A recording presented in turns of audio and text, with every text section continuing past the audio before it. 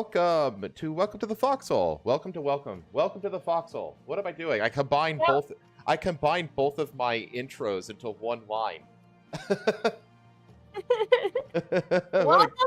Welcome to the Foxhole. Yeah, there's an echo in here. That's what it is. It's a new bar, as you can see, and there's an echo. So you have to lay down some carpets and shit to fix that. Okay. Well, anyway, welcome everyone. So good to see you once again over on this channel. Roza's back. Yeah. I feel like I've been gone for forever. It does feel like you've been gone for forever. 2 weeks. It's only been 2 weeks. It's gonna like after next week's show, it's gonna be a whole month. Don't remind me. I know. I don't. I'm gonna miss the show. I'm gonna miss the show for that month. That's for damn sure. Nah, I'm gonna run it with different guests every week for that month. And honestly, if you're down to do that, I will give the reins of the channel over to you. I'll do it, except for that 1 week where I already said I was gonna join a. Oh yeah, you're gonna go on the Sultans of Chatelet. Yeah, Sultans. Yeah, I told them that at some point you were gonna go on a vacation, and that was when. Yep. Actually, did I tell them, or did I just imagine that I told them? I know that they asked. Oh, you might want to tell them. Why don't you tell them? Yeah, just tell. I assume your contact is what the heck is his name? Why? He drew all the skinks. No, it's not Trim. Oh, it's not Trim? Okay. Well, because I know that he's over there with them. He's a co-host with them. He is. So.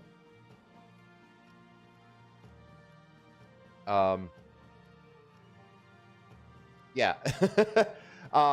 Anyway, so we've got today's show, and then we have next week's show. And next week's show is literally going to be the last thing I stream before I go on vacation. After next week's show, I will be I'll be talking to my editor, probably you as well, just to make sure that the passwords and stuff work, so that you can take over and do whatever you want with the channel. Like I've already told, basically given my editor carte blanche. Just like I figured out like a good deal, like a good financing deal with him, to basically just scrub through all of my VODs, and then just make shorts as he sees fit. And if he has posting power on the channel, then he can do everything. He can decide what the timestamps are. He can decide what the clip's going to be. He can edit the clip. He can post the clip. He can do all of it on his own, completely autonomously, while I'm gone. So that'll be fun. But anyway,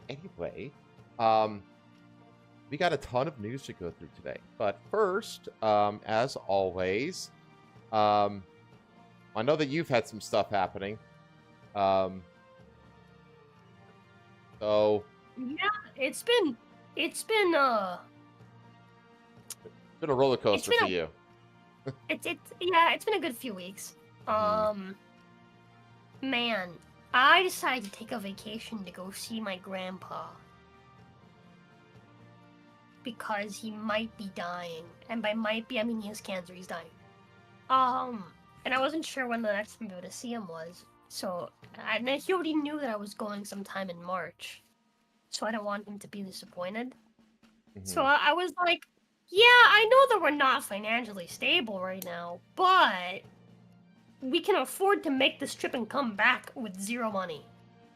But we'll be back, you know? Fuck it. And so we went for it. And I got sick immediately. It was like divine punishment. It was like, you fucked up. Now I condemn you to have the shits for 2 days. No, 3 days? We left Wednesday. We arrived Thursday morning. I had the shits all day Thursday and Friday. Saturday, was it Saturday I constipated myself? I had the shits all day Saturday. It was Sunday that I constipated myself by eating Guava. Guava. In Cuba, we have a saying. The saying goes, "Cuando el mar está de cagar, no sirven las guayabas verdes," which basically means when the sea is full of shit, when the sea is of the shits, there is no use for unripe guava because unripe guava constipates you, right? So basically, Oh. what the saying is that like when shit hits the fan, just just give up, right? Just wait for things to pass because that's just the way things are. Sometimes like there's just too much shit to deal with, and even the greatest remedy won't fix it. Well, I learned that is a fucking lie because I had diarrhea and the fucking guava saved me. It saved me. I ate 4 unripe guava and I didn't shit for like 2 whole days. Oh my god. You were just like, it's like you were a bear going into hibernation, just plugging that thing up and just... Yeah, dude. It was a fucking lie, dude. It worked like a fucking charm. I was like, I need to buy guava, and then I went, I bought some guava. I ate 4 guavas, dude. 4. Mhm. I remember like my mom asked me, like, I bought guava. My mom asked me which one I wanted. I pointed out which one I wanted. I wanted the least ripe one. And she came back and she told Paytham and everything. She would like, Paytham came over. It's like, oh, your mom was making fun of you because she asked you which guava you wanted and you picked the worst one. It's like, is she retarded? It's like, I told her why I bought the guava. I want the unripe one. I picked it on purpose. Fucking idiot. But anyways, but yeah, it totally worked, and I felt like I was gonna shit myself all of Saturday and Sunday, but I didn't. Nice. But I didn't. It was Saturday. It was Saturday when I started eating the guava. It wasn't Sunday. It was Saturday. I'm right. It was Saturday because I remember I was at my aunt's place and I thought I was gonna shit myself, and I was like, I need to use the bathroom, and so I got up and I ran to the bathroom, and they were like, oh no. And then I just farted. I didn't shit myself. I like, when you like, when you don't know, so you risk it. Oh yeah, it's a real like, Okay. it's really Oh, it's like saying hit when you got a 16 or something in blackjack. It's a real risky maneuver. Yeah. So I was risking it a lot at first, but then I like once the floodgates opened and I actually started like diarrhea train, I was like, no more risking it. I don't know. That was scary. I managed to be okay every time, right? But like after I ate the guava, every time it was never shit, and I didn't shit even once after I ate the guavas. But every time I felt like I was in a shit, right? Like every time I had to fart, it was for sure. Like I felt like I was in a shit. Like it felt like a risk, even though it wasn't every time. You know? You know what I'm saying? No, I get exactly what you're saying. Yeah, like I it's get like, exactly 100% it was empathy just what you're that. saying. Every time. But it still felt dangerous. I wasn't sure every time. It felt like I was gonna shit my brains out every time. Yeah, it's like it's very dependent. Like you maneuver your ass cheeks in a very specific way, and you kind of like adjusted your seat so like one cheek is raised a certain way, just to like try to get it so like only the air comes out. And if you like fuck up the positioning of your ass by like a millimeter, then it's like all hell breaks loose. Yeah. It was a horrifying experience. So I ended up going out to eat with my friends on Friday night, as planned. This is before I had the guava, and This is the night where I was like spamming your DMs, freaking out over the babysitting stream. Yes, this is that night. This is that night. I was having a great time with my friends until it was time to go. And me and my friends, we have this thing where we always sit outside in the parking lot and we just like chat for a while. We chat for hours, right? We'd always do this after work or after we'd go out drinking or whatever, right? We'd have our like legendary like parking lot conversations, right? Yeah, it's like tailgating. And I just couldn't do it. Like everyone was chatting about anime, and I was so glad that everyone's talking about something that I don't fucking know anything about, because I was just sitting on like the bumper of my car, trying my hardest not to shit myself. And at some point, I was like, I don't know, I can hold it anymore. I gotta go. So I told Paitha, I was like, my love, I hate to cut this short, but I gotta go. So I got up and I was like, all right, guys, time to go. And they were like, oh man, we're gonna miss you. I was like, yeah, I'm gonna miss you guys too, whatever, right? And so I gave them a hug, right? And I like braced while I was hugging them. I was like, all right, see you guys. And then I got in my car and I was trying my best to speed home. But I'm telling you, like, this weekend was just entirely, like, it was, like, divinely ordained. Okay? I believe in God now. Okay? Oh, wow. I need to understand. Every single light on the way home was red.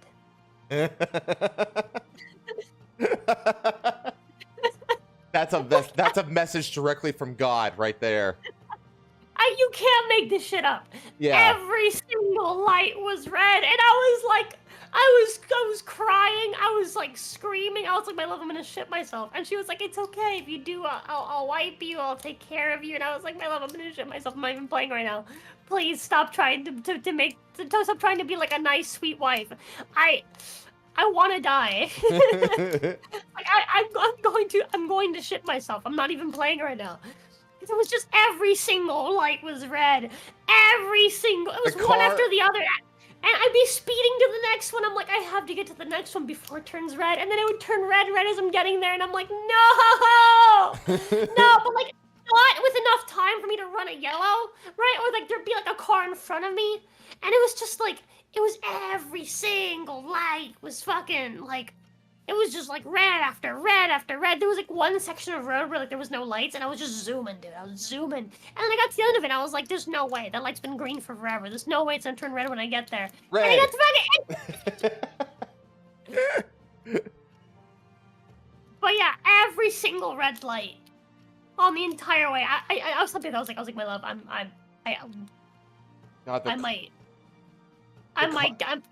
we might have cops on us by the time we get home. All right, like I'm about to run several lights, dude. We're gonna get at least 2 stars right now. Yeah, just say that you're pregnant, but from the opposite end. The other yeah, hole. Like, sorry, officer, I'm pregnant. You gotta, dude, you got a poop baby.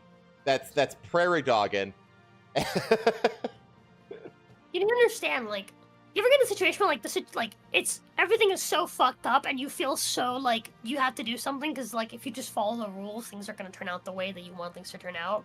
So you start contemplating the consequences in your head. And dude, I was sitting to thinking, I was like, you start to make a risk analysis. Yeah. Right. You see, I was doing a risk analysis. I was like, I'm gonna get home. There's gonna be cops on us. I'm gonna run out of my car into my house. I had Patho call my mother in advance to have all the doors open. So you had like a straight unimpeded shot. Yeah. Dude, I need to understand. I told Patho I was going to put the car in park but leave the key in the ignition, and she was gonna have to get it because I was like micromanaging my time. Right? I ended up taking the key anyway. But Patho's calling me. Give me just a second. Wait. Oh, okay. Hold on, call. Probably because she's listening and be like, why are you talking about this at length? No. Actually, she went to go to the store to grab something. Oh, okay. But yeah, dude, it was fucking like, dude, I was contemplating the idea of like just running every light, and if cops chase us, it turns into a chase, just running into my house and telling, and that's how they'll be like, my love, when the cops, like park behind us at my house, you need to explain to them that I'm shitting myself, okay? You need to explain this to them. Right. You need to explain to them, like, I'm sorry, but he's just, she really has to go. Just call me. Okay. Man, I think the biggest roadside bathroom incident I've ever had was in Costa Rica, chat. It was on a tour. It was like a cruise tour. We were on the bus on the way back to the ship, and there was like an accident on the road or some shit, so like, it was like just stalled, parking lot traffic, and I had to piss so badly.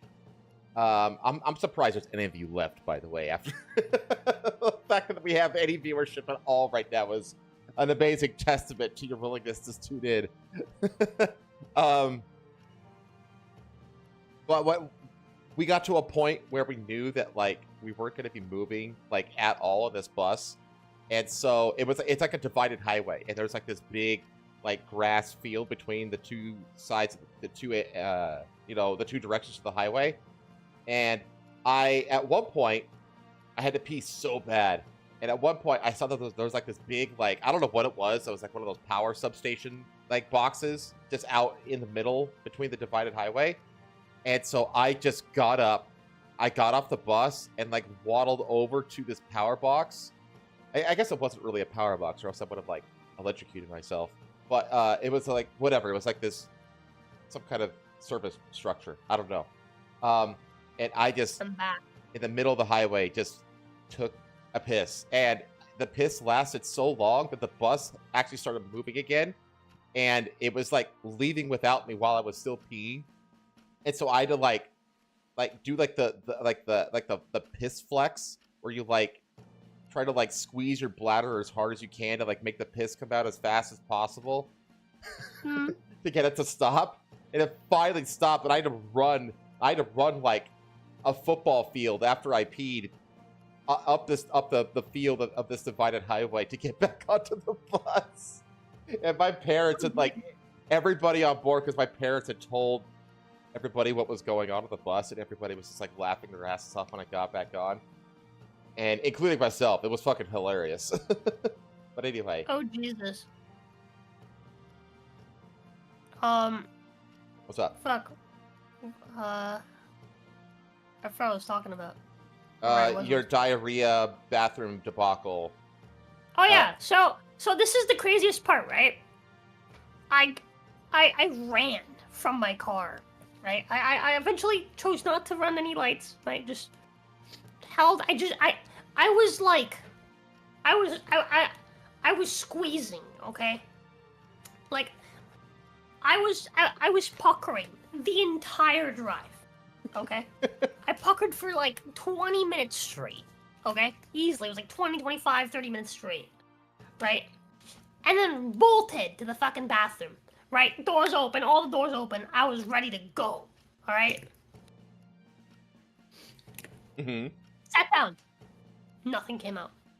Oh, come on! Nothing came out. I spent... How does that even happen? Like, dude, I need you to understand. I spent... I think I constipated myself by holding it in for so long. Oh, God. Is what happened. So, I spent 2 hours, right? Just pushing shit out of my body a little bit at a time. Because I would push out a little bit and like a teensy bit would fall out and then nothing. And then I'd wipe and there'd my asshole is full of shit. Right? So I'd wipe and it's like just fully dirty, right? So I'd wipe until it's clean, sit back down, right? Because I'd feel it, my stomach's grumbling the entire time, like, you got a shit, girl. Right? So I sit back down, push a little bit out more, right? Fucking, like, you know... it's classic constipation shits. Unplug the butthole, right? Wipe the butthole clean to unplug, right? Push out a little bit more, and it was just like that for like 2 hours. I spent 2 hours on the toilet, just a little bit at a time. Did your legs a fall little asleep? bit at a time. Huh? Yeah, dude. Yeah, absolutely. Yeah, exactly. Those are like the most... Those are like the real like struggle session shits, is when your legs fall asleep. Yeah. In the like 4 days I was there, I went through 2.5 packs of wet wipes. 2.5 packs of wet wipes I went through. Before I left, I was like, I don't have a whole lot of money left, but I bought my mom 2 packs of wet wipes, and I was like, I'm sorry. I'm sorry. Oh, but man. but yeah, dude, it absolutely sucked. It was fucking terrible. Right? It was absolutely fucking terrible. Worst vacation ever. And I was broke as a result of it. It was like I think we spent like $400 total on the vacation. Between like gas money and food. Gas money. The one wipes. night that we went out. And then just buying like groceries and shit. Cause like Patho kept like craving different things. Patho loves Cuban food. But it just so happens my mom didn't make the Cuban food that she wanted every day that we were there. Oh. Typical. So, yeah, so she was like, yeah, it was wild, because it was like every day she was like, can we go buy this normal Cuban food from this Cuban restaurant that I grew up with eating every day, so I'm like sick of? I was like, no. No. Oh man, I'm sorry. Well, I mean, Um, you've done it twice now. You've done it twice, almost in a row, actually, where you did like um, these trips to Miami, these long trips to Miami. You know, and it's like, yeah, you're gonna suffer for that. Of course you are. You know. yeah. Well, the previous times I only went there for like a day, and it was to like to fucking just. It was entirely just for work. Like it was like, hey, I'm here to pick some stuff up because I'm moving, or hey, I'm here to like wash Patho's car because we're gonna sell it. Yeah, you're still Right. spending. You're still spending all And even that then, money like though. I'm picking stuff up, like because I need to pick some stuff up. But yeah, obviously, yeah, there's money spent on like those those like Yes. small trips. This was like the first trip that was entirely just because I wanted to go see my family, right? Mm. Like I wanted to spend an extended period of time there, but also like not being able to get a hotel when we go. That alone makes like the entire trip suck because Mhm. like I spent like half the trip like on edge with Patha because Patha was in a bad mood the entire time she was there because Patha had to deal with my mother for an extended period of time. Oof. Well, that's expected. Like I need to understand, Patha worked with animals for a while, right? She worked in animal grooming. This is her profession. This is what she did as a job. She was gonna go to school for this. And my mother was lecturing her on how to cut the cat's nails. And then freaking out, which in turn was freaking out the cat. And then being like, see, the cat freaked out. They don't like it. It's like, no, the cat's freaking out because you're freaking out, you fucking psycho. God, it just... Ah! I fucking hate that woman. Oh god. Right? But yeah, dude, like, she's like... Pedro was so fucking annoyed the entire time when they were there and just on edge, like, all the time. Doesn't help that we were sleeping in a room that has mold in it because my Yeah. mom never made removing the mold in my room a priority. She Yeah. instead felt the need to pave our lawn. That was important, you know? That is so like Replacing that's such an anti-Hispanic thing to do. yeah, she spent thousands of dollars replacing our lawn with pavement. Well, I bet that looks beautiful. That's great curbside appeal when the entire front yard is the curb. Yeah. It's not great. Doesn't help that she didn't replace the fence while she was at it, so the fence just scrapes into the fucking concrete. God. Like the fence gates. Just No, I know what you scrape. mean. We have ancient fucking fence gates that have been there since we moved. Like since we Mhm. bought that house. And to be fair, they were probably newly installed when we first got that house, but yeah, and, like they just scrape up against the fucking the fucking pavement. So it's just like, but yeah, she felt that was more important than Getting getting rid of the mold. Not to mention the fact that you were on edge about the state of Patho's pregnancy. Oh yeah, because we didn't know. Yeah, because you didn't get the lab the results time. back when you should have. Yeah, we didn't. We got them back when we got back. Like a couple days after that, Which even. is ridiculous. So we were like on edge the entire time. We were like, well, we don't fucking know whether Yeah. or not she's pregnant. Turns out she's not. Which She's is not, chat. I'm saved. just kind of alarming too, though. Like, It is very alarming. I'll be honest with you. I told her this. Her friend told her this too. I kind of don't buy it. false negative. I honestly kind of think so. Because the thing is, like, so here's the thing. Even like with her condition, like, it's still one of those things where like the timing of when you do the test is important and blah blah blah. And you need to know like when you normally ovulate and all this like fucking nonsense, right? But it's just like, dude, I just find it so incredibly bizarre that she just happens to have every single fucking symptom. I happen to have empathy symptoms. And her, like, the biggest symptom that is just, like, to be, like, a big, like, what the fuck? Like, Mhm. how is she not? Is Yeah. that she fucking, she grew, like, 2 cup sizes. That doesn't just happen. That doesn't just happen. Well, that's the thing, though. It's like, yeah, if you have like a hormonal problem, like It normally, could happen. You know, that like maybe like a few things that are similar to pregnancy will happen, but like all the things that are associated with pregnancy are happening to her and to you for that matter. Which is like, that's not just like a hormonal disease or whatever you want to call it. You know what I mean? It's like, Yeah. But yeah, I don't know. The whole thing is weird. Bear's right though, isn't it? If in a couple of months she goes into labor, you'll know the tests were wrong. Yeah. At the end of the day, like she can't live her life being like, am I? Am I not? yeah, eventually the baby bump will start to form. Eventually starts off feeling the kicks and stuff, and then you'll know for sure. But yeah, I don't fucking know. Either way, I at this point I kind of hope she's not, just because like I feel like the financial stress Oh, I know. would be a lot. That's what I told her in DMs. I was just like, on one hand, like, it's sad, but on the other hand, Yeah. it's relieving because you're already stressed financially enough as it is between the two of you. Like, adding a child on top of that is just, Yeah. you're going to become, like, welfare lot. recipients from your from Pathos family and such, and you don't want that. No, I don't. But yeah, like part of me is like honestly really relieved if that is the case. Yeah.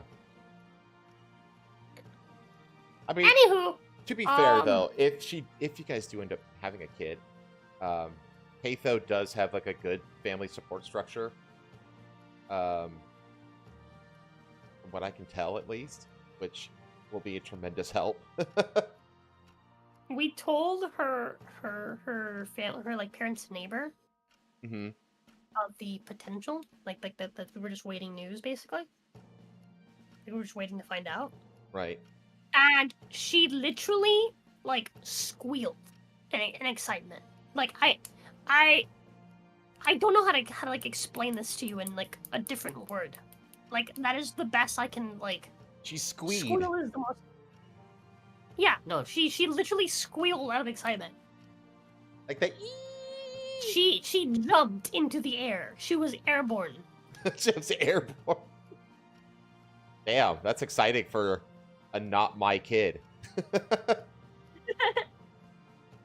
Well, it's because they had a lot of fun, like taking care of, like our nephew. Mm-hmm. For like the months that they had him.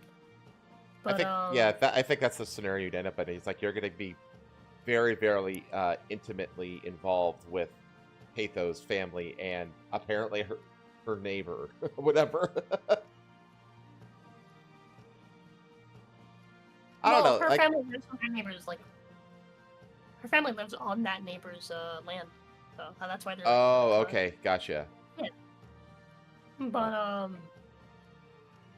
mean, yeah, so that was basically my week. It was that trip, which honestly, in hindsight, like the second I got home, I just completely regretted because the trip fucking sucked.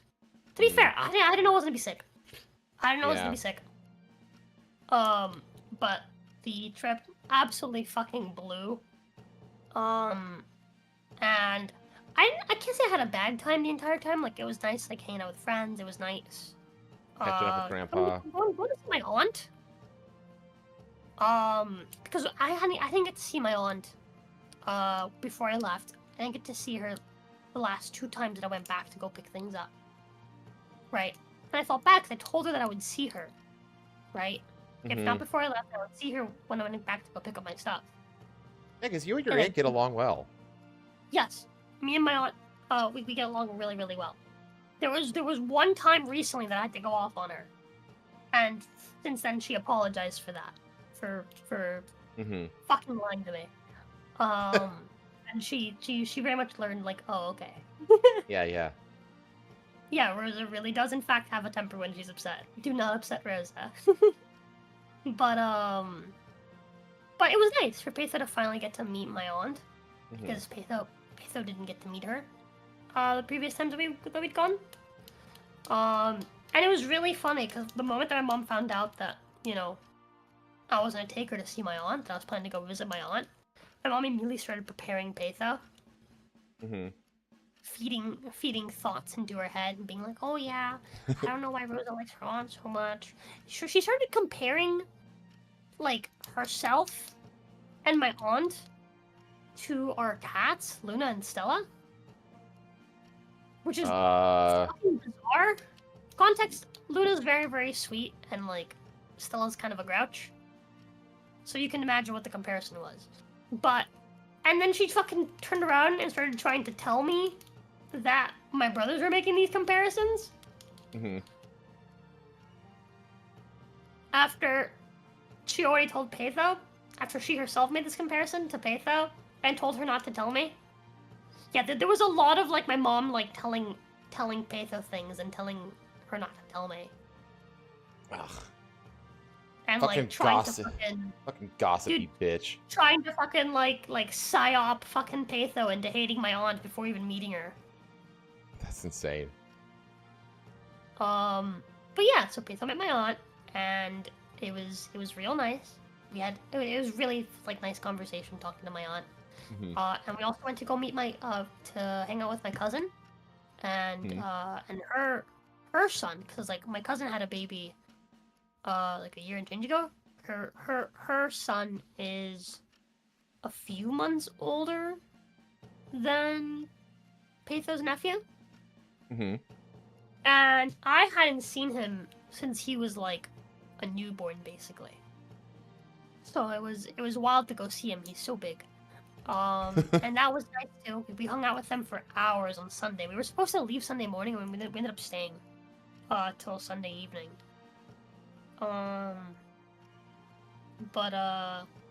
Yeah, we hung out with them for hours, and that was also nice.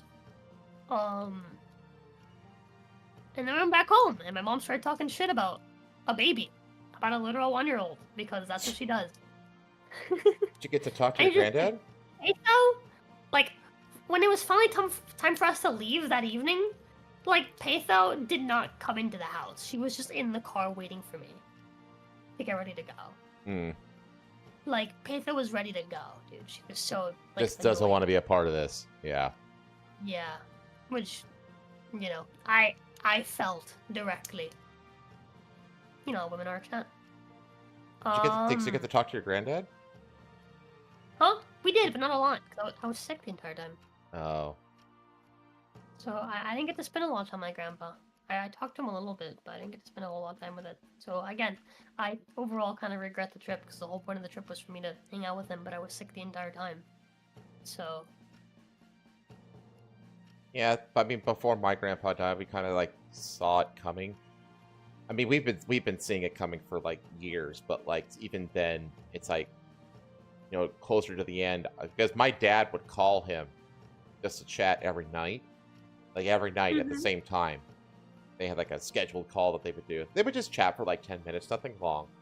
But like, I'd say like about 2 or so months before he went. I hopped started hopping on the line every now and then, just because I knew that like there was a really good chance that was the last time I was ever going to talk to him. Yeah. You know, and I was the one because my dad, no, not my dad, my dad, he would like every like 3 months or so would go out to California to visit my granddad, and just be with him for like a week or so. And he went out, and like my grandpa died the next day after he went out there. And I remember my mom the night before telling me that like, yeah, he's, you know, they say that got pneumonia, and they're talking about hospice and stuff like that. And I just told my mom straight up, I was like, he's not surviving this night. I just told her straight up, and she's like, no, he's got a few months left. And then and then she wakes me up, or she comes after I wake up the next day. She comes to my room and says, you know, your granddad died last night. And I was like, yep, yeah, I knew it. It's very surreal when you kind of go through the process before they die. Yeah. Like I went to the funeral, and the closest I got to shedding a tear was like when you get to like look over the site before they put the dirt into the ground, you know, before they cover, they fill in the hole basically. And that was like the closest I got to shedding a tear. And I felt bad. I felt bad for not shedding a tear. But I was like, well, I've already shed my tears. I shed them like years ago, you know? Yeah, you're I really was ready at for it. what I was That's happened really to my grandma. what I was really surprised about was that my dad didn't cry. He was actually his brother did, my uncle. He did. My dad was like, I've been talking to him every night. You know, we had a great time, great life. You know, great upbringing. Yes, this, and that. It's all right. You know. So I was proud. I was proud of my dad, honestly. But yeah, it's rough. It's a rough part of growing up. Yeah. But It's just the way it is. Just the way it is. People die, you grieve, and hopefully you had a relationship that allows them to motivate you to press on and do the best you can at whatever you're doing. You know. Yeah. So anyway, are we okay leaving that somberness where it is? I think so. Okay. I guess the last thing I want to say was that I before I married Betha, I told Betha that like once we got married, like her and I were the priority, right? Like no family stuff, because that's basically what like ruined my dad and my mom's relationship. Is that my mom kept putting like her family before her life, right? That's the way that I put it, you know. Okay. That's your family. This is my family, but our life is just you and me, right? Whatever kids we'll have, right? And that's what eventually, again, got to my parents. And so I wanted to learn from that mistake, so I told her that before I married her. And then a big part of the reason why I kind of regret going is because I feel like I put my family before our life. I did exactly what I told her that I didn't want us to do. Because it was just financially reckless for us to go on that trip. Yeah, and you could have. Yeah. I get that. I mean, yeah, but you know, sometimes that's the way you have to learn that lesson, is to make the mistake. Yeah. You know, I think that's okay. I mean, plenty of the lessons. You have to remember, chat, that you know, I don't tout. I always say that I have a master's degree in geology and I have this big fancy background in STEM fields and all this other kind of shit. I dropped out of college at one point and literally got my scholarships ripped away from me. You know, like, like the road to like victory is paved with setbacks. You know what I mean? And it's just a part of reality that you just have to try to turn lapses in judgment and failures into learning opportunities. And I get that too. Like that's very much how my mom is. My mom, her greatest fear is becoming a burden to me. She says like I will hate my. She's like told me so many times like I swear to God, like if I end up like a dementia patient and you have to be like taking care of my dumb ass, my dumb demented ass like every damn day, and you can't have a life because of me, just kill me. Because she's like her greatest fear is basically becoming her mother, who was, bless her heart, a massive burden on our family for like the last like 5 or 6 years of her life, just taking care of her. And my mom kind of grew to resent her for that. And my mom has told me, it's like, put me in a home. Put me in a home. Do not let me get in the way of your life, essentially. No. But I think it's alright. That's so like reverse to like what we're taught in like Hispanic families. Like I need you to understand like. Yes, it's a very yeah, I know. From like when I was a kid, right? From like when I was a kid and like my grandparents and my mother would like wipe my fucking ass because I didn't know how to wipe my ass yet. From when I was single digit age. Right? Like one hand. Count my age on one hand. Age. My mother would tell me things like, oh yeah, like I'm wiping your ass now, but like, when I'm old, you need to wipe mine. Right? Like yeah. Yeah, it's like they ingrain that shit into you. Yeah, they ingrained the whole idea that like your children are your future caretakers. Yeah, from like, again, from like primary school age. Yeah. Like from as old, like the moment you start developing memories, like the first thing they start ingraining into you is that like they're raising you so that you can take care of them when they're old. Mm-hmm. Which, I mean, that's the thing. That's like my family's like that too. One of the reasons, like you've been to my house, one of the reasons I bought the house is because a part of it is really would be very easy to convert into a widow's apartment.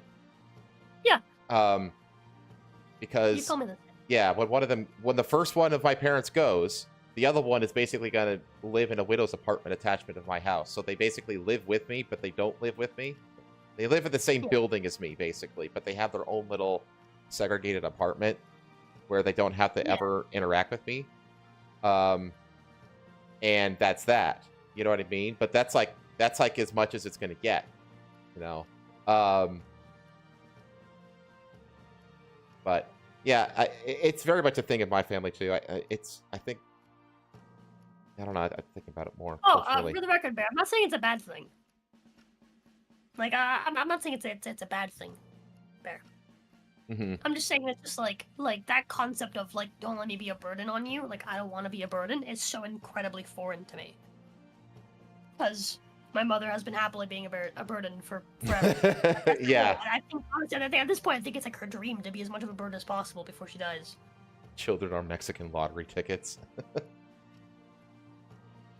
Yeah, I mean, yeah, I wouldn't think it was a bad thing. I'm just saying it's conceptually foreign to me. Mm-hmm. The idea of like not being raised that way. Right. But okay. I don't really have anything that happened in my week of particular note. Trying to think if there's anything of any significance that's worth noting, and I can't think of a damn thing. Yeah, I got nothing. I got $120,000 not dollars, yen, 120,000 yen cash from the bank. Oh boy. It's like $700.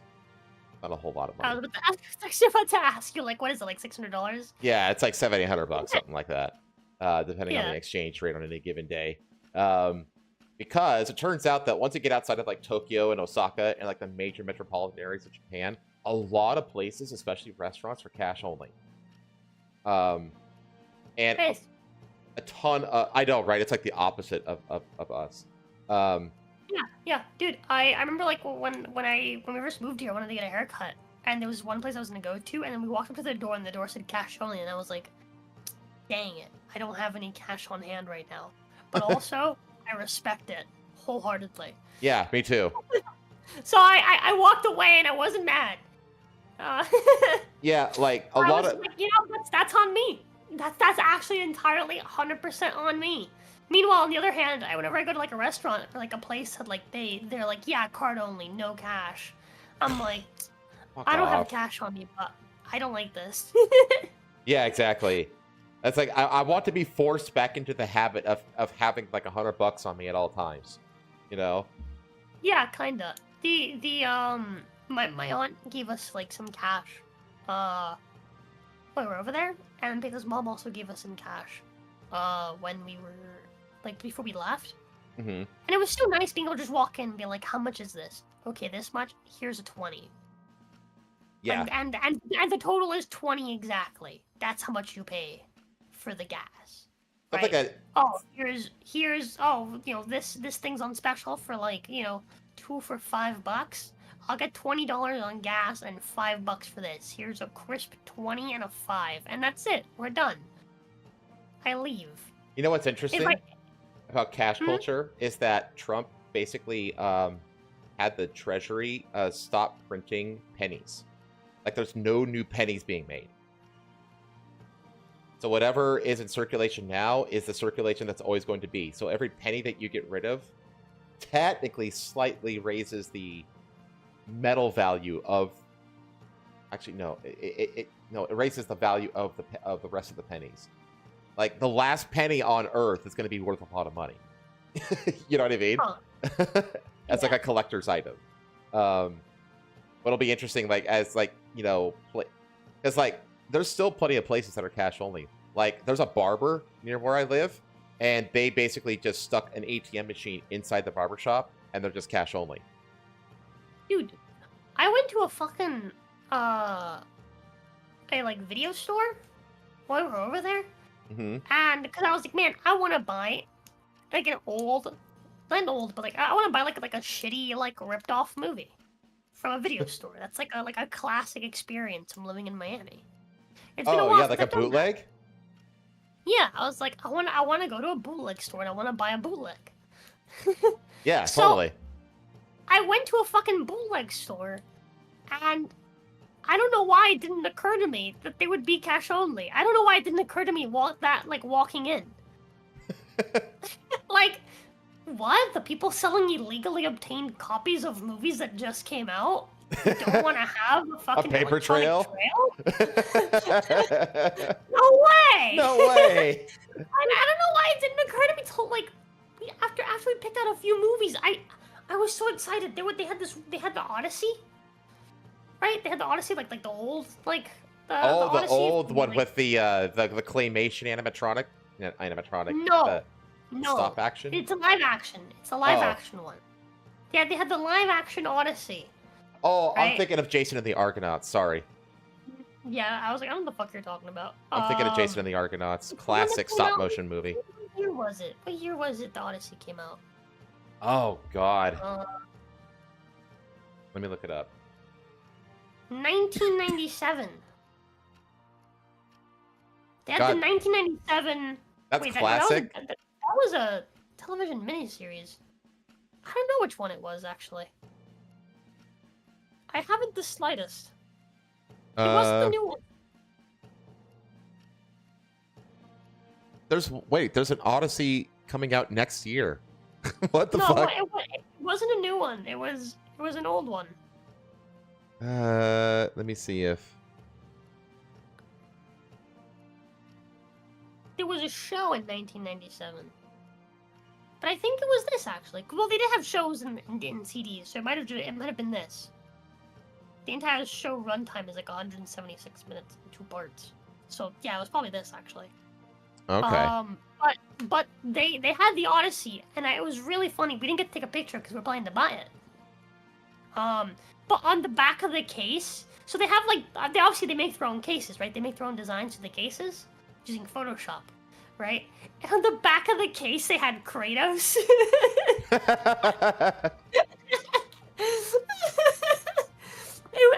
It was so funny to me. I was like, I need to buy this. But then when they go pay, they were like, by the way, it's cash only.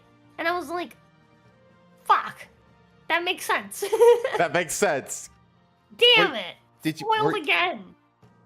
I'm gonna ask them. Can you just kind of keep this in a pile behind you while I go and get cash to pay for it, please? Dude, I had just spent my last bit of cash on 3 guavas.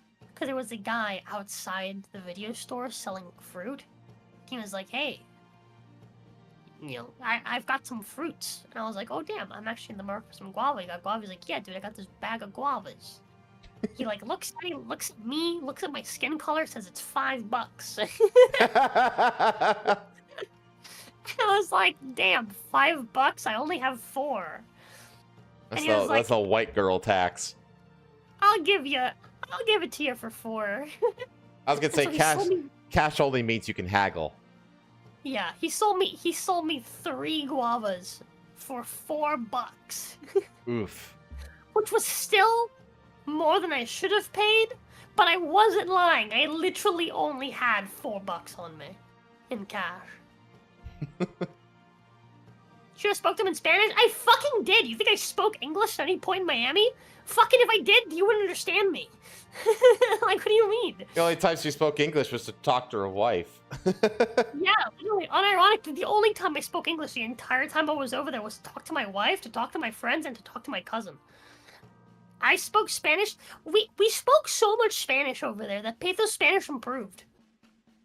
And her mom took a notice. Immersion is a hell of a way to learn a language. I remember when I went to Panama, I was only there for 6 weeks, and by the time I got back to Miami, when I was in Miami, I had forgotten that people speak English there, and I was like, I got pretty much all the way to the Uber before I remembered that I was able to speak English again. Yeah. Like I had gotten something to eat and everything, and talked to waiters and people, and it was all in Spanish, forgetting that I was in America. Because like just 6 weeks of immersion, man, you just eventually you get to a point where like you can get by your day to day, you know, speaking the native language, and it doesn't take long. Turns out you don't even sound Cuban enough to overcome the skin color tax. Oh no, dude, I never have. Even when I like live down there, like people always assume that I'm like a foreigner. I need you to understand. I'm white. I'm very white, and I have like European features. Yeah. Like for the most part. This like, is true, chat. I've seen her. Yeah, like if you were to like, if I asked you to imagine a Spanish colonizer, that's me. Yeah, 100%. Although I doubt you could fit into any bit of conquistador armor. No, too small. Too small. But because you have to remember, Chet, that like Spaniards are like white as fuck. I know I've met groups of Spaniards before, and you would never know that they like speak Spanish fluently because they just look like stereotypical like white Europeans. It's hilarious, actually. Yeah. Oh. But yeah, I imagine the Spanish colonizer, except they're a midget, and then boom, that's me. That's me. I like, if there was ever like a movie about like Spanish conquest and they wanted to have a midget on like on it, like they would get me instead of Peter Dinklage. No, they would just create a CGI abomination like in the Snow White movie. Hi, baby. What's that? Nuggets. Chicken nuggets. Oh my god, for me? Really? Mom's calling. Can you call my mom? Oh, I'm busy. Chow. Do you want barbecue? Yeah, let's do barbecue. I think I'll barbecue here. I got sticky fingers in here. Perfect. And yeah, can you call my mom? Love you. Sorry. She gives me a thumbs up and looked at me. Just text her back. God. No. Yeah. Okay.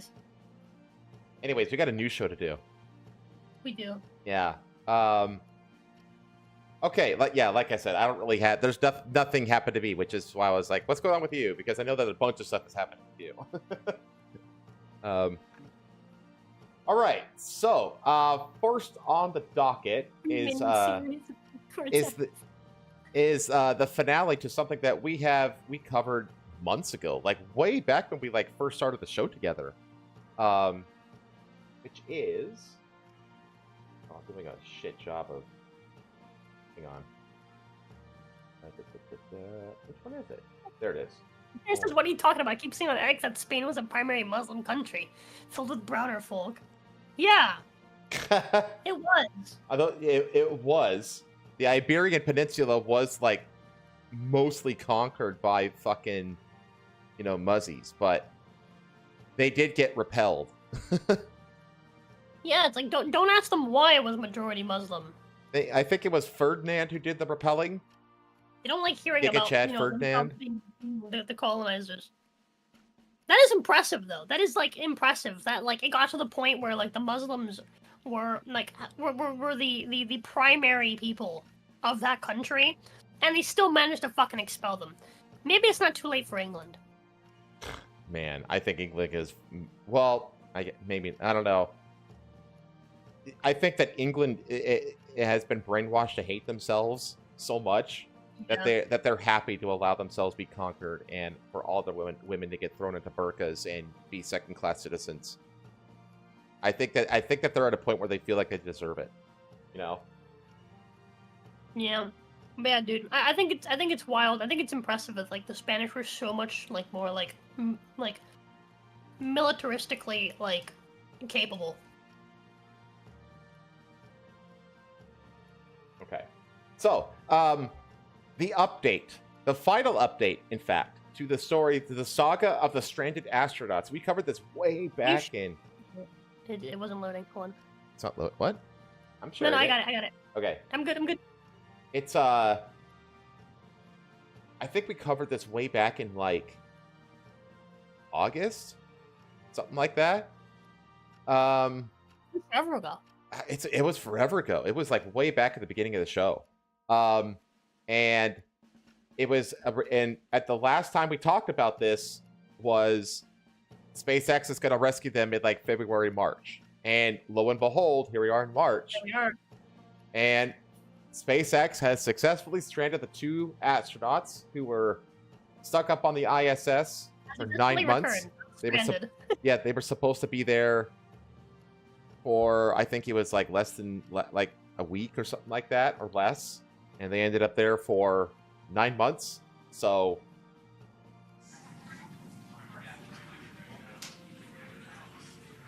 and splashdown. Crew this 9 almost looks back like on CG. Earth.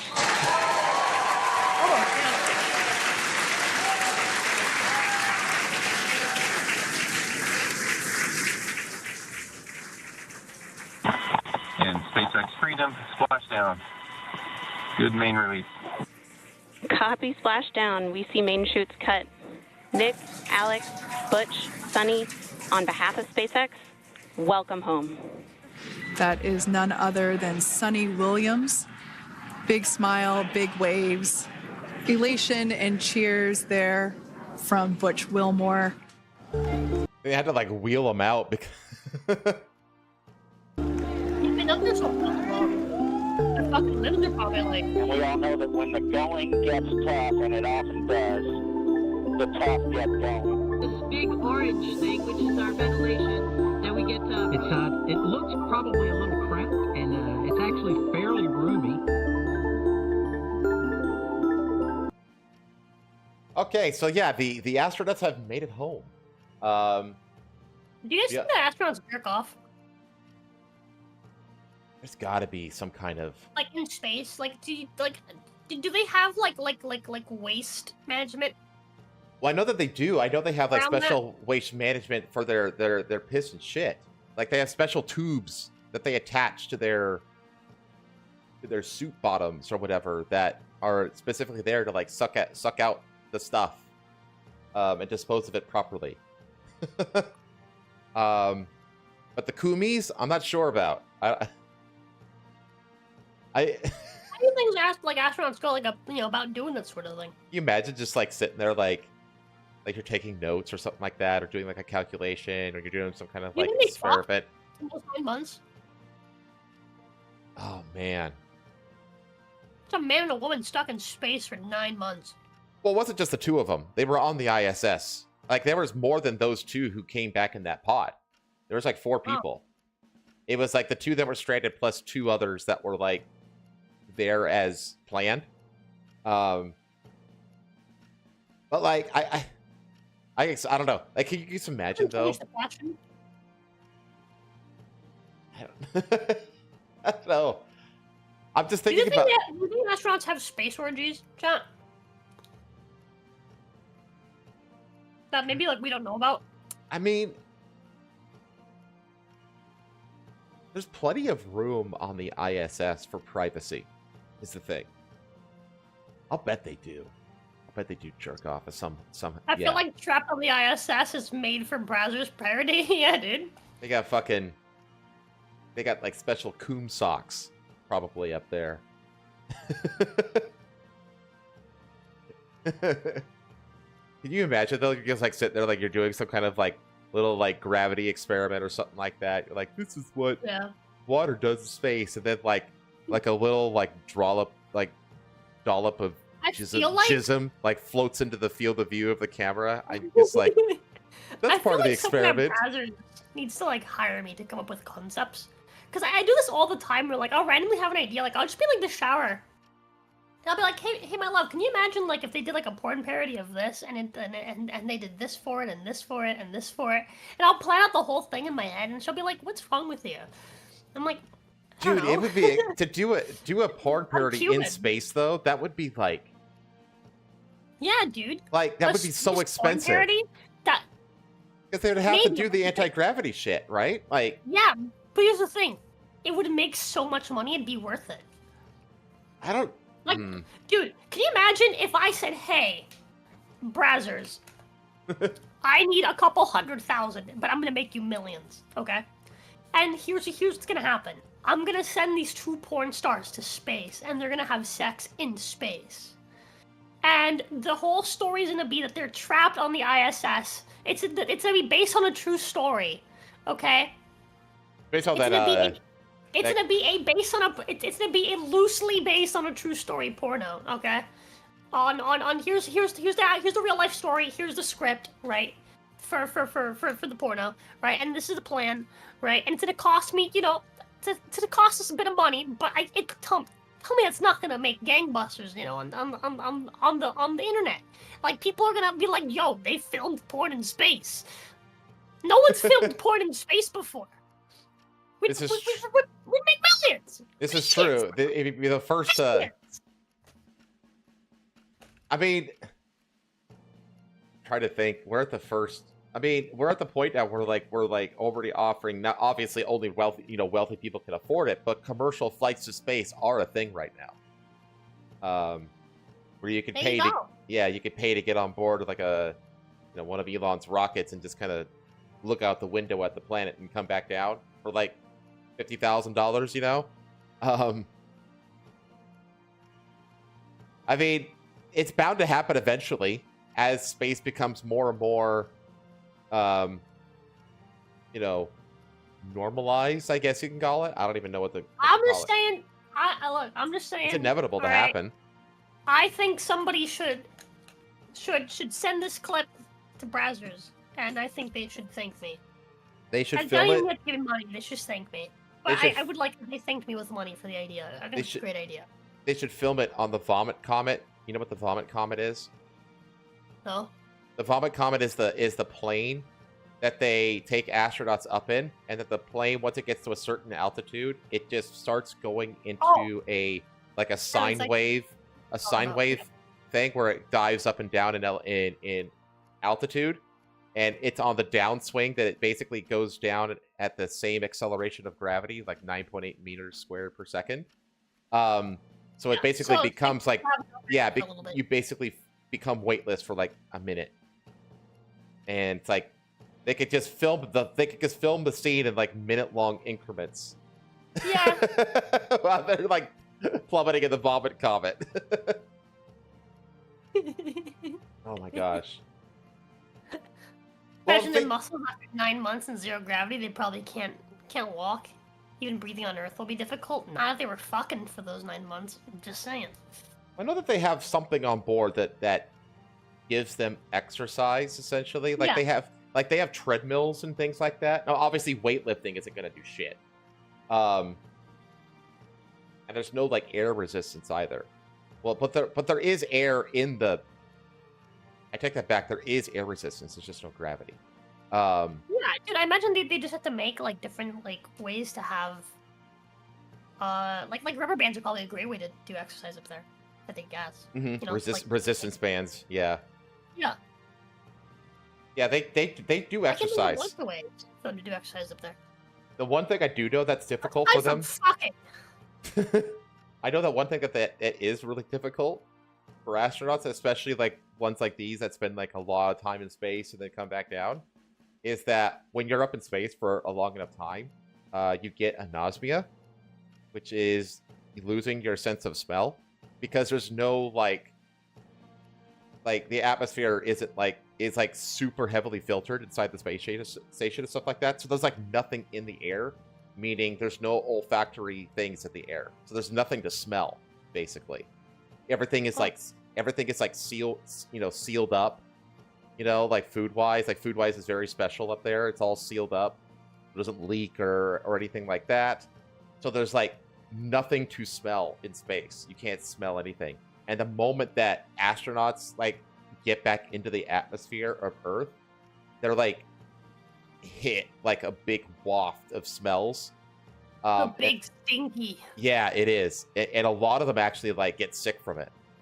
because it just like bombards them with these olfactory senses that they're not used to, and they get sick from it.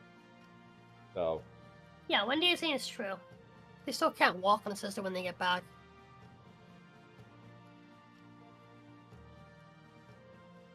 Is that true?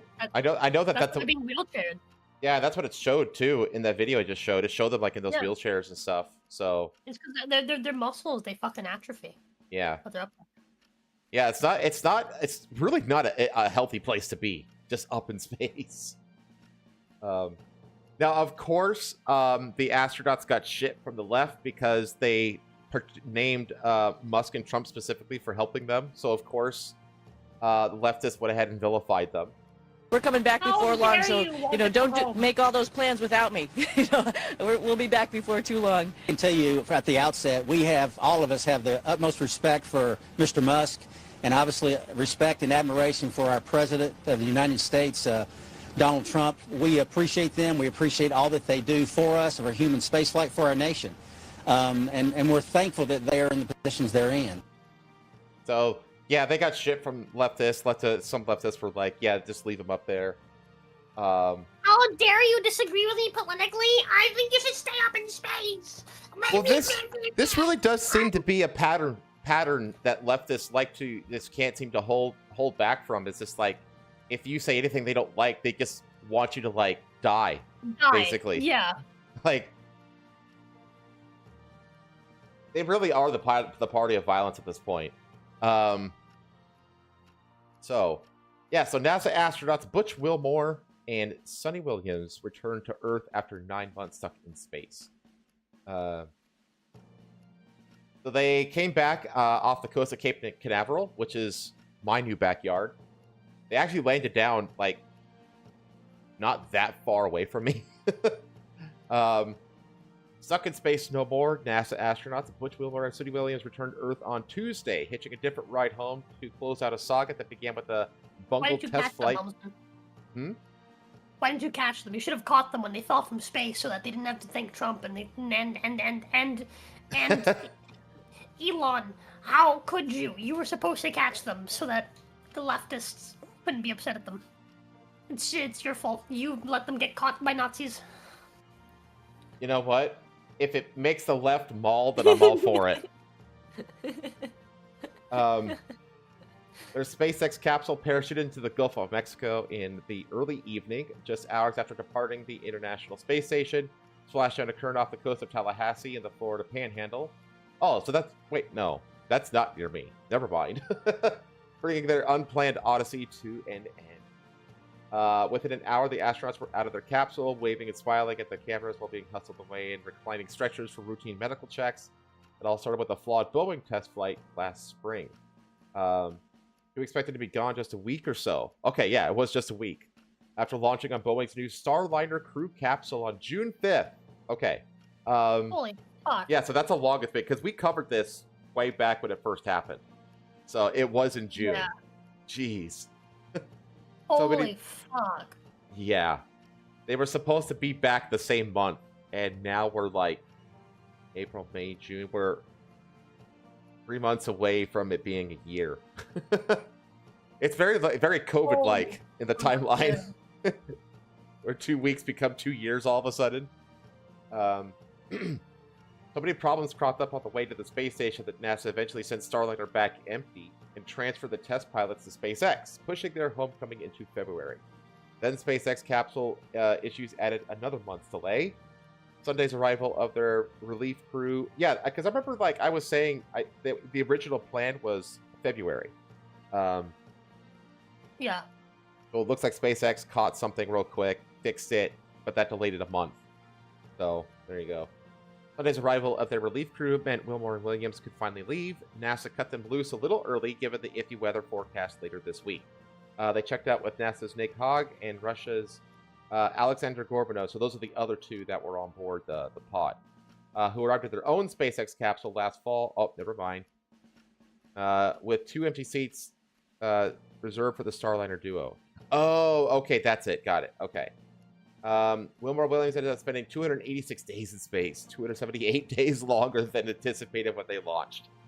They circled Earth 4,576 times and traveled 121 million miles by the time of splashdown. Because you have to remember, chat, that the way orbit works is that you're basically like, you're falling towards the Earth at all times, but you're traveling so fast that you basically are just constantly passing Earth on the fall, if that makes sense. It's kind of hard to explain, but orbit is basically just a prolonged, controlled fall to Earth. It's what orbit really is, which is why you have to go so fucking fast. On behalf of SpaceX, welcome home. Radioed SpaceX Mission Control in California. What a ride, replied Hogg, the capsule's commander. I see a capsule full of grins ear to ear. Dolphins circled the capsule as divers readied it for hoisting onto the recovery ship. Once safely on board, the side hatch was opened and the astronauts were helped out one by one. Williams was next to last out, followed by Wilmore, who gave two gloved thumbs up. Wilmore and Williams' plight captured the world's attention, giving new meaning to the phrase stuck at work and turning Butch and Suni into household names. While other astronauts had longer space flights over the decades, none had to deal with so much uncertainty or see the length of their mission expand by so much. Yeah, I was going to say, like, this is the longest, delay. Yeah, in recorded history. Let's see, with 62 hours over 9 spacewalks, Williams set a record, the most time spent spacewalking over a career among female astronauts. Both had lived at the orbiting lab before and knew the ropes, and brushed up on their station training before rocketing away. Williams became the station's commander 3 months into their stay, and held the post until earlier this month. Their mission took an unexpected twist in late January when President Donald Trump asked SpaceX founder Elon Musk to accelerate the astronauts' return and blamed the delay on the Biden administration. The replacement crew's brand new SpaceX capsule still wasn't ready to fly, so SpaceX subbed it with a used one, hurrying things along by at least a few weeks. That's called agility. After splashdown, Musk offered his congratulations via X. NASA's Joel Montalbano said the space agency was already looking at various options when Trump made his call to hurry the astronauts home. Even in the middle of the political storm, Wilmore and Williams continued to maintain an even keel at public appearances from orbit. Yeah, they kind of have to. Like, casting no blame and insisting they supported NASA's decisions from the start. NASA hired SpaceX and Boeing after the shuttle program ended in order to have 2 competing U.S. companies for transporting astronauts to and from the space station until it's abandoned in 2030 and steered to a fiery re-entry. By then, it will have been up there more than 3 decades. The plan is to replace it with privately run stations so NASA can focus on Moon and Mars expeditions. Yeah, I know that recently Elon has basically been advocating to, like, get the space station out of orbit sooner than 2030. He's like, well, we're already in this transition to lunar and Mars missions again. So he's like, at this point, the ISS has, like, fully served its purpose, so there's no reason for, like, to just let it kind of linger on for, like, another 5 years. It's like, just take it down now. Let's see. Both retired Navy captains, Wilmore and Williams, stressed they didn't mind spending more time in space, a prolonged deployment reminiscent of their military days, but they acknowledged it was tough on their families. Wilmore is 62, missed most of his younger daughter's senior year of high school. His older daughter's in college, and Williams, 59, had to settle for internet calls from space to her husband, mother, and other relatives. We have not been worried about her because she has been in good spirits, said Poguni Pandya, who's married to Williams' cousin. So he's definitely ready to come home. Prayers for Williams and Wilmore were offered up at 21 Hindu temples in the U.S. in the months leading up to their return, said organizer Tejal Shah, president of World Hindu Council of America. Why is this relevant? I don't know. Williams has spoken frequently about her Indian and Slovenian heritage. Oh, that's why. Prayers for their safe return also came from Wilmore's Baptist Church in Houston, where he serves as an elder. So, yeah, they're home. That's the story. Wonder what we can mine on the moon? there's probably a fuck ton of rare earths up there.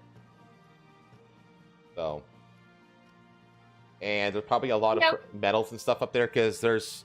You have to remember that because the moon doesn't have an ozone or an atmosphere like Earth does, most stuff that's on course to strike the moon ends up actually striking the moon. It doesn't burn up in orbit. And those strikes can be asteroids with all kinds of unknown metallic origin. So there's probably plenty of rare earths, minerals, and metals and stuff like that we can mine on the moon. Okay, keeping with the science theme here. Kinda? I don't know. Maybe like nerd theme. There we go. A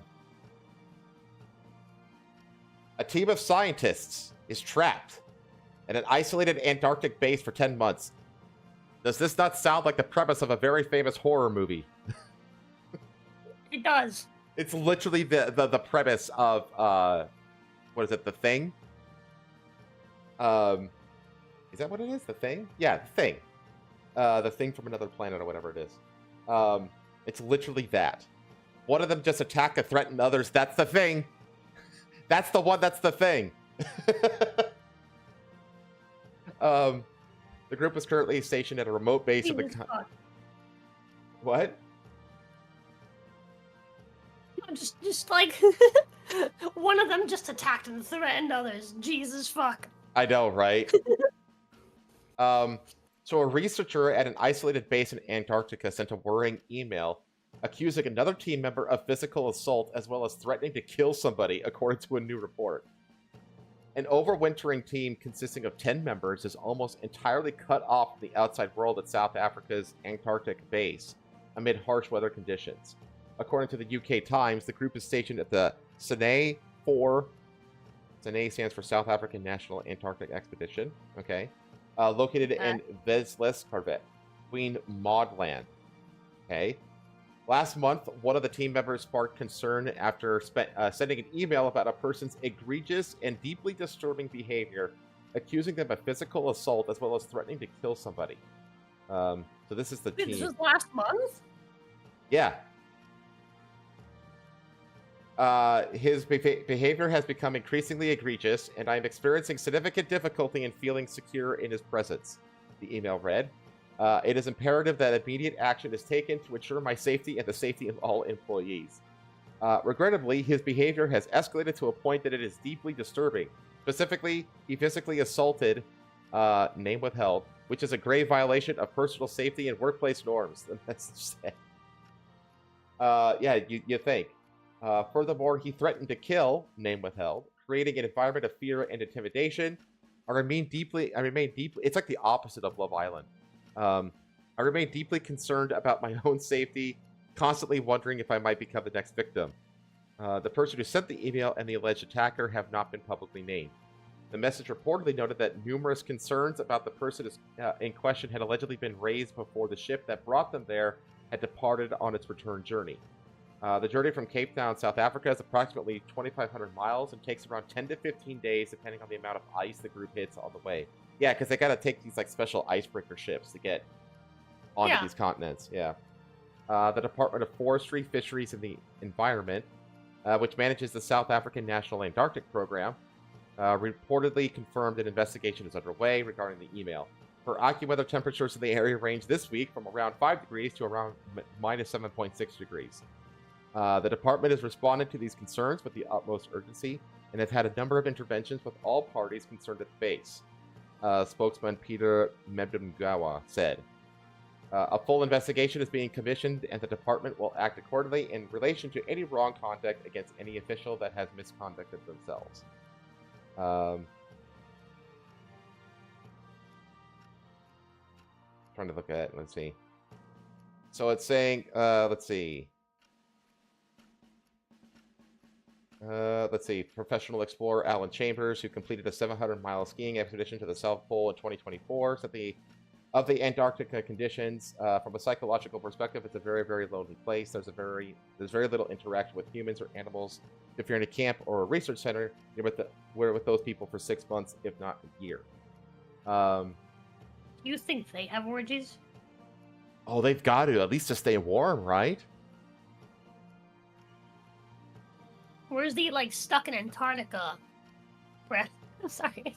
Or the brazzers stuck in Antarctica.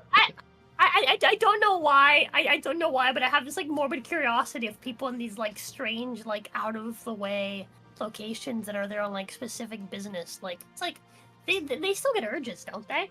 So, like, I mean, think about it.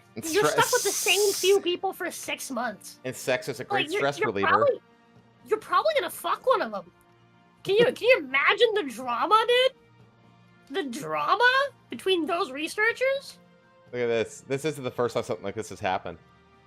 The Sunday Times reported that a person was removed. It's a lab bicycle. After lab's got a bike. Hang on. There's a group picture up here. Right there. Who do you think is the bicycle, chat? How many went with that? Got that one, that one. That's a candidate to be the bicycle. You think so? These two. I don't know if that. I think that's a woman. So it's like these these 5 here. Oh, be the bicycle. This person maybe. I can't tell if that's a man or woman either. No. I think it's just these 5 right here. I think that chick with the glasses with the blue shades the front. This one? You think that's the bicycle? Yeah. This is the one. There's the middle back. This is the one with Center all the way in the back. Center. Oh, this one. Yep. Yep. Could be. Maybe. This one looks like she's got like the boyfriend back home, and they like have like long, annoying conversation, phone calls every night. You know, that's what that one looks like. Okay, new question. These two look like they're dating each other. New question. Who do you think is the guy causing the issues? My money's on Shaggy with the beer. Is who? Shaggy with the beer. Shaggy with the beer. The one guy in the green shirt, bro. Oh, this guy. Okay. That's Shaggy. That's not a beer. That's like a monster or something. I don't know, man. That can't look green to me. I'm surprised you didn't say one of the black ones. You thought I was gonna say one of the black ones? No, that's too friendly, man. Look at his face. All smiles. Dude, these and guys. he's wearing a striped shirt. When have you ever seen a black man in a striped shirt commit a crime? Yeah, Never. this guy looks. That man's calling on that shit, bro. This guy looks like he's like a part of like an 1860s chain gang. Yeah, bro. Bro, look at him. He's smiling. He's giving a thumbs up. He's in a striped shirt, bro. That is the whitest person in this room. I think it's like who looks like they're guy most likely to be like a male in feminist. The blue on the left. You think that guy's shirt says "Born to Fish." It's not that guy. No, I don't think it's this guy. It's not that guy. I'm trying to think. Like which dude in this picture has like the biggest like male feminist energy? Dude, fuck. I'll be honest with you. Very few of them do. No, it's the guy with the fucking black and white hair all in the back. This guy? Over on the right? Yeah. If that's his actual hair and he styles it that way, could be him. I don't think it is. It could be the guy over on the left with the red cap and like the neck protector thingy. Could be him. It could be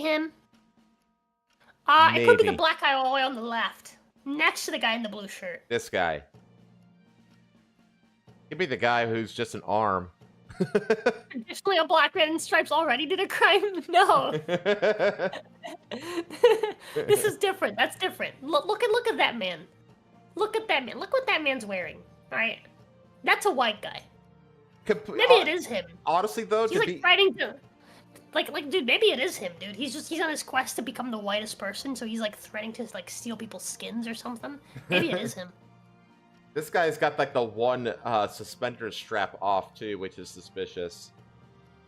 Yeah, dude. It could be him. It could be him. It could be the guy beneath him in the other green shirt. I think it very well could be this guy. The one in the red with the pink scarf. You think it could be that guy? Yeah. That guy's too weird. That's my point, though. That's very male feminist looking. He's got like that very round Kind of. face. He's got the like pink scarf, maybe. To be like, man. all joking aside, though, like as a whole, this group looks like a fun group to hang out with. Oh yeah, absolutely. You know what I mean? Like I wouldn't mind at all hanging out with these people. Like they look like a fun time, you know? Yeah. So, oh my god, it's so big. That's what she said. Where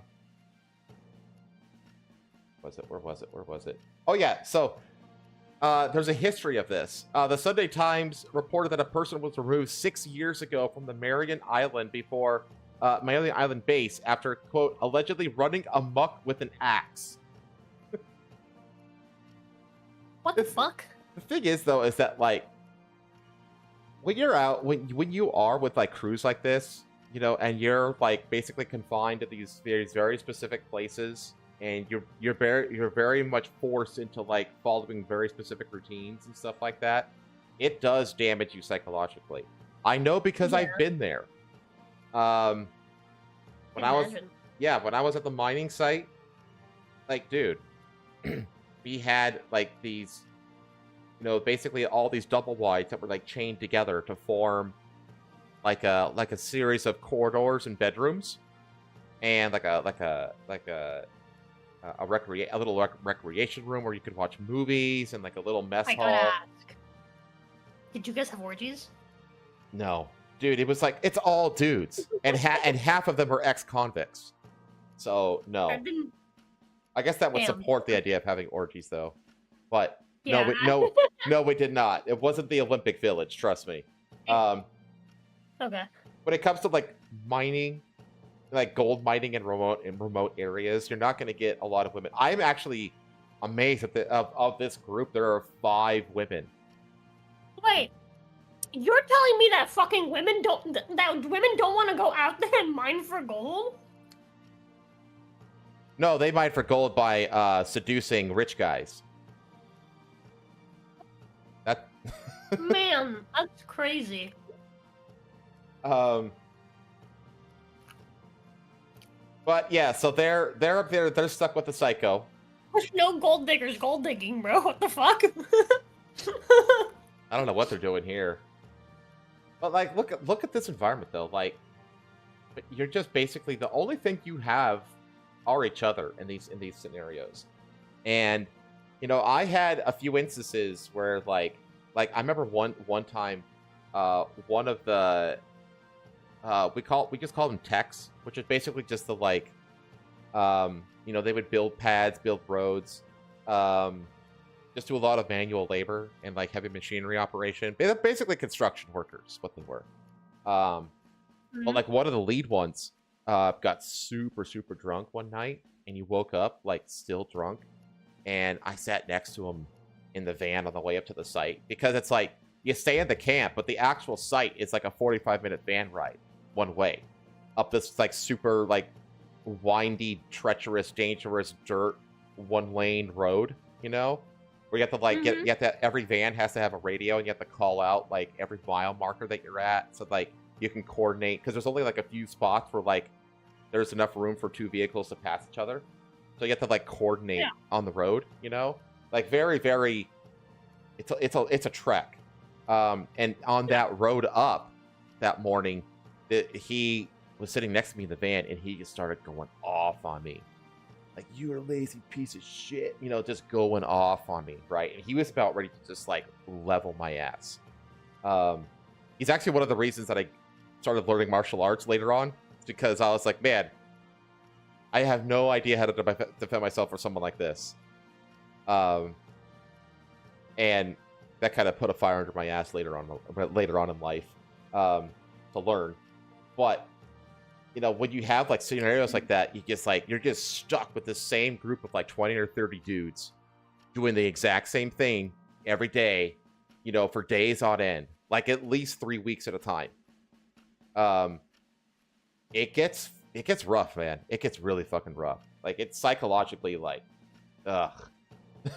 Your internet is shit. You know what I mean? So you can like barely like stream a movie.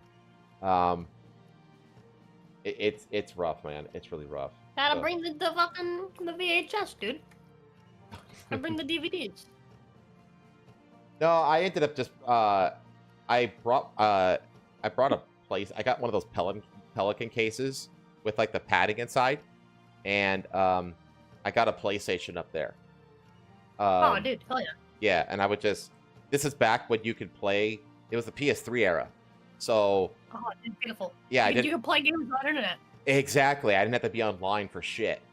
So I would just like play games and stuff like that whenever I was off. I wouldn't even like. I didn't really interact a whole lot with the other people, to be honest, because I was like, I'm around you enough, like while I'm like on the clock. I don't want to be around you if I can avoid it while I'm off the clock too. So that's fair.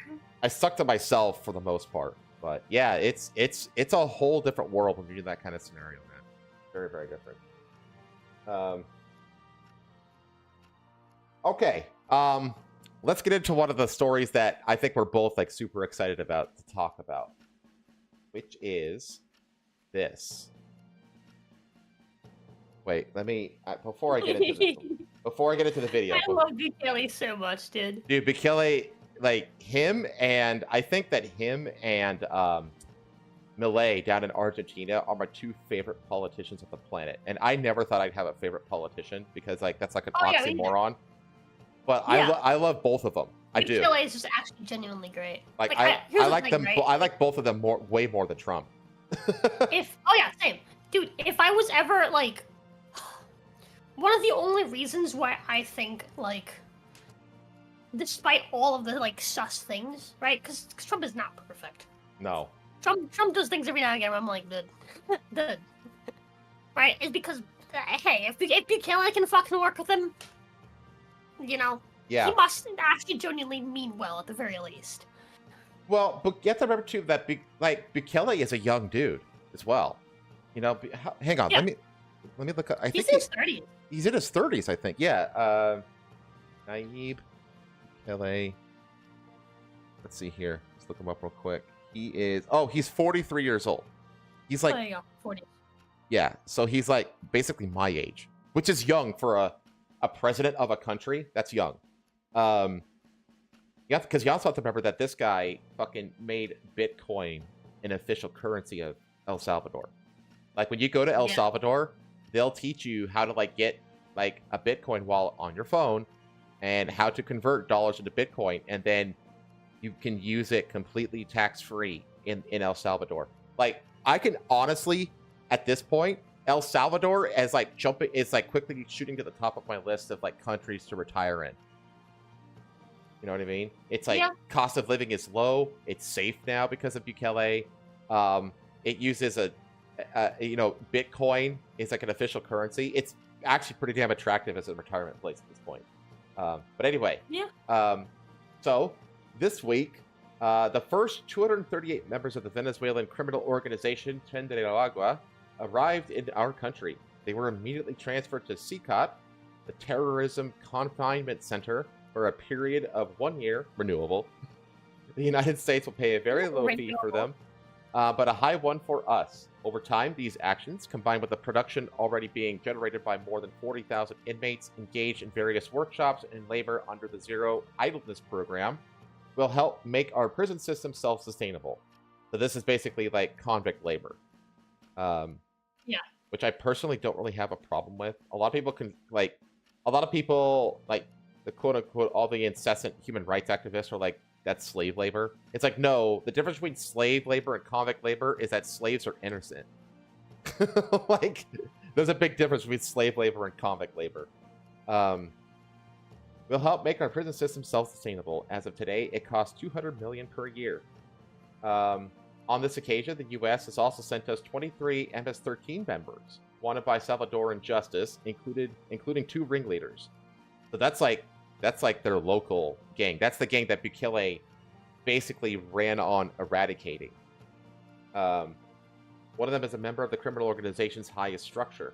This will help us finalize intelligence gathering and go after the last remnants of MS-13, including its former and new members, money, weapons, drugs, hideouts, collaborators, and sponsors.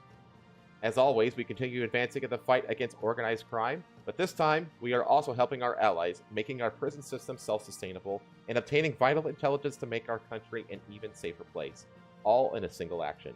May God bless El Salvador, and may God bless the United States. And then, he posted this absolute fire of a fucking video. That Hassan Piker called fascist propaganda. So you know it's good. Oh boy. You know it's good, the terrorists hate it. Oh yeah, exactly. You know that he's like crying over what is likely his Luffy pirate friend in the Houthi gang over there. Yeah. Probably getting completely ass raped by a fucking fighter jet bomb. Yeah.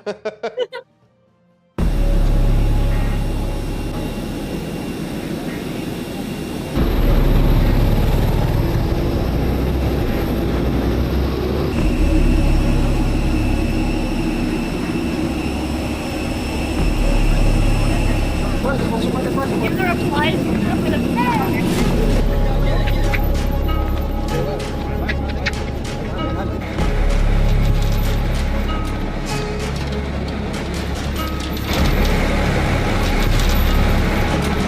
fucking loud.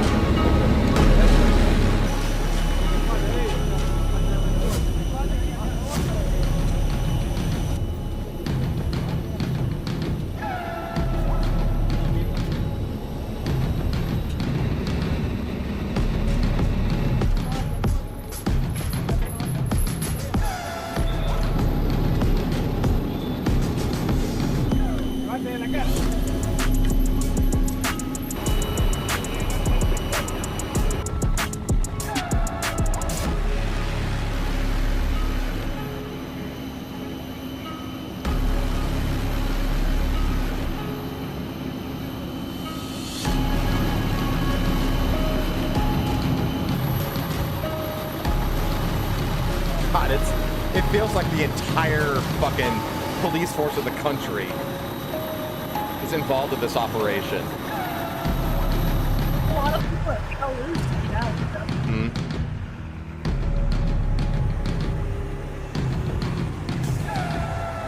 This is a fantastic view right here of the CCOT facility. Because the whole idea of like CCOT is it's basically like a bunch of prisons within a prison. Yeah. So they get housed inside these detention centers, and once they go into one of these buildings, they never ever will leave that building ever again.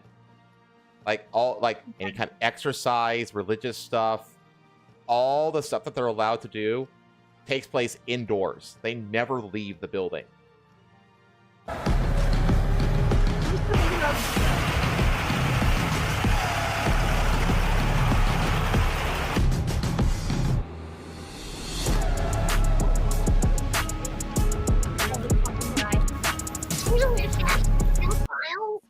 What? Jesus fucking Christ.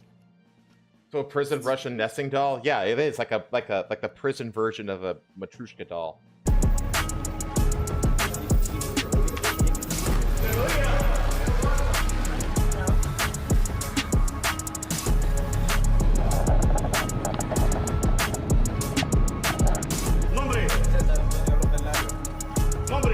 César Eliseo Sortomaya.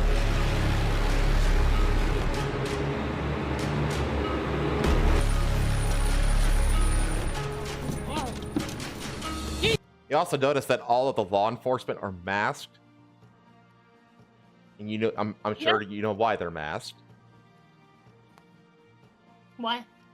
Well, think about it. I mean, who are they dealing with? Yeah. Yeah. That makes sense.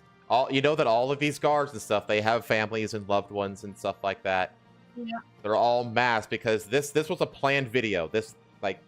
They wanted to show this whole prison transfer from America to CCOT off as like a publicity thing. And so they took precaution because they want to make sure that their guards aren't retaliated against out in the real world by any of these gangs. So they're all masked.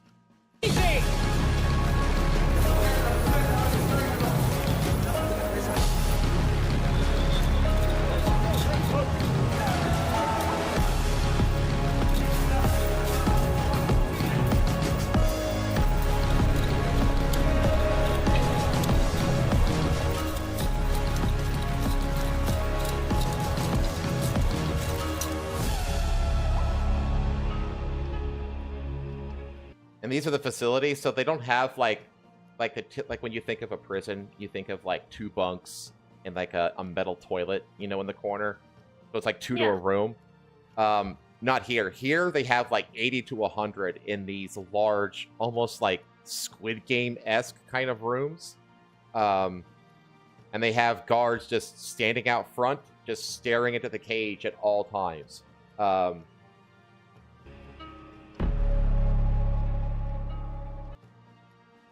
So that was Bukele's little promo video that he made for this transfer. Now, this transfer got into a legal kerfuffle on the state side. Some random federal judge or district court judge decided that he. The video. It should be. I think I saw it originally in the replies for this. No, I don't think it was this post. It was the post where he was saying, oops, too late. Oh, I have that one too. I think it was in the replies. Someone made a video. Someone posted like a video showcasing what it's like inside of that prison. Oh, yeah, there was a who was it? I think it was CNN. Might have been CNN that got like an inside look at the prison essentially. Let's see here. So this is like the labor that they're doing.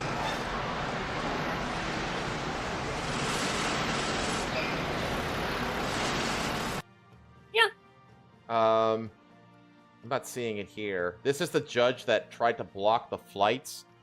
He basically, the motherfucker doesn't even know how planes work apparently, because he thought that he could order the planes to turn around mid-flight. And it's like, dumbass, do you not know what fuel capacity is? Like, what a retard. I'm not seeing it here though. I know which video you're talking about. It's a longer video too. It's like an expose kind of video. I think it's like. No, it wasn't that long when I saw it. There was a video I saw that was like a shortening of probably that video.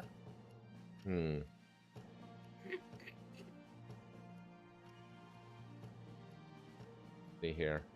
Yeah, I'm not seeing it in these replies. There's this one. If it's in here at all. Doesn't look like it.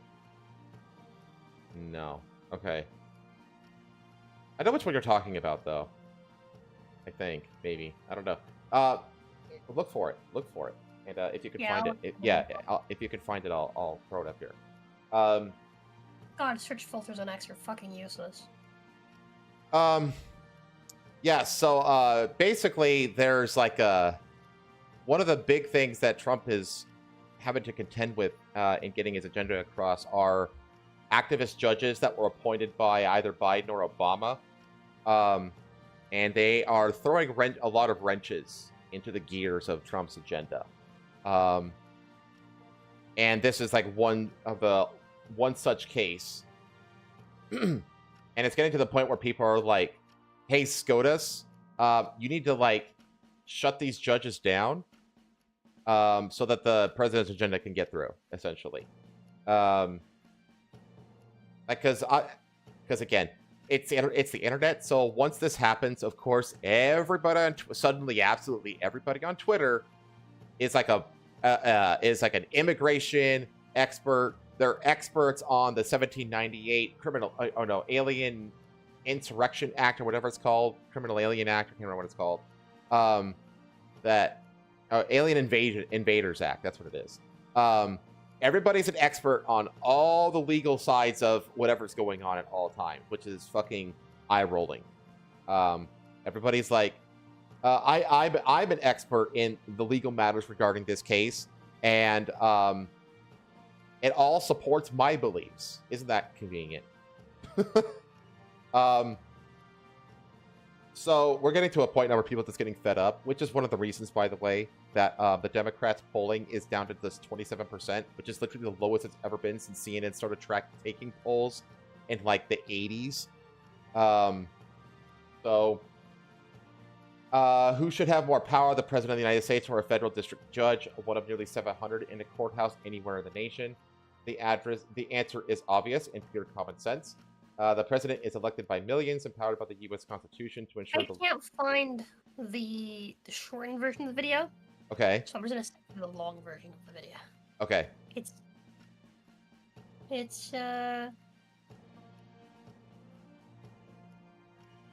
Most district court judges get there because they know somebody who knows somebody in the president's party. About to walk in. Yeah, I think that's the one that I'm thinking of, is the one you're about to link me. Role on the bench is generally limited to deciding the case before them based on existing law. Yet across the country, highly partisan district judges are using legal ploys to bulldoze Trump, stymie his agenda, and set national, even international policy. In dozens of cases since January 20th, federal district judges, the lowest on the ladder, have issued nationwide injunctions halting Trump's suspension of foreign aid, his deportation of TDA and MS-13 gang members, his layoffs and spending cuts in federal departments and agencies, his prohibitions on discriminatory diversity programs in higher education and government hiring, and more. On Tuesday, U.S. District Judge Anna Reyes in Washington, D.C. issued a nationwide injunction barring the Pentagon from enforcing Trump's January 27th executive order excluding transgender individuals from the military. Reyes said that she foresees a heated public debate and appeals. But Emperor Reyes is taking it upon herself to decide the issue for the entire nation in defiance of the commander-in-chief who actually heads the military before any evidence is heard. Okay, I'll show it at the end. She is freezing in place a policy the president opposes for all the months and years it may take for the lawsuit to be decided and for appeals to be made, perhaps all the way to the Supreme Court. Which is ridiculous. The misuse of national injunctions by politically motivated federal judges is not an entirely new problem, nor is it 100% one-sided. During Trump's first term, they were used 64 times to delay his initiatives. They were also used 14 times against the Biden administration for a Harvard Law Review survey. All the more reason the Supreme Court should crack down without delay. Justice Selena Kagan has sharply criticized this abuse.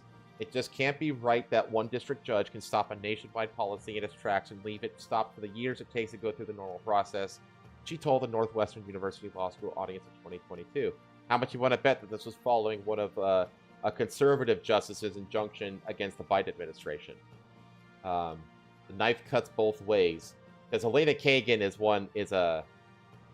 is not a Trump appointee or a conservative justice. During the first Trump administration, Kagan observed activist groups used to go to the Northern District of California, and in the Biden years, they go to Texas, shopping for a judge willing to issue a national injunction in line with the plaintiff's wishes. Her comments came as district judge for the Northern District of Texas imposed a nationwide injunction ordering the FDA to withdraw its approval of mifepristone, an abortion drug. How can a single judge in a small courthouse in Amarillo have such power? Angry abortion activists demanded. Good question. Yeah, I would agree. It's kind of ridiculous. Yeah. This goes on, but I think one of the best cases I've actually seen against this is came from Megyn Kelly, actually. And this was her comment. This is the no court can. This is her commentary that she had. Now, Megyn Kelly, she was a prosecutor.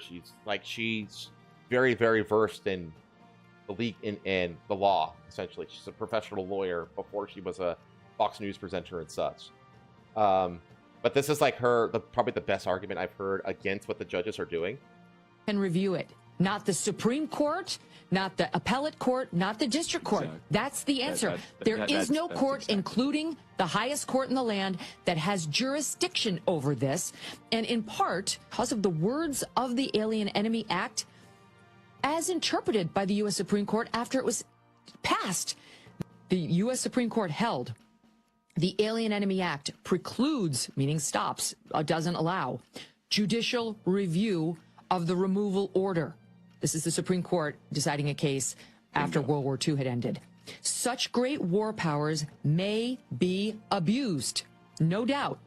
But that is a bad reason for having judges supervise their exercise, whatever the legal formulas within which such supervision would nominally be confined, the Supreme Court majority declared. Accordingly, We hold that full responsibility for the just exercise of this great power may validly be left where the Congress has constitutionally placed it, on the President of the United States.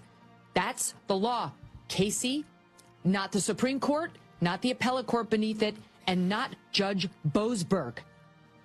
So basically what's happening is that Boasberg is using this argument how, like, the law that Trump is using, this 1798 Alien Incursion Act or whatever it's called, requires review. Like, because Trump basically invoked it. But she's basically saying, wait a minute, it was reviewed all the way up to the Supreme Court way back when it was first passed. Like in the year 1798 or whatever. Like, it's been reviewed, and we know what the results of that review is. Like, he has absolutely no right or jurisdiction to do what he's doing, essentially. But either way, I know that Tom Homan, the border immigration czar, whatever you want to call him, he basically said, yeah, we don't care what judges think. We're just going to keep deporting people. Like, he just doesn't give a shit. And then Bukele's on board, too. Because, as we alluded to earlier, oopsie, too late. Yeah. Laughy crying emoji. Bukele is completely on board. Yeah, they're sorry, too late, and they're not leaving. Well, Bukele is like... They're mine now. Bukele You have very no much... jurisdiction here. And not only that, but Bukele, along with a lot of other new, up-and-coming, younger right-wing leaders, are basically they're not prescribing themselves to like the global Western rules-based order, paradigm that we've been living in since World War II, essentially. Yeah. And Bukele is one such person who's just like, yeah, this whole rules-based order, I don't really care about it. I think that the right, the up-and-coming leadership of the right is shifting to like a results-based order. Well, it's a thing where like they see that, that the rules have been at this point made and enforced specifically to, keep things shit. Yeah. They see that the system is broken, so of course you're not gonna just continue to fucking follow what the system demands. Because what the system demands is that they basically just lay down and fucking, Yeah, well, I give think. up. Yeah, I think that what's happening is that all the up and coming leaders globally, especially leaders that aren't in the West, like Bukele, they're looking at Aren't in the West? What do you mean by aren't in the West? Do you know where Argentina? Well, Argentina is El Salvador. Do you know where El Salvador is? No, I mean like the West as like the European diaspora. Like okay. the Western global homo world order, Yeah. That's what I mean by the West. I don't mean geographically. Okay, you mean specifically like, yeah, Yeah. It's basically like the liberal European sphere. Yeah, it's basically like the liberal paradigm that was set up post World War II. Yeah. And it's very much it's a boomer system set up by boomers and for boomers. And any up and coming right-wing leader, pretty much globally, even like within the West, is looking at the results of that world order, and they're just like, yeah, this hasn't worked out well for us. We're going to try something else. We're going to go back to like the old ways. You know what I mean? And Bukele is a great example of that, I feel like. Milei is another example of that, to be honest. Although Milei, I think himself is a boomer. He's like that age. I think he's like in his mid. Yeah. But he sure as hell doesn't act like it. He acts like he's in his 20s. Oh, dude, Milei's insane. I know, right? I love him. But we're seeing like a rejection of this global homo world, rules-based order, and I think that things are shifting into like a results-based order. Yeah. So he said, oopsie, too late. And then he also had this to say about Mexico's self-declared socialist president, who had, I think, 30 something odd political rivals killed in the last election cycle. So he said, when a criminal organization grows unchecked and takes over entire territories like Mexico, it's because it has allies in power. Their message is direct and forceful. If a government can't eradicate crime, it's because the crime is already within the government. So he's just basically went after Mexico. Yeah. Bro, he just fired the craziest fucking shot, dude. That's crazy. That's actually because people really like her. People really, really like her in Mexico. They do. And here, I'll go and say this. Paytho's parents really like her. Hmm. And it's because, you know, she's doing all these things where she's like, oh yeah, you know, she's got this plan that the previous president set up, the groundwork for, and she's actually pushing it. So that, you know, to basically like get rid of the cartel slowly by giving, you know, young men other ideas and other options, you know, by putting them through school for free.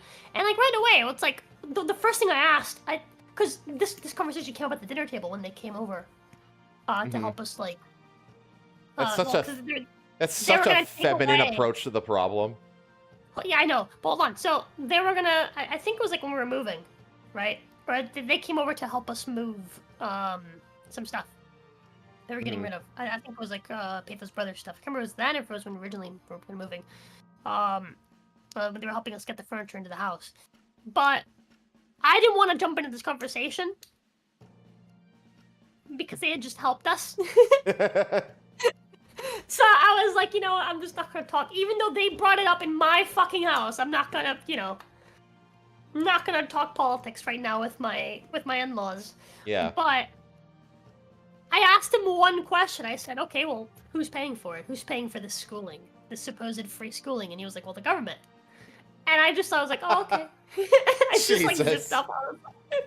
Oh my god. Do you think the government just invents money? Like, well, how do Oh, fuck. What do you think the government gets its money? Smart guy. Paytho's dad is a smart guy, and he's a business owner, and he knows better. But holy fuck, man. Like, bro, where the fuck do you think the government gets the fucking money from? Exactly. What do you want to do?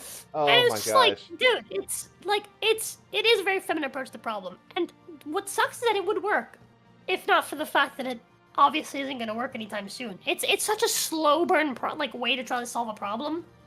Because it's like, yes, eventually the cartels are going to run out of people. But when? Yeah. At what point? And at what point is the amount of money that you make from going through schooling and having other options going to be better than the money you're going to make from joining a gang? Right? Well, the thing is that honestly, at what point do you go ahead and go through this program and you make a better life for yourself and then have it ripped away by the cartels and you realize the only way to actually fucking survive and be even allowed to keep your money is if you're with them. Yep. If you join them. Right? At what point do you get tired of being fucking stolen from? And be like, well, fuck this, I'm just gonna join them. If you can't beat them, join them. Right? Because it's the thing.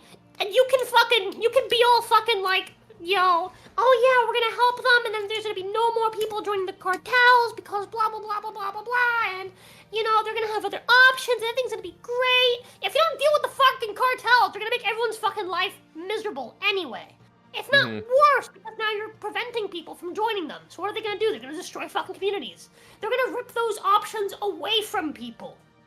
I mean, that's the kind of approach that like fucking various mayors across America have tried to like tackle like the gang violence with. And it's like, how far has that gotten them?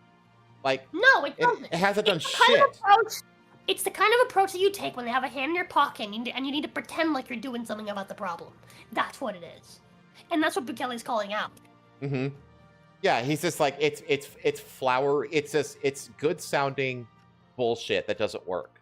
And here's the thing though, is that honestly, if you took Bukele's approach and you combined it with the Mexican president's approach, it would work. Because Bukele's approach works like, it's like a perfect approach to like tackle the issue in the short term.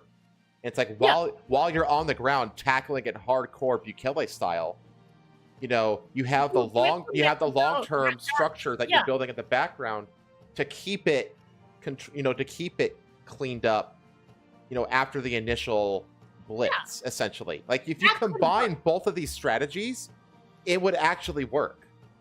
Another issue I take with her, like, and that's something I brought up with Patho, because Patho also really liked her, and I was like, well, hold on.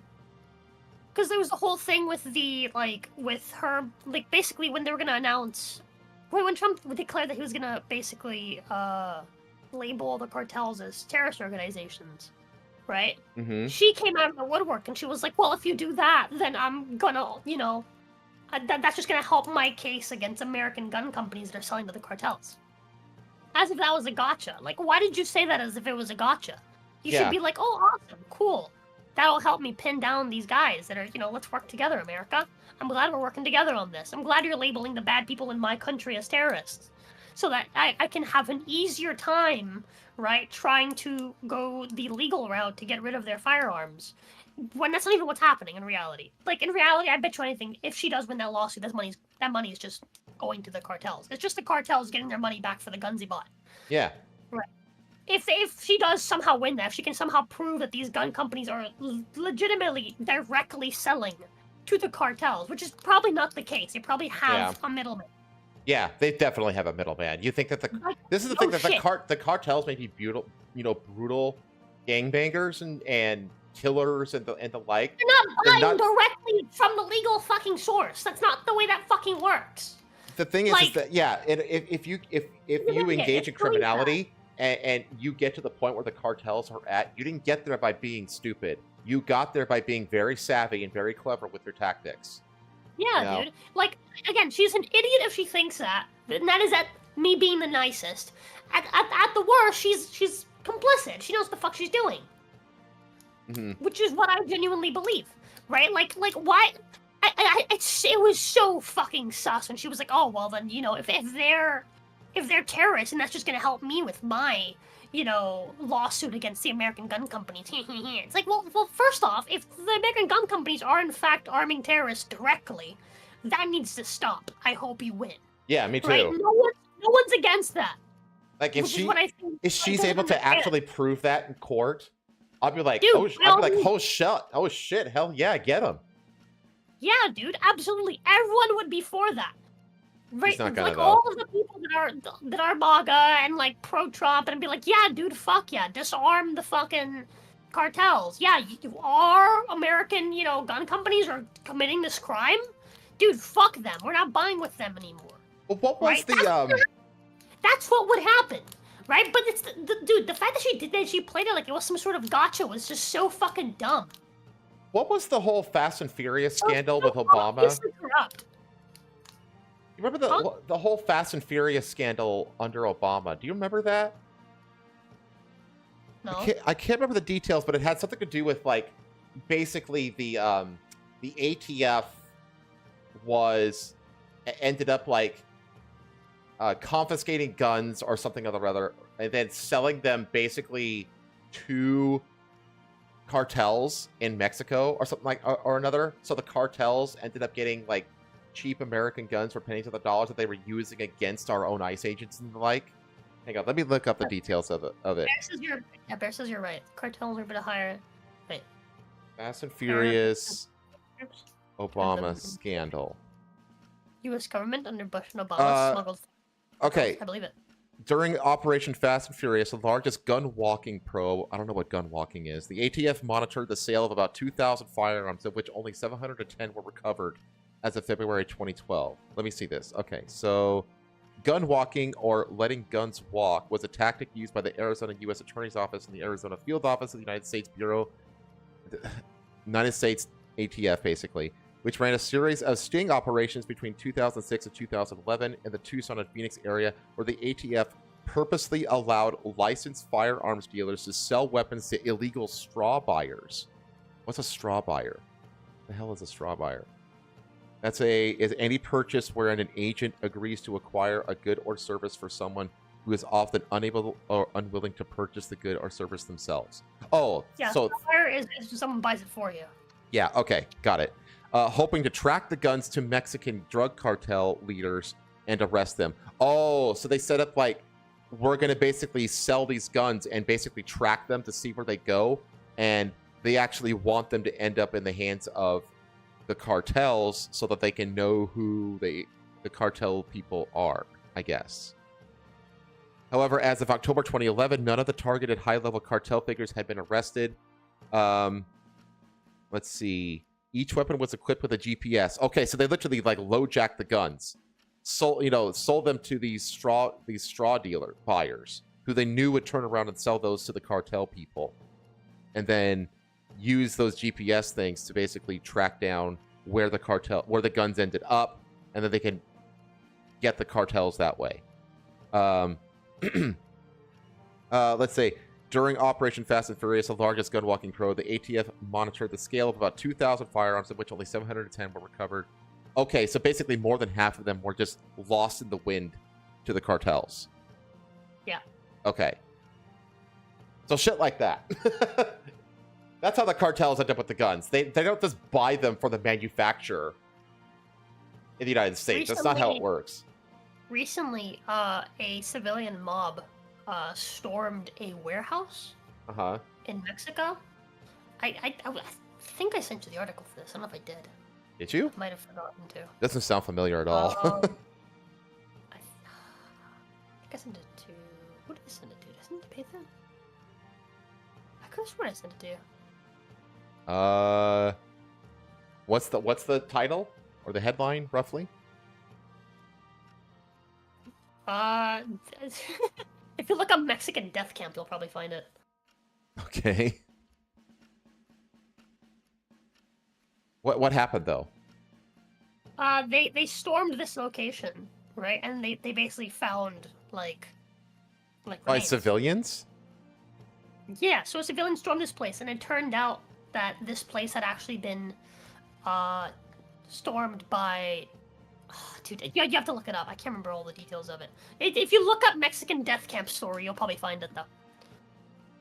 Discovery of bones and shoes at suspected cartel extermination center sparks protests in Mexico. That's it. But basically, the government knew about this location because they had stormed it earlier, but they never told them that it was a fucking death camp. They never made it public, any of the information. Jesus. The protesters gathered across Mexico on Saturday to demand justice following a grisly discovery of charred bones, shoes, and clothing at a suspected drug cartel training ground. Demonstrations took place in the western state of Jalisco, I guess it's Jalisco, where the remains were found, and in cities across the country, including the capital Mexican city of Tijuana, Veracruz, and San Luis Potosí. According to AFP journalists from the press reports, families searching for some of the more than 100,000 people missing in Mexico discovered the bodies on March 5th at a ranch where forced recruits are thought to have been held. Jesus. So forced recruits. I know I'm vaguely familiar with like the initiation process into these cartels and gangs and shit, and they are basically like you either pass and you get in or you're dead. Yeah. And some of them are like, I know one is you have to spend a night buried alive. I know that's one of the gangs. That's how they do it. They literally put you in a coffin with a straw that goes up to the surface, and you have to survive the night. Basically, if they hear anything coming out of your coffin, because they're patrolling the ground, right? If they hear anything come out of the coffin, then they just leave you down there to die. It's like, fucked. It's like, it's fucking terrifying. The Guerreros Buscadores Collective, a group dedicated to locating missing people, described the site as an extermination center with clandestine crematoriums. Man. So, hundreds of graves have been discovered elsewhere in the country. The UN Human Rights Office on Friday described the finding in Jalisco as a deeply disturbing reminder of the trauma of disappearances linked to organized crime across the country. Oh, wait, go up. Discovery is all more disturbing, given that the site has been previously raided as recently as September of last year by the National Guard, without crucial evidence being detected. Wow. So what people are suspecting is that they raided it, and then they covered it up. They covered it up, basically, or they were like, yeah, we didn't find nothing. Yeah, And they because just they're left it like, there. yeah, because they're probably paid off by the cartels initially. Yeah, and so what's crazy is right after this happened, the president was like, "Oh, well, you know, don't believe anything you hear. We're gonna have an investigation on it. Just wait for the investigation. We're gonna do an investigation right away." Fuck. Multiple mass graves have been found in recent months in Mexico. In January, at least 56 bodies were discovered in unmarked mass graves in northern Mexico, not far from the border.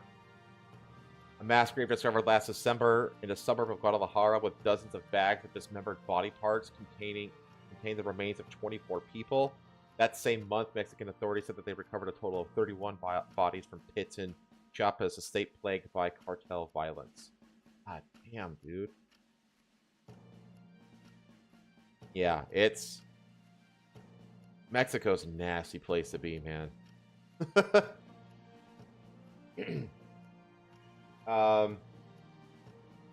see, that article conveniently forgets that under Obama they removed the Bush-era GPS trackers on the firearms. Oh, of course they did. One of the Fast and Furious guns was used in the Paris attacks in 2015. Oh, yeah, I remember that. Oh my god, yeah, so that's what's going on in Mexico and El Salvador, and I have no idea what's going to happen. I have a feeling that this whole thing is going to end up in the Supreme Court again. And if I had to guess, I'm obviously no legal expert, but because this thing has already been under review, the public is going to follow that precedent and be like, yeah, it's under review, he's allowed to do this. I think the only point of contention is the declaration of war part, because, like, it's not a war against Venezuela, the state. It's war against a group of people within Venezuela. Not the same. Well, I mean, also, I'd be super down to go to war against fucking Venezuela, considering their government sent those fucking people to us. Yeah, they literally emptied out like portions of the prisons and sent them to us to cause havoc. Yeah, they literally did it on purpose. Fuck them. If they want to see that as, you know, an act of war, then by all fucking means, I am all for us fucking nuking the shit out of Venezuela. But according to that Megyn Kelly thing, though, she says, like, yeah, like, that's literally what the Alien Invasion Act does, is it basically means that the president can take drastic action to remove invaders from the country without having to go through adjudication in the courts, essentially. So, kind of the whole point of it. The whole point of the act is to prevent invaders from having basically court legal protections. So, yeah, we'll see. We'll see where it goes. But for now, Holman has basically said that, like, yeah, we don't care what any judge says. We're just going to keep doing this. Okay. Want to talk about JFK files? Yeah. Okay. Let's do it. Okay, so I have been trying to. There's so much here. There's lots of rabbit holes here. But I chose just for tonight. I have a feeling that next week we'll probably have a better grasp of, like, a summary of everything, because people are still, like, sifting through the files and stuff like that, and yada yada yada. There's, you know, dozens of thousands of files to sift through. But for tonight, I basically just want to focus on one thing, which is this and this. It's the whole connection, and this, the whole connection to the funny hat people. And this was fascinating. I had to do research into this one. Huh? It's occurred to me, can we talk about this on YouTube? I think so. Actually, we might not be able to now that I think about it. Are we allowed to talk about this on YouTube? Is it okay? Do we have free speech, or is this anti-Semitic to talk about? Is it anti-Semitic to notice? Do I need to gouge out my eyes for seeing? So, okay, this is what I'll do, is I will give... I actually asked Grok to give me a summary of the background of this, essentially. Because I was unaware, and I found this whole thing fascinating. Because, here's the thing, the JFK files don't, like, outright say that it's true. Because like there's this really famous line. Where is it? There it is. There's this line that everybody's highlighting. It says, "Funny hat people, no good. Funny hat people was behind the JFK assassination." Right? A lot of people are calling this out as like direct smoking gun. It's like this is if you read this whole thing, that's not what this is. This is one dude's opinion. Yeah. What it is like this is the whole thing here is a description of someone's like home office essentially. So what's happening is there's an agent who is visiting another agent's office. That other agent's office, it says, let's see, he has a government vehicle. He has an aversion to the phones and added Ethiopians tap diplomats' office and home phones. He's basically talking about like, he's very like sensitive to clandestine kind of tactics and stuff like that, like phone tapping. Yeah.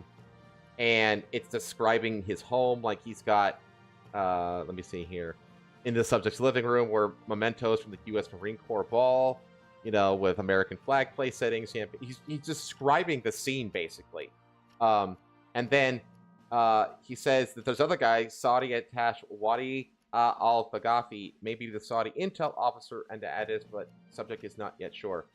And that's just like this, funny hat people no good, funny hat people behind the JFK assassination is just this Saudi dude's opinion. It's not like saying outright, from the CIA that they're the ones who did it. It makes sense that the Muslim guy doesn't like the funny hat guy. person. Yeah, exactly. It totally makes sense. So this is not like, but what it's honestly. I think the best implication is the fact that Israel was just basically like a lot of these files were already released. Mm-hmm. But they were redacted. Sections of them were redacted, and one of the main things that was redacted was any mention of Israel. Exactly, and that's what I'm showing you right now.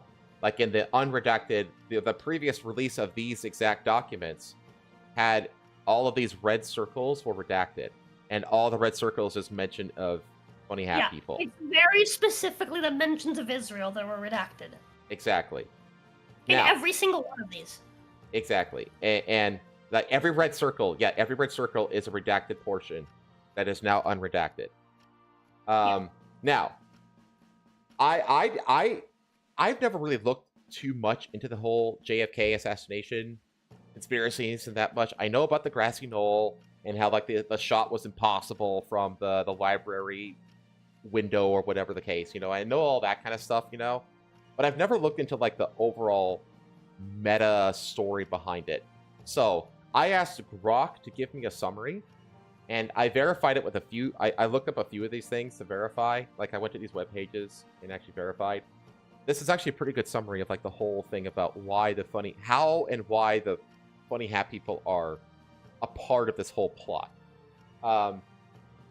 So let me see here. I guess we should start with who Angleton is. James Jesus Angleton, a pivotal figure of the CIA, served as a chief of counterintelligence from 1954 to 1974, and was the primary liaison to funny hat people's Mossad. So this was the guy like way back in the 70s. This is the guy in charge of Israel.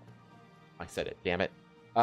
During a critical period of U.S. funny hat people relations. His deep ties to funny hat people intelligence and his actions regarding funny hat people's nuclear ambitions have long been a subject of intrigue. Particularly Goy. Hmm? You say Goy intelligence. That's a little easier to say. Let's see. Particularly in relation to JFK's efforts to prevent the Goys from acquiring nuclear weapons. Here's what is known about Angleton's role in this complex saga based on historical accounts and declassified information. So Angleton's relationship with the Goys began in the early 1950s when he took charge of the CIA's Goy desk, fostering a close partnership with Mossad and Shin Bet. This alliance was mutually beneficial. Goys gained access to U.S. intelligence and technical expertise. It's the Goy Squad's #1 Goy. While Angleton leveraged Goy intelligence to counter Soviet influence during the Cold War. His affinity for the Goys was notable. Former Mossad chief Meir Amit reportedly called him the biggest Goyist of them all. And Angleton's personal connections with Goy figures like Teddy Kollek and Asher Ben Natan deepened his commitment. During Kennedy's presidency, the U.S. became increasingly concerned about the Goy's nuclear program, centered at the Dimona reactor and the Negev desert. JFK was determined to enforce a policy of nuclear non-proliferation, pressing the Goy Prime Minister David Ben-Gurion, who this is like their main airport, is actually named after Ben-Gurion. It's called Ben-Gurion International Airport. For transparency and inspections, Kennedy's stance was clear. He opposed the Goy acquiring nuclear weapons, fearing it would destabilize the Middle East and trigger an arms race. In May 1963 letter to Ben-Gurion, Kennedy demanded regular U.S. inspections of Dimona, a request that reportedly caused significant tension.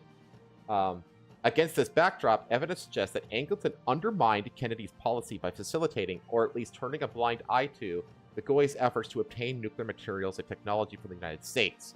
One key episode involves a nuclear materials and equipment cooperation, a facility in Apollo, Pennsylvania, owned by Zalman Shapiro, a known Goyist with ties to Goy intelligence. In the mid-1960s, NUMEC reported significant losses of highly enriched uranium, over 200 kilograms by 1968, enough to produce several nuclear bombs. Investigations by the Atomic Energy Commission and FBI raised suspicions that this material has been diverted to the Goys. Angleton, as the CIA's Goy liaison, was aware of these investigations. John Haddon, CIA station chief in Tel Aviv from 1964 to 67, and a close colleague of Angleton later asserted that the agency believed the Goys had stolen fission material from NUMEC to build its nuclear arsenal. In 1976, CIA briefing to the Nuclear Regulatory Commission, led by Deputy Director Carl Duquette, explicitly concluded that the missing uranium ended up in the Goys' hands. Yet, Angleton's role appears to have been one of passive complicity rather than direct orchestration. Jefferson Morley, author of The Ghost, The Secret Life of CIA Spy Master James Jesus Angleton, argues that while Angleton may not have personally diverted the material, he likely knew of the Goys' plans and approved them implicitly by not intervening.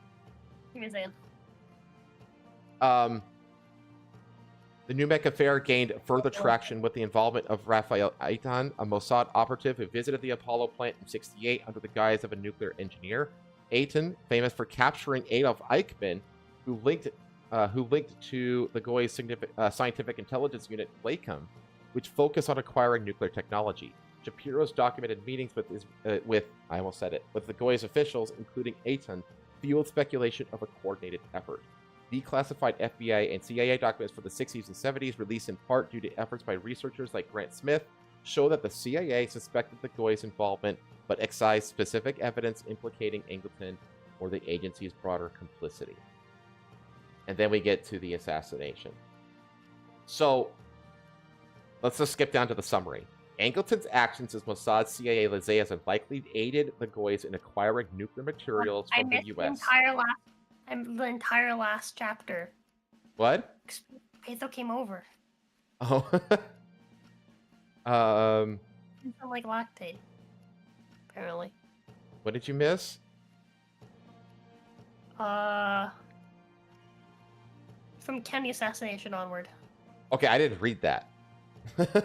Oh, okay. We get to the Kennedy assassination, then I was going to skip to the summary. Oh, okay. Okay. So, Angleton's actions as Mossad CIA liaison likely aided the Goys in acquiring nuclear materials from the United States, circumventing JFK's orders through a combination of strategic inaction and covert support.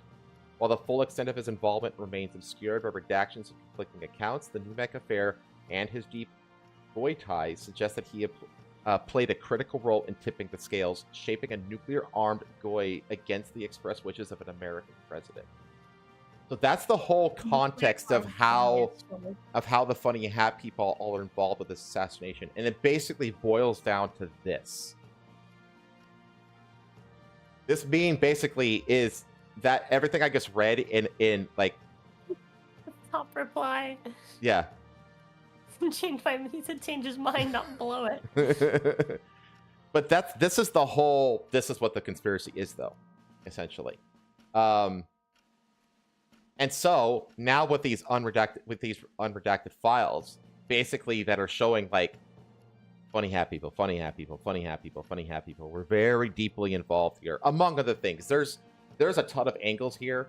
There's also the involvement of Lyndon B. Johnson in this whole thing. Hell, there's even implications of George Bush Sr. because in this whole thing, which I still haven't had time to like wrap my brain around because this is so much, you know. Yeah.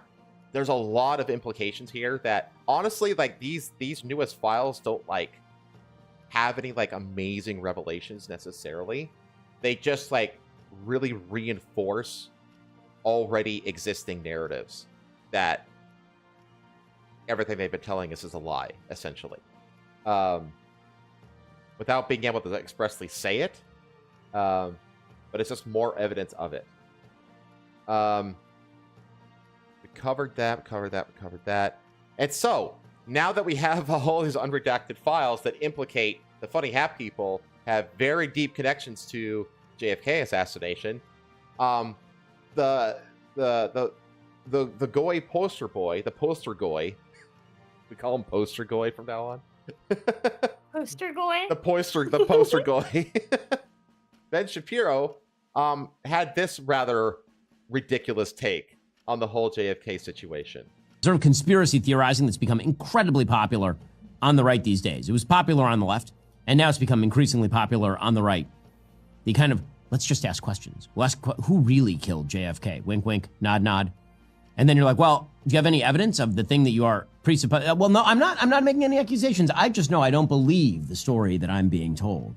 I know not to trust the authorities. Like, well, that's fine, but do you have like any evidence? Like evidence, not just supposition. I said, well, you're part of it, aren't you? You're part of it. The reason that you're so defensive about all this is, I don't care who killed JFK. I mean, I do, because it's really interesting, but I noticed that the calendar says 2025 and he was killed in 1963. And so my opinion about who killed JFK has about as much relevance as who killed William McKinley, or James Garfield, which is to say, not an enormous amount.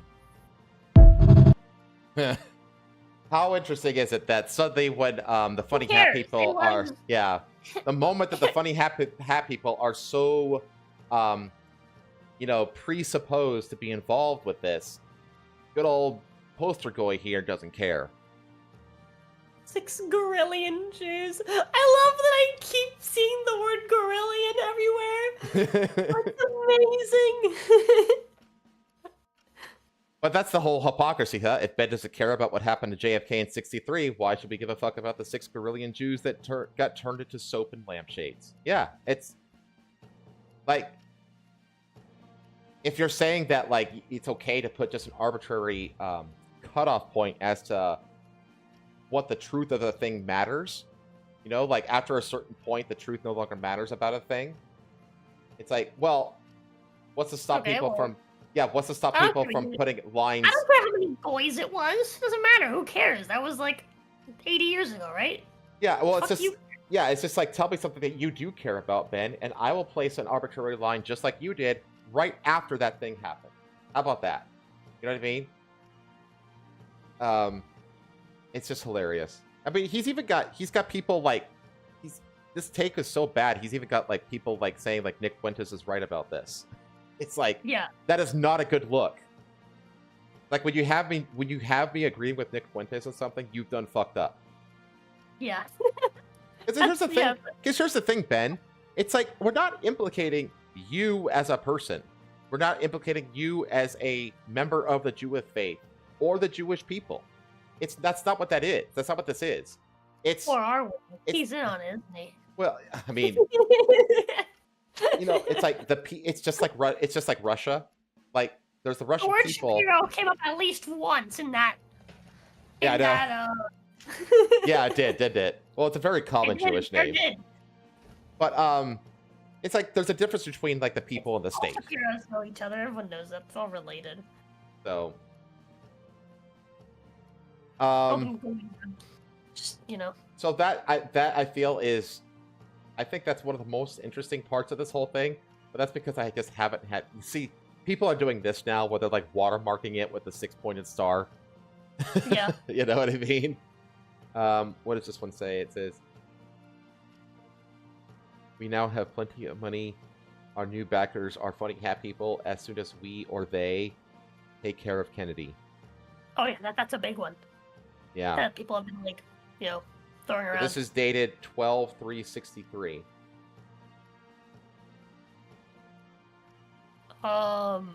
Lee Harvey Oswald. But yeah, dude, Kennedy. What's his name? I can never remember his name. The gay frogs guy. I can never remember his name to save my life. I don't know why. Oh, Alex Jones? Yeah, Alex Jones made a post on Twitter saying that, the CIA killed JFK. And all the replies were like, why can't you say the truth, Alex? Just say it. Just say it, Alex. You know you want to. The CIA and... Yeah. there's a lot of them. There's a lot of moving parts to this. Where is it? There's another post. They're up here. You know it was the Goys, Alex. By the way, there's something like iconic about the look of documents like this. Like when you have there's something that's like, I guess I don't know if Hollywood did this or not, but it's just like the look of original typewriter text, and then on top of that there are stamps, and then on top of that there's written notes and scratch outs and stuff like that. It's just like the aesthetic of these old docs. Just I was gonna say, I was gonna mention that. It's like, why do the docs always look like this? Like they're straight out of a fucking movie. Yeah, well, it's the other way around though. It's the other reason. Yeah, the movies got it from it's real like, man, thing. you guys just can't keep your fucking documents in line. Mm-hmm. But you have to remember, this is the '60s. Sticky notes? Everything was printed on paper from a typewriter. So every document was literally an individual piece of paper. So, let me see. Okay. Jesus. So yeah, we have the whole funny hat people implications here, and like I said, there's 3 other threads that I have seen come out of this that I haven't explored yet. One is the LBJ connection. One is the George H.W. Bush Sr. connection. And the third is the whole... I don't even think it's necessarily related to the assassination, but it's just a funny thing, was the whole line about Biden being a traitor in the documents. There's that one as well. So those are the 3 other threads that I'd like to pull on if I have time. Yeah. But I did see some memes going around of this one. Of pictures of George Bush Sr. and then George Bush Jr. and it's like, oh, I did JFK, I did 9/11. This one, I kind of want to read this book actually now. But his whole thing is LBJ plus CIA plus the mob plus Texas Oil plus banks plus funny hat people equals assassination. So, his big case is that it was LBJ who orchestrated the whole thing. This is Roger Stone, pretty well known. So yeah, there's a lot of interesting threads to pull. Again, I didn't have time. I started when they initially dropped, but then I was just immediately distracted, and I was like, oh god, I hope other people do it for me. It's just so much. It's so much. I'm just waiting for one of those video essay people that just makes 4-hour-long videos going over every little detail, but they just don't stop talking the entire time. Yeah, I'm with you on that. They just flash things on the screen while they talk about it. Mm-hmm. I'm waiting for one of those people to just be like, hey, I'm gonna tell you the whole story from start to finish, and I'm gonna flash all the evidence on screen so you can pause to look at it if you really want to. But I've condensed it, and here's all the proof right in front of you. Whoever puts that out first is gonna get millions and millions and millions of views. Yeah. So. Yeah, it's all. I saw this while you were gone. The truth, Jewish lies, Jews. I saw that one too. But the thing is that, I mean, I saw a post earlier where someone was like, "Oh, screenshot to see which anti-Semite is you," and it's like a Jew, and then like art of like someone choking out the Jew, right? But the art of the Jew is constantly flashing between different groups in the world, right?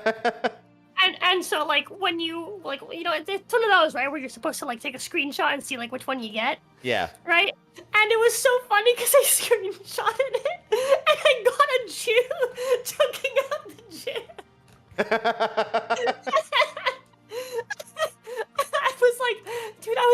I was actually dying for like a solid minute. I went to post it and I saw everyone in the replies was also posting about getting it, and I was like, there's no point. Yeah. But it was really, really funny. But it was just like every demographic you could think of. Like the blacks were there, the gays were there. Yeah.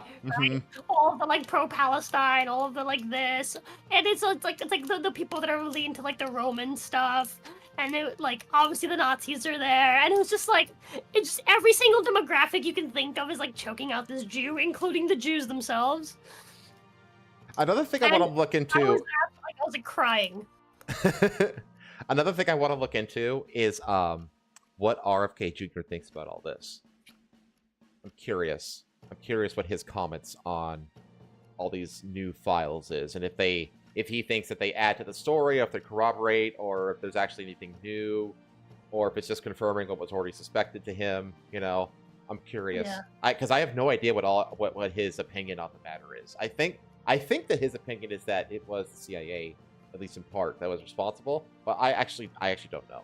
I'd be curious to know what his comments are about all this. But that's all I have for now. I'll keep looking for like a good summary that we can cover here, because I'm obviously not going to do like, if all the thing we can find is like a 4-hour video, I'm not going to cover it here, obviously. But if I could find like a really good summary, that'll cover it. Add to the list of things for us to cover that I'm pretty sure is not on the list, and it has to do with Ireland. Does it have to do with Rosie O'Donnell moving there? No. Oh.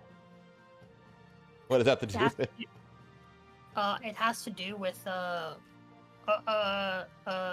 certain belt stealer of belts, Mr. Give Me Your Belt himself, running for president. Conor McGregor announced. Oh, Conor. Yeah. Oh, I hope he wins, because Ireland is going down the shithole real fast with the immigration stuff.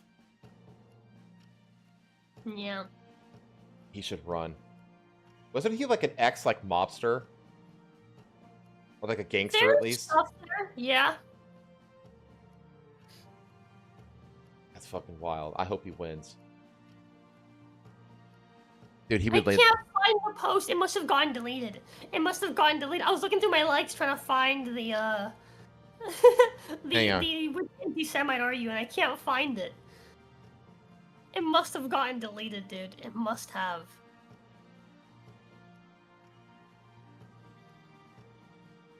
It must have gotten deleted, the post. There you go, real quick. We'll cover it real quick. There we go. Conor McGregor announces run for Irish presidency on anti-immigration platform. Good. Will run for the Irish presidency in elections later this year. Oh wow, so he's entering late in the race then. The controversial former fighter said on Thursday he's not controversial. McGregor, who in recent years has emerged as a figurehead for the far right in Ireland. No, he's just for the normal people in Ireland. Fair. That on social media that the thing is, has the media ever said just right? Like there's them, and then there's far right. There's no just regular right or center right. It's only ever far right. He would run for president to oppose a long-awaited new European Union migration pact aimed at sharing the burden of processing asylum claims more evenly across the bloc. Man, dude, Hungary needs to fucking leave the EU. It really does, because they recently just passed a bunch of laws about. They have a thing now where, like, if you're a mother under the age of 30, or if you're a woman under the age of 30, if you have one kid, you will have no taxes until you hit the age of 30. If you have 2 kids, you will have no taxes for life. Oh, apparently that wasn't passed. That was apparently a lie. Oh, really? Yeah. Oh. I tried to find it, and I couldn't. Was it really? I could. That was really making the rounds. Maybe I'm wrong, but that was what it was.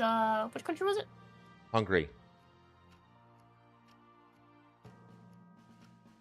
That's on February 22nd. Okay, so let me. Okay, so it's a plan of his. Yeah, we're just getting into like rabbit holes here. He had announced. So it. as of 3 days ago, Hungary plans to solve its birth rate crisis by exempting mothers from income tax for life, but only white married women qualify. Well, it's not white women, it's Hungarian. And of course, yeah, he's saying he's saying Hungarian married women qualify. It's like, yeah, because he's doing it to encourage families. So yeah, you have to be no single moms out there. So are the critics right to call it ethnic cleansing? No. What? What an insane way to frame this. What an insanely anti-Hungarian way to frame this whole thing. Only whites, therefore it's ethnic cleansing. How is adding more people, encouraging more people, ethnic cleansing? Like, what? This is insane. It's because they're not offering it to the non-Hungarians. Also, by the way, I'm pretty sure the law isn't even that, like, only white people are allowed to, benefit from this. I'm pretty sure it's that only citizens are allowed to benefit from this. Yeah, Hungarians. That's what I was saying. Yeah, like, it's not even like it's racist. It's like, no, it's only offered to citizens. Yeah, exactly. Which makes sense. You should only offer that to citizens. Yeah, because it's like the whole point of it is to be non-reliant on immigration to solve your birth rate problems. So it's like if you offer it to immigrants and non-Hungarians, you completely defeat the purpose of the exercise.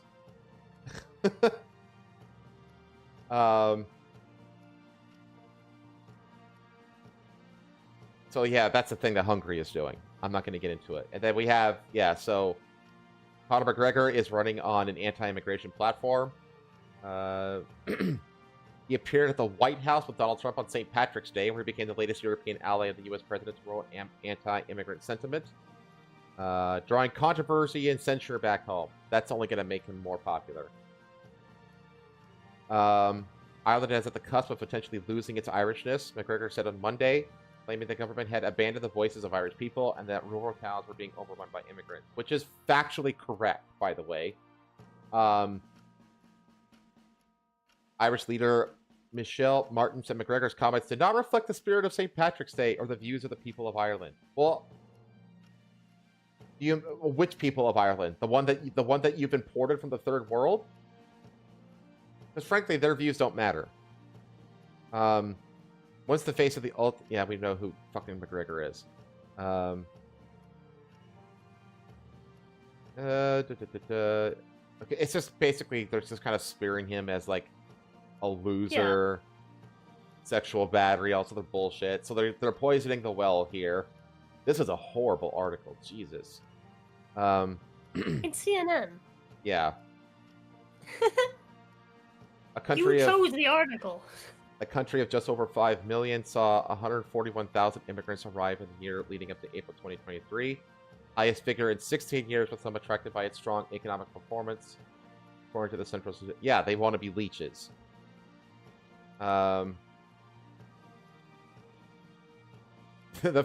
This is the future of Ireland with me as president. Oh, although as I oppose greatly this pact, it is neither mine nor government's choice to make. It is the people of Ireland's choice always. Okay. Presidential candidates must be nominated by at least 20 of the 234 members of the lower and upper houses of parliament, or by 4 of Ireland's 31 local councils, according to the country's electoral commission. So, okay, McGregor is running for president. He probably won't win, though. Let's be real. Yeah. Ireland's pretty far gone with this population replacement shit. So, yeah, Sinn Féin is like one of the biggest turncoat parties I've ever seen. So Sinn Féin was like the nationalist party of Ireland, and then they immediately turncoated and were like, you know, all immigrants welcome no matter what. Absolute turncoats. Okay, let's move on to the Statue of Liberty. French politicians suggest the U.S. should give back the Statue of Liberty for taking the side of the tyrants. A French politician has called on the U.S. to give the Statue of Liberty back after suggesting that some Americans have chosen to switch to the side of the tyrants. Okay, buddy. You're the one whose government decided to usurp the will of the people and keep Marine Le Pen out of power by literally siding with communists. So that's where your Macron government is at. Raphael Glucksmann, a member of the European Parliament who represents the small left-wing party Foxhole, made the comments at a rally on Sunday. "Give us back the Statue of Liberty," said Glucksmann. "It was our gift to you, but apparently you despise her." I mean, she's not the greatest to look at, let's be real. So then it just goes into... Some Christians don't like her. Some Christians say that she's a depiction of Lucifer. Yes, I have seen that. And then on Monday, White House Press Secretary Caroline Leavitt fired back at Glucksmann. "My advice to that unnamed low-level French politician would be to remind them that it's only because of the USA that the French are not speaking German right now, so they should be very grateful for a great country." I mean, to be fair, it's because of France that Americans won the Revolutionary War. So, tit for tat a little bit there. Yeah. Glucksmann then responded in a series of posts on X and Instagram. He emphasized that his gratitude to the U.S. heroes that fought against the Nazis in World War II is eternal, before making a contrast with U.S. President Donald Trump's recent attempts to negotiate a settlement between Russia and Ukraine, as well as Trump's public spat with Ukrainian President Volodymyr Zelensky. Yeah, so we didn't bow down to an actual, like, dictator. That makes us a dictator to this guy. Okay, good to know. Yeah. That's the thing, like, Europe is really showing themselves to be really, really bad friends and allies with the whole Trump thing. It's like, so you mean that friendship and partnership with you was contingent on basically using America as an underpaid mercenary class for your countries? Like, it's like, oh, we're not going to fund your shit anymore. It's like, oh, we can't be friends now. Oh, so our friendship was contingent on us just throwing money at you. Got it. Okay, what a phenomenal friendship this is. You know. Let's see. These heroes fought against tyrants. It did not flatter them. It was the enemy of fascism, not the friend of Putin. It helped the resistance and didn't attack Zelensky. Again, it's another Zelensky cocksucker. Because as far as I'm concerned, when it comes to Russia and Ukraine, the whole thing about Russia and Ukraine is basically two bad countries fighting it out with each other. Yeah. It is precisely because I am petrified by Trump's betrayal that I said yesterday in a rally that we could symbolically take back the Statue of Liberty. There's already 2 other statues of liberty in France. Like, this statue is one of 3. So, granted, the other 2 are smaller, but it's still one of 3. Haven't you seen National Treasure 2? If your government despises everything it symbolizes in your eyes, ours, and those of the world. I honestly, like, this is what you symbolize at this point, France. Look up Ateliermisor. How the hell do you spell that? Aterier space Missor. They're French sculptors, and they recently made like a really big post on X, where they. Oh. So they said, yeah, just look it up. You'll see it. Just I think it's on X. Yeah, just right here on X. You can probably find it. Misor. This. Okay.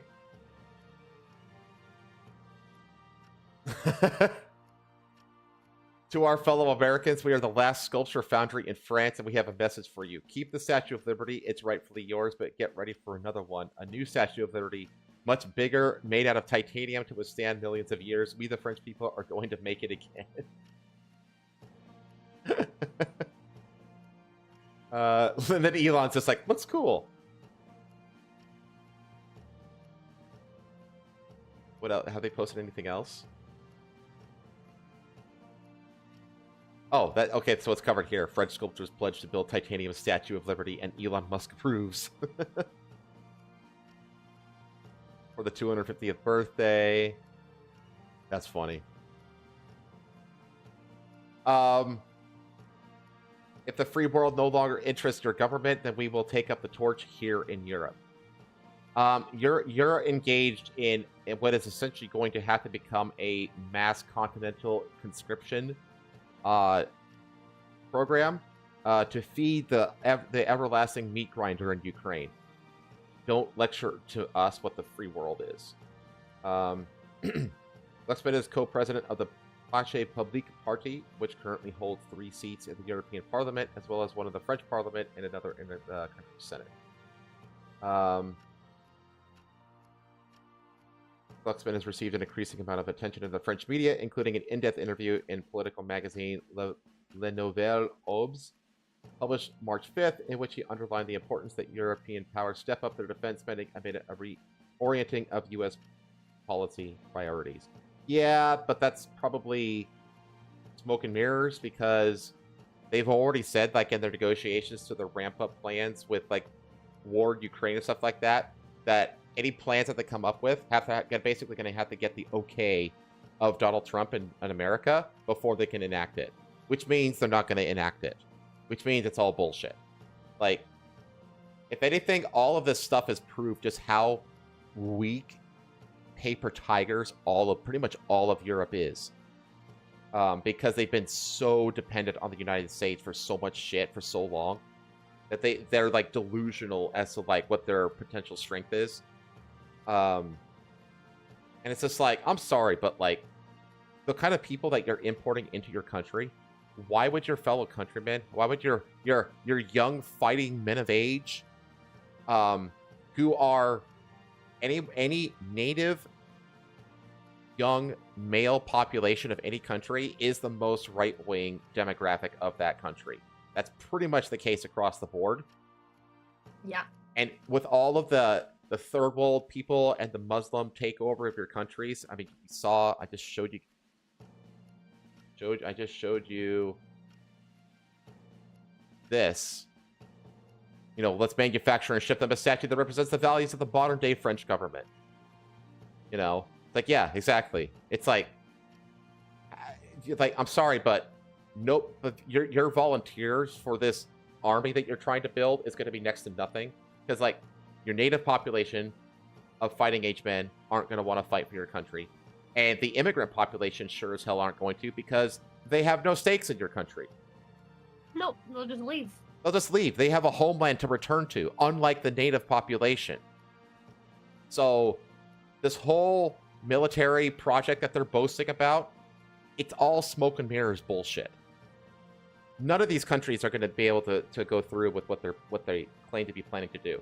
They're gonna squander a bunch of bullshit to get all this funding together, and then it's just gonna get pithered away on nonsense.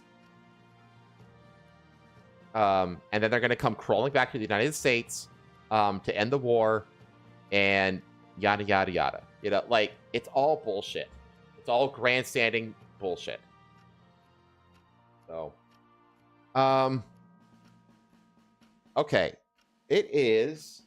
We're 3 hours in, so I'm going to skip the nonces. I think we can skip those. Because I want to talk about the... Huh? Which ones are you skipping? The PDF files. Oh. Yeah. I think we can skip those. Because I want to talk about the pyramids. Well, to be fair, the pyramids isn't even like a actually like big story, isn't it? It's not... I mean, it's being propped up as one, but it's not really. What do you want to go over? I think we should go over the pedophiles, but only because I want you to pull up that fucking tweet I showed you. Okay. I sent you. The really funny one about the French. Okay. And I feel like we're already on the French, it's a good segue. This is true.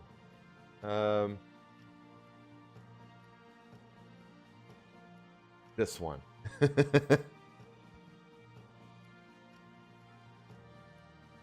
That's the one. Yeah. Okay, so let's go over this scandal first. So a French doctor admits to assaulting 299 children in ongoing trial. The 73-year-old doctor Joel Lescornet is accused of subjecting 299 children to rape and sexual abuse between 1989 and 2014. That's Jesus. what? That's 25 years. Already on the first day of the trial, at the end of February, he admitted to having committed the majority of the crimes he is charged with. Of the 299 children who were allegedly subjected to abuse by the doctor, more than half were boys, according to the Brittany newspaper Le Telegram. Most were under 15 years old. The majority were his patients. Like, I already hate the medical field enough. Article. Wait, how many? Wait, hold on. What? The ongoing trial is expected to last 4 months? You just fucking admitted it! What are you on about? Like, what? 4 months for why? Also, 20 years in prison? That's it? Like, that's what the fucking Tesla arsonists are being threatened with, is 20 years. Wait, this guy was fucking sentenced to 15 years in prison for sexual abuse of 4 young girls. A 4-year-old patient and a 6-year-old neighbor girl. Wait, is this... This is separate. It's the same guy. I know that, but, like, is it a 4-year-old mean the patient was 4 years old? Not she had been his patient for 4 years. Okay. That seems irrelevant, yeah. And the fourth, a 6-year-old neighbor girl. I don't think she was his neighbor for 6 years. Yeah, that makes sense. Okay. So he already has 15 for 4 people. He's admitted to 300 more, and that's going to add only 20 years? What's the scaling here? Like, what the fuck is this weird-ass French quote-unquote justice system? Non-existent. They have Muslims. It's like I was saying, like, 20 years is how long the Tesla arsonist is probably going to get thrown into prison. Like, you're saying that fucking sexually abusing and raping 300 young boys and girls is on the equivalent of lighting a few Tesla Cybertrucks on fire? Are you fucking kidding me? Like, this... What a shit show of a country. Dude, the fact that there's a fucking 4-month trial for this is the most astounding part to me. Why? Why do we expect the trial to last another 4 months if on day 1 he fucking admitted to all of it?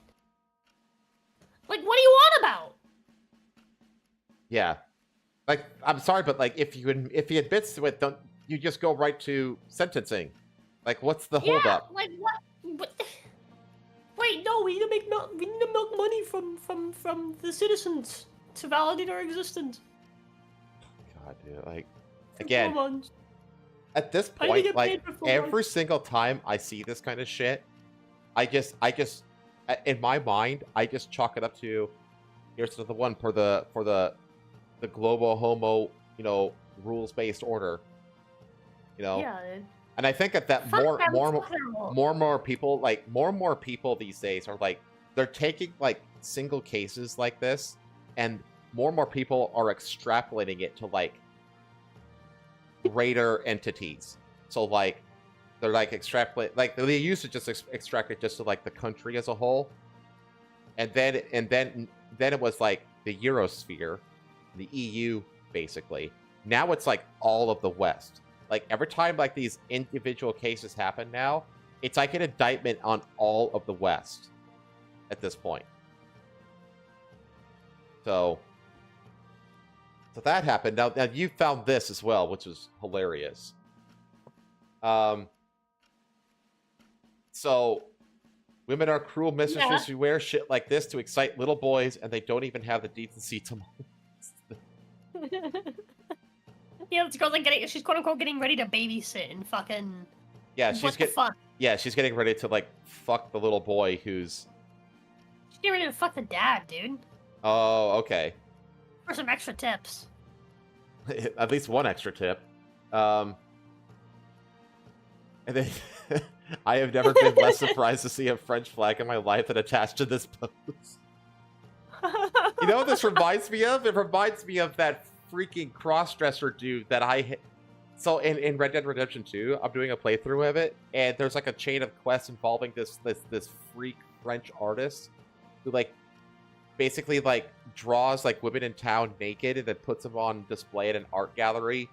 And he like cross-dresses and wears makeup and all that kind of stuff. And it's like, of course this freak is French, you know?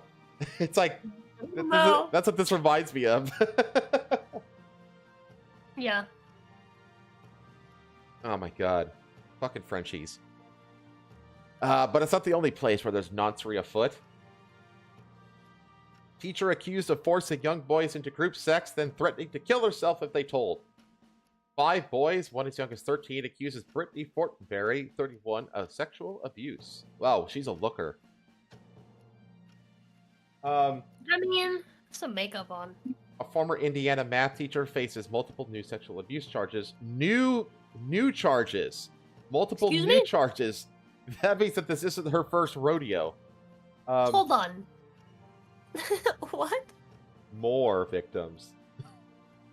5 more victims, including a 13-year-old, have accused Brittany Fortenberry, 31, of sex crimes. Prosecutors allege she is facing additional counts of child molestation, dissemination of matter harmful to a minor, contributing to the delinquency of a minor, and 1 count of sexual misconduct of a minor. Last month, Fortenberry was charged with multiple crimes, including sexual misconduct with a minor, dissemination of matter harmful to minors, and contributing to the delinquency of a minor involving 3 of her students, one of which was 15 at the time. The alleged incidents occurred in 2023 and 2024. So, okay, she got hit with this slew last month, and I guess like maybe like in Discovery, this new slew came through. 5 more victims have since come forward. Oh, that's what it is. So it's like she got hit with the charges initially, and then since the charges dropped, more victims came forward, basically. She'll get like 10 years in jail. Yeah, because now, because she threatened to kill herself, so they probably believed her. I'd have been like, oh, I can't wait to tell then. One of the teens who was 13 at the time told authorities that Fortenberry drugged him and his friends before sexually assaulting them at her house. Why were they at her house in the first place? When the victims didn't want to participate with Fortenberry, she allegedly told them, just let it happen. Oh my god. Just let me rape you. Oh my fucking god, bro. Women are so fucking psychotic, dude. What the fuck is this? No, read this next line. In one case, Fortenberry allegedly purchased $600 worth of items for a group of teens, making them don the Ghostface mask from the Scream film franchise? What? You're fucking psychos, bro! What the absolute fuck? You know where this call is coming from? Inside your vagina! She allegedly warned the teens that if they told on her, she would kill herself, the outlet reports. Another teen says she sexually assaulted him after asking him to babysit her children. Oh, that's a weird connection. That's a weird connection to this. Oh no! Oh no! Authorities began investigating in August 2024 after 2 high school students reported to staff that the Eminence High School math teacher allegedly sent them inappropriate Instagram messages and videos of her sex toys and a stripper pole in her Martinsville home, according to a police probable cause affidavit previously obtained by People magazine. Authorities began investigating a different incident on December 10th. Another one after a woman went to the Morgan. Oh, this is a completely different woman. Okay. After a woman went to the Morgan County prosecutor's office alleging that her grandson disclosed to her sexual acts that happened between him and Fortenberry. Oh, this is the same case. Okay. When he was 15 years old, per a second affidavit previously obtained by People. Per the affidavit, when asked by police about the allegations against her, Fortenberry did not say she regretted her actions. Instead, she told the officer she regrets the day that she lost weight and doesn't think she would run into any of these issues if she was still 150 pounds heavier. So okay, hold on. So what happened is that she lost her weight, and all of a sudden she thought she was super sexy, so she started fucking teenage boys. Against their will. What? That's what we call misplaced confidence, chat. Oh my god, women are fucking insane. So, yeah. Oh man, if only I hadn't lost all that weight, those boys wouldn't have agreed to come to my house if I was fatter. And they wouldn't have let me convince them to have sex with me, or else I'd kill myself. Can you imagine? Like, I could never imagine asking, like, if I was like a high school teacher, asking like a student to be a babysitter for my kids. Like, what the fuck? No, that is so incredibly like, what's the word? There's a word for when something's not like appropriate, like for a job. Oh my god, what the fuck is it? It's very much like a power play kind of thing. No, not that. It's just it's conflict of interest. No. There's a specific term I'm trying to think of. I don't know. It's not conflict of interest. It's when you're not supposed to behave a certain way, not because it's not because it's illegal. This is obviously illegal, but like not like because it's gross illegal. misconduct. It's inappropriate.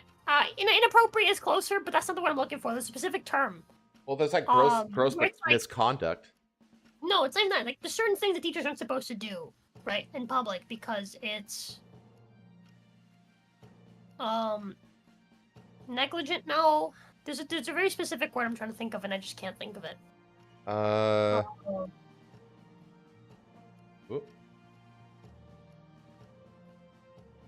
Improprietous? I don't know. No.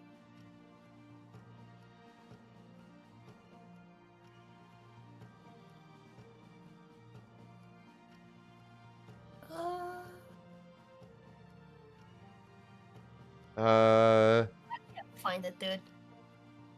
I can't find it. It's fine. It's whatever. But inappropriate pretty much. It's pretty much it. I just see abuse of power. That's the only thing that's coming up. It's inappropriate for someone of her like. Beyond reproach. I don't know. Of her job to be doing inviting. Unbecoming. No, it's not it. It's inappropriate's close, but it's not it. It's not even close. It's like an actual like term. That's specific to teachers? No, not specific to teachers. It's specific to loads of different jobs. But it's basically where like when you work at certain jobs, you're supposed to have there's supposed to be certain like professionalities that you're supposed to like take, and so that's gonna affect your private life. So things that would aren't necessarily illegal, but are like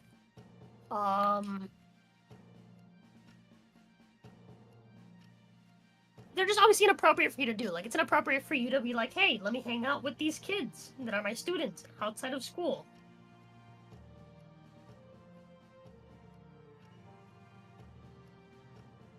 It's not unbecoming. It's not the word. There's an actual term for this. Not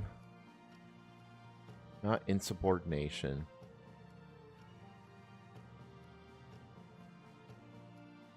remember learning about it in school because one of the teachers, there's one teacher, unethical. That's what I was looking for. Thank you, Bear. Oh, unethical. I was overthinking it. Yeah, it is very highly unethical. I mean, it's like an abuse of power to like, because whatever, like teachers have the power of the grade to wield over their students at all times, and they don't even have to like say it explicitly because bullshit. That's another reason I don't fucking like school, because it doesn't matter whether or not the teacher, like, it doesn't matter whether you actually do the material right, because we've taken the power away from fucking standardized testing from the state and put all the power into whether or not the teacher fucking likes you. Yeah, like that was the teacher's moment when I pedism. stopped.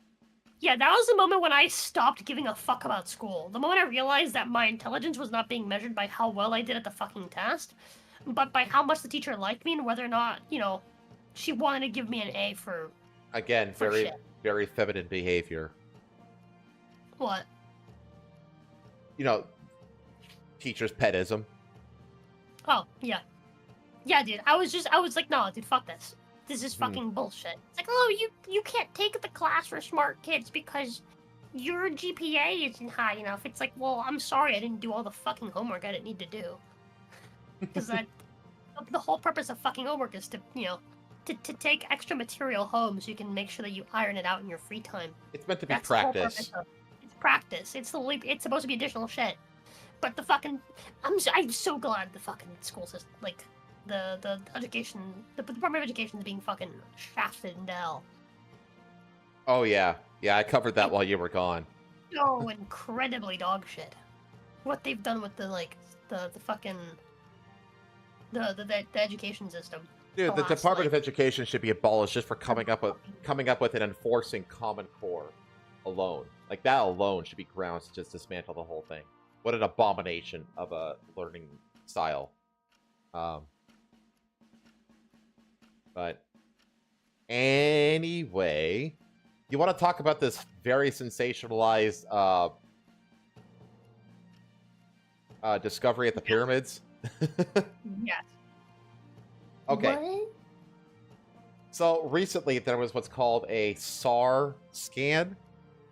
The amount of memes I saw of like the little fucking the little the political comic Jew being like, oh god, they found out who killed JFK. Quick, tell me Talk about the pyramids. Yeah. Pyramids. This whole thing is a big distraction. Yeah. Really funny. But yeah, so they did what's called a SAR scan. SAR. SAR stands for synthetic aperture radar. And basically what it does, I've used it a couple times when I was in school. Most of what I use is just like a GPR, ground penetrating radar. But it takes it basically takes three-dimensional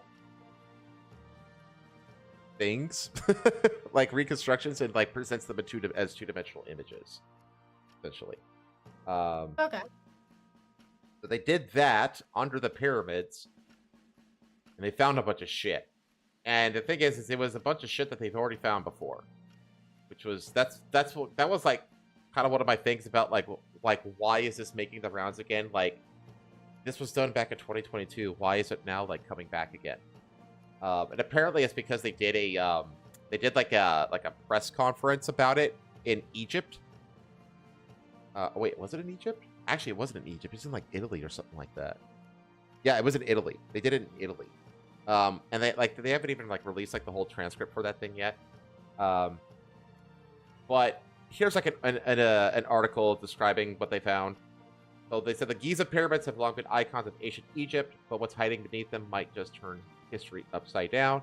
Recent archaeological finds are unearthing secrets that challenge everything we've been taught, from mysterious underground structures to skeletons with unexpected origins.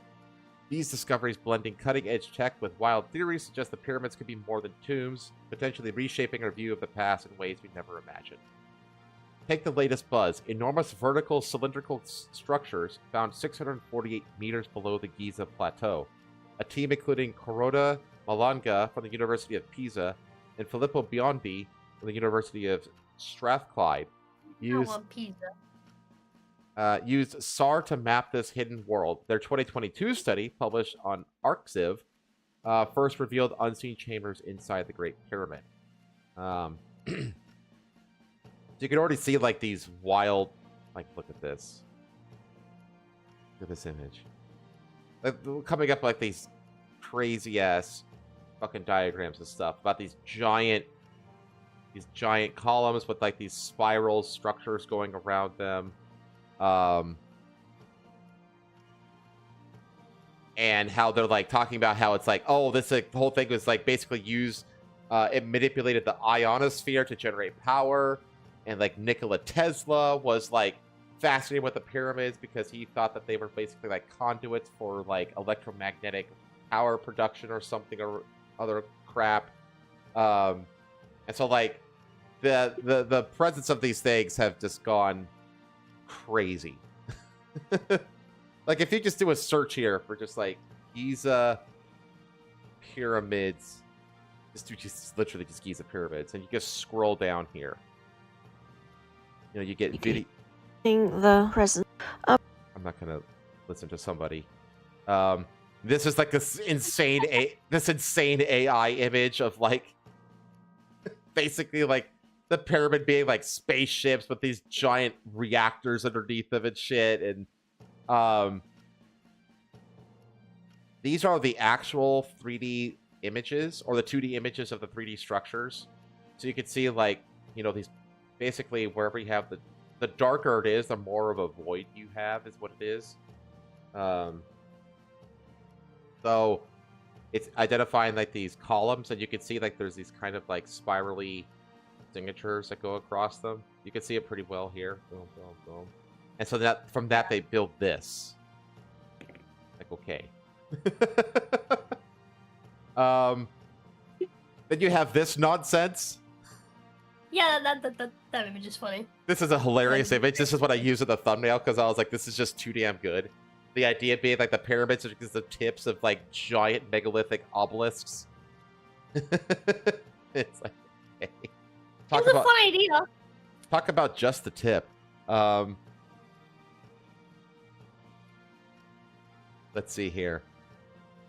Things on Giza's underground system. Of course, Alex Jones is popping off on it. You think, you know, he's like totally in a structure more than twice the height of the tallest building on Earth under the Khafre Pyramid of the Giza complex. It is still fucking crazy of the thing to find. It is. Like, I mean, don't get me wrong. Where is it? This is very fascinating. You know, the presence of these tall chambers. But we don't know what they are. I doubt I doubt that they're this. Yeah. A March 15th press release details the work beneath the Khafre Pyramid using Beyondee software, which turns radar signals into sound-like vibrations. They uncovered 5 identical structures near the base, each with 5 levels and sloped roofs. Below, 8 hollow, spiraling wells drop 648 meters, linking to 2 80-meter-wide cube-shaped structures. This 2-kilometer underground network stretches beneath all 3 pyramids. These aren't natural formations, says Malanga, hinting at a purpose we're only starting to grasp. Then there's the 2021 to 2023 Giza survey, where GPR spotted an L-shaped structure 6.5 feet deep and a deeper anomaly, possibly a chamber 10 to 33 feet down. The L shape cannot be created in natural geologic structures, notes Motoyuki Sato of Tohoku University. Add in the 2023 scan pyramids, find a 30-foot corridor, and you've got a web of mysteries. Meanwhile, skeletons unearthed in March are reported by the Daily Mail, traced back to Nubia, south of Egypt, dating back to 3000 BCE. For dating the pyramids, it's surprising because it challenges the idea that pyramid builders were a uniform local workforce. Well, I think it's like the whole thing about like the pyramids were built by slaves. That's not true. The pyramids were basically mostly built by off-season farmers. Because you have the wet season and then you have like the harvest season, or whatever. You know what I mean? It's like the farmers are only actually farming during one of those seasons, you know? And the other season, they don't really have much to do, and they need food. So it was very normal for, like, seasonal workers, like the farmers, to work on the pyramids, and at the end of the day, they would get, like, their whole family's rations worth of grain or whatever. You know what I mean? Like, it wasn't built by, like, a massive slave network. Traditional Egyptology pegs the pyramids as pharaohs' tombs built with ramps around 2500 BCE, yet their math high, the golden ratio. Even the speed of light plus these new finds fuels wild ideas. Nikola Tesla thought they harnessed the Earth's energy. Christopher Dunn saw the Great Pyramid as a power plant, converting vibrations into electricity. Joseph Farrell even speculated it was a weapon, focusing ancient physics. Again, this thing just flew people into a conspiracy spiral. Could the cylindrical wells channel energy or sound with the cubes as generators? Greg Reese, reporting by Greg Reese is an Alex Jones reporter, says the team's pushing to excavate, though permits are a long shot. Yeah, like, Egypt has very, very strict permitting and restrictions on excavating for a good reason. Pair this with dried up Nile branch for stone support, and the pyramid story feels like less like history and more like a sci-fi epic waiting to be decoded. So, yeah, just, I don't even know what these numbers mean. I have no clue.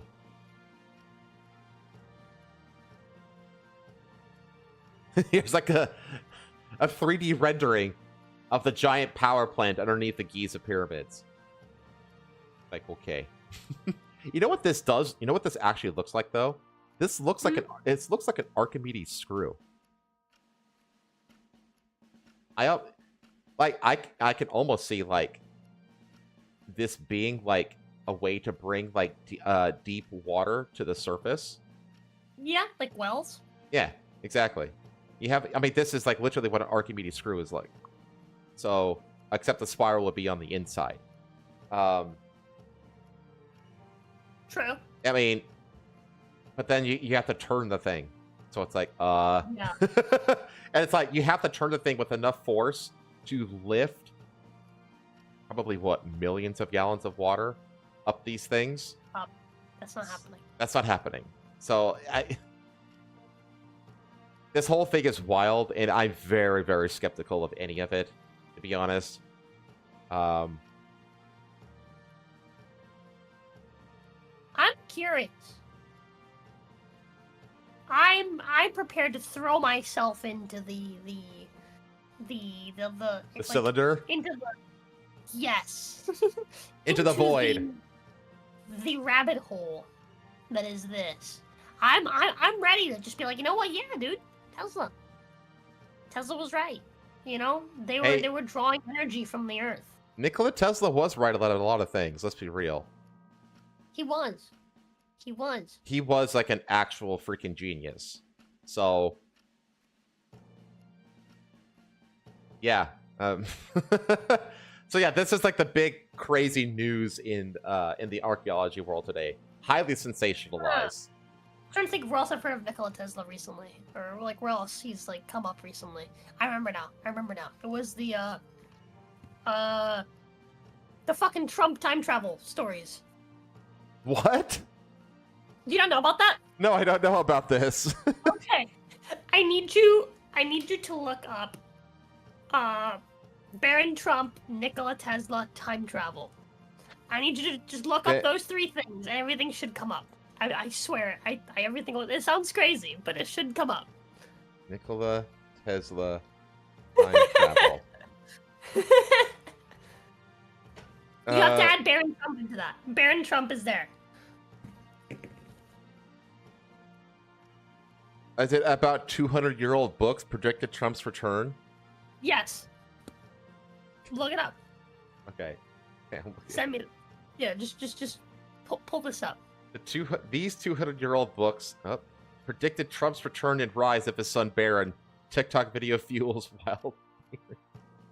Dude, Barron Trump is already my height, and he's still a teenager. This kid is a fucking. You're right. He's taller than you, bro. Dude, what are you on about? This kid. He's 6'9". This kid is a fucking Nephilim, dude. Like. He's fucking 6'9". What the fuck? He's 5 inches taller than me, and you've seen how tall I am. Sorry, he's 6'7". My bad. Okay. Apparently, according to Google, he's 6'7". Last I heard, he was 6'9". Jesus. Got arthritis, man. He's slouching. Yeah, so Google not 6'7". Yahoo shows 6'9". Yeah, last I heard he was 6'9". This kid is a real. I heard Trump say he was 6'9". This kid is a real, living, breathing Nephilim giant. I think it's funny because the last time that we fucking saw him, he was well, not the first time we saw him the public eye a whole lot was when Trump first became president. He was tiny. He was the expert, remember? Yeah. Well, I mean, he was given a lot of credit because he's the one who convinced Trump to go onto Rogan's podcast, and people accredit that podcast appearance to contributing to Trump's victory, and that was Barron Trump's orchestration. He was like, you should go on Joe Rogan's podcast. You should go on Leo Vaughn's podcast, et cetera, and so should, Vance, and they both did. So the book is called The Last President. Right. Barron Trump. That's the name of the book. Okay, so the novels are called Barron Trump's Marvelous Underground Journey and The Last President. Written by Ingersoll Lockwood, they fuel conspiracy theories that Donald Trump may have been predicted as a pivotal figure in history. 2 novels, which I just said, feature a character named Barron Trump who lives in Castle Trump. The character's family has German ancestry. In the sequel, The Last President, a contentious election causes unrest in New York City, with protests on Fifth Avenue. The fictional president appoints a cabinet member named Pence. Oh my god. The author describes Barron Trump as curious, arrogant, and destined for greatness. The wild theories first started making waves on TikTok. One post, now with millions of views, highlighted the eerie similarities between fiction and reality. That's fucking funny. No, it's insane how many specific links you can make with this. The books feature time travel, mysterious portals, and uncanny parallels to real life. TikTok video exploring these uncanny parallels has garnered over 6 million views, basically, with a comment ranging, time travel is real. The time travel rumors related to Trump gained attention during his presidency. It's not actually saying what they are, though. Wait, it says some theorists link these novels to Trump's late uncle, John G. Trump, a renowned scientist who analyzed Nikola Tesla's papers. Tesla, famous for his groundbreaking inventions and theories on energy and time, has become a central figure in these conspiracies, with some speculating that Trump inherited knowledge of the time travel through his uncle. Theories now focus on Barron Trump, the youngest son of Donald Trump and Melania. Yeah, we know this. This sounds like it's written by AI. It's repeating itself in overly verbose language. You need to find a different article that will actually just go through all the similarities. Okay. I bet it's on Wikipedia. Because it's actually wild. It's so wild. I found out about this a few months ago, and I was like, what the fuck? I completely forgot about it. Again, and that's it. And Barron Trump's marvelous. Barron Trump's marvelous underground.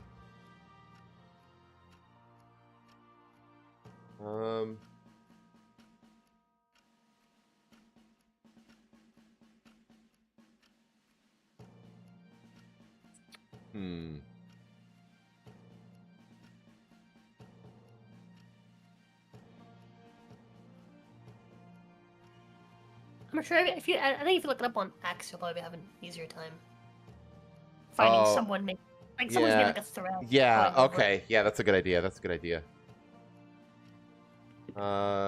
me see here. Barron Trump, last president.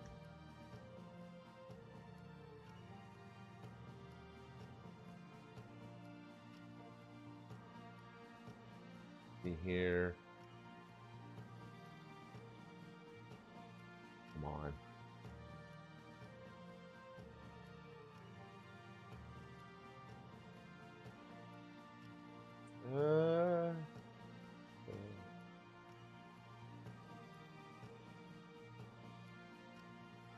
Don't see anything. I don't see a thread. Hang on, let me ask Rock.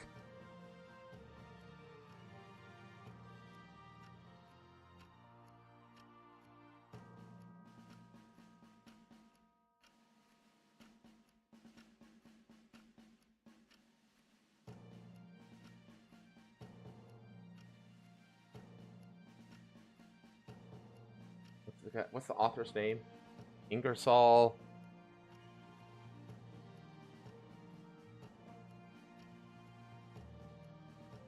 Come on. Fuck is the author's name? It's Ingersoll. There it goes. Ingersoll Lockwood.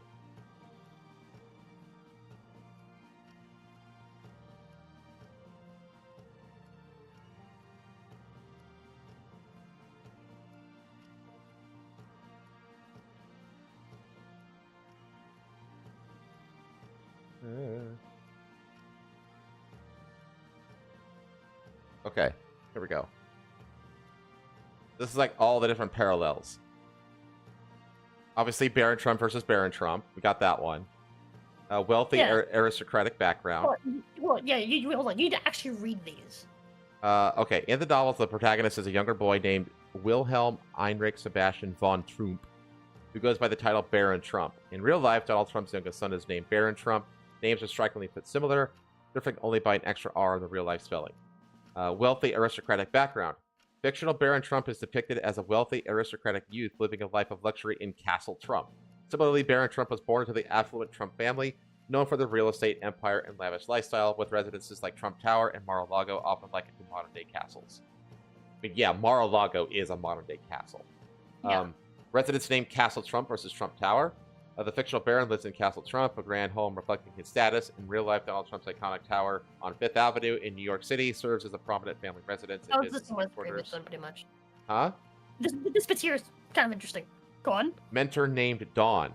In Baron Trump's marvelous underground journey, Baron is guided by a wise and enigmatic figure named Dawn, described as the master of all masters. In real life, Donald Trump's first name is Donald, and as Baron's father, he is a central figure in his life. Fifth Avenue connection. In 1900, The Last President, a significant scene involves unrest near the Fifth Avenue Hotel in New York City, an address close to where Trump Tower now stands on Fifth Avenue. This geographic overlap ties the fictional setting to a real-life Trump landmark. Adventure starting in Russia. And the underground journey. Baron's journey begins with a trip to Russia, where he seeks a portal to an underground world.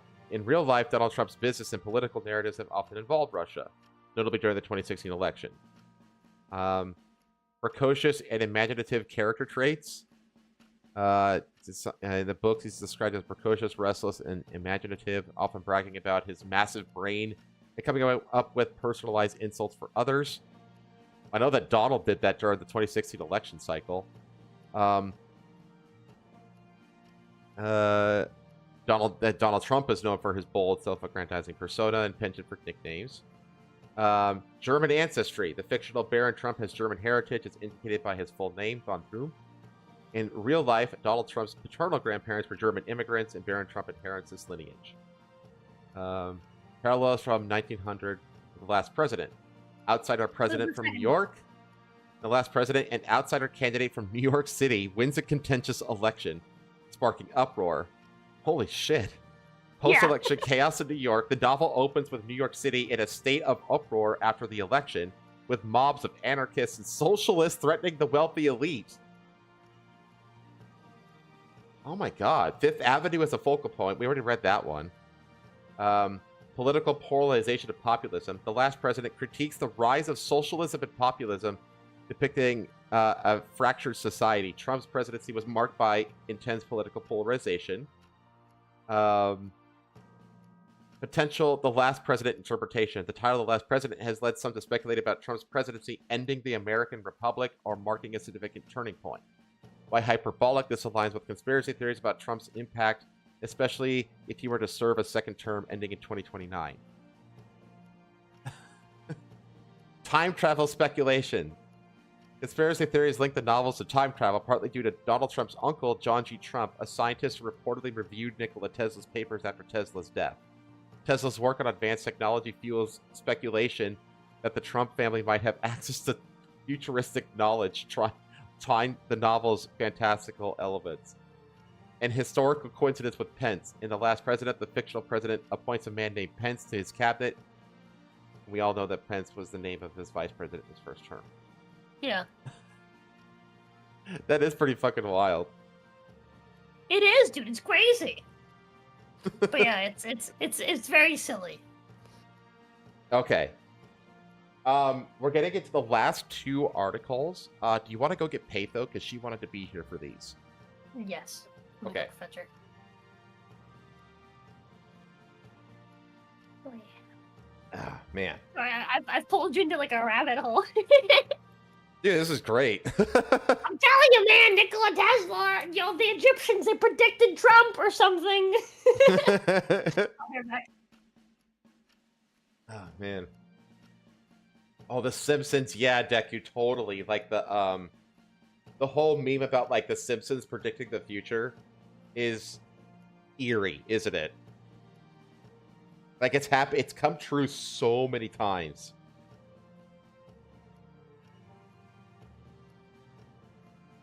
Socialism on people's mind in the 1880s. It existed only as an idea back then, not as a form of government. That's a good question, actually. Let me ask Rock.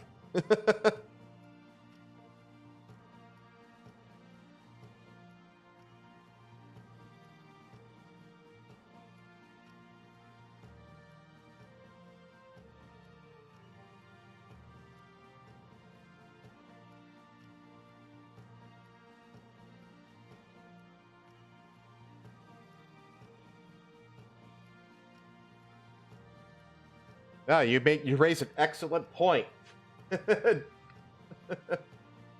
Viking. He does use the term socialism explicitly. In the opening pages, he describes the reaction to the election of an outsider president. The entire East Side is in a state of uproar. Mobs of vast size are organizing under the lead of anarchists and socialists and threaten to plunder and burn the houses of the rich. Socialist is capitalized and presented as a distinct group alongside anarchists, indicating a specific ideological faction.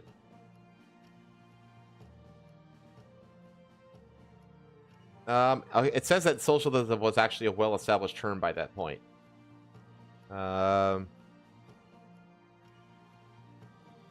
Communist Manifesto was written in 1848, so it would have been like an ideology at that point, it sounds like. So, reflects contemporary awareness. Written in the 1896, the book taps into anxieties about class conflict and radical ideologies that were prominent in the 1890s.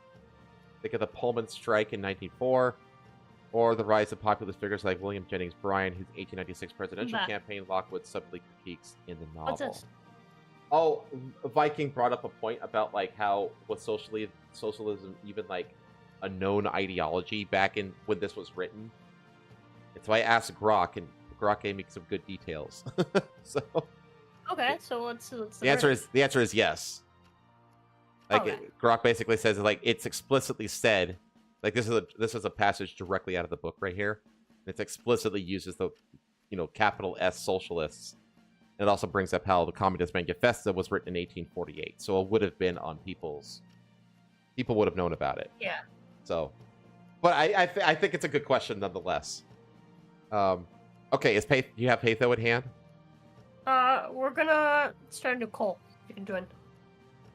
Oh, okay. Unless you want her here and not me. No, we can start a new call. Can we just invite her into this one? I ain't gonna make a milkshake since she didn't make me one. Like I asked her to. We had talked the other day and she was like, I think you rely on me more. I rely on her more one time. I asked for a big meal milkshake and she doesn't do it. Tisk. Unreliable women. Every time. Yeah, we have a... We have one from 2 months ago. Last Yeah. one that she, I'll just call this one.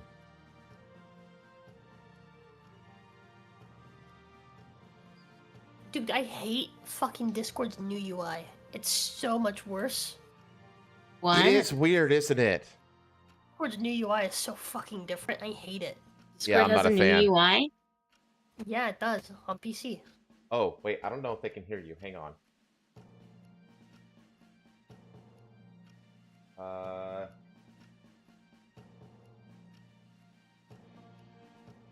Okay, they should be able to hear you now.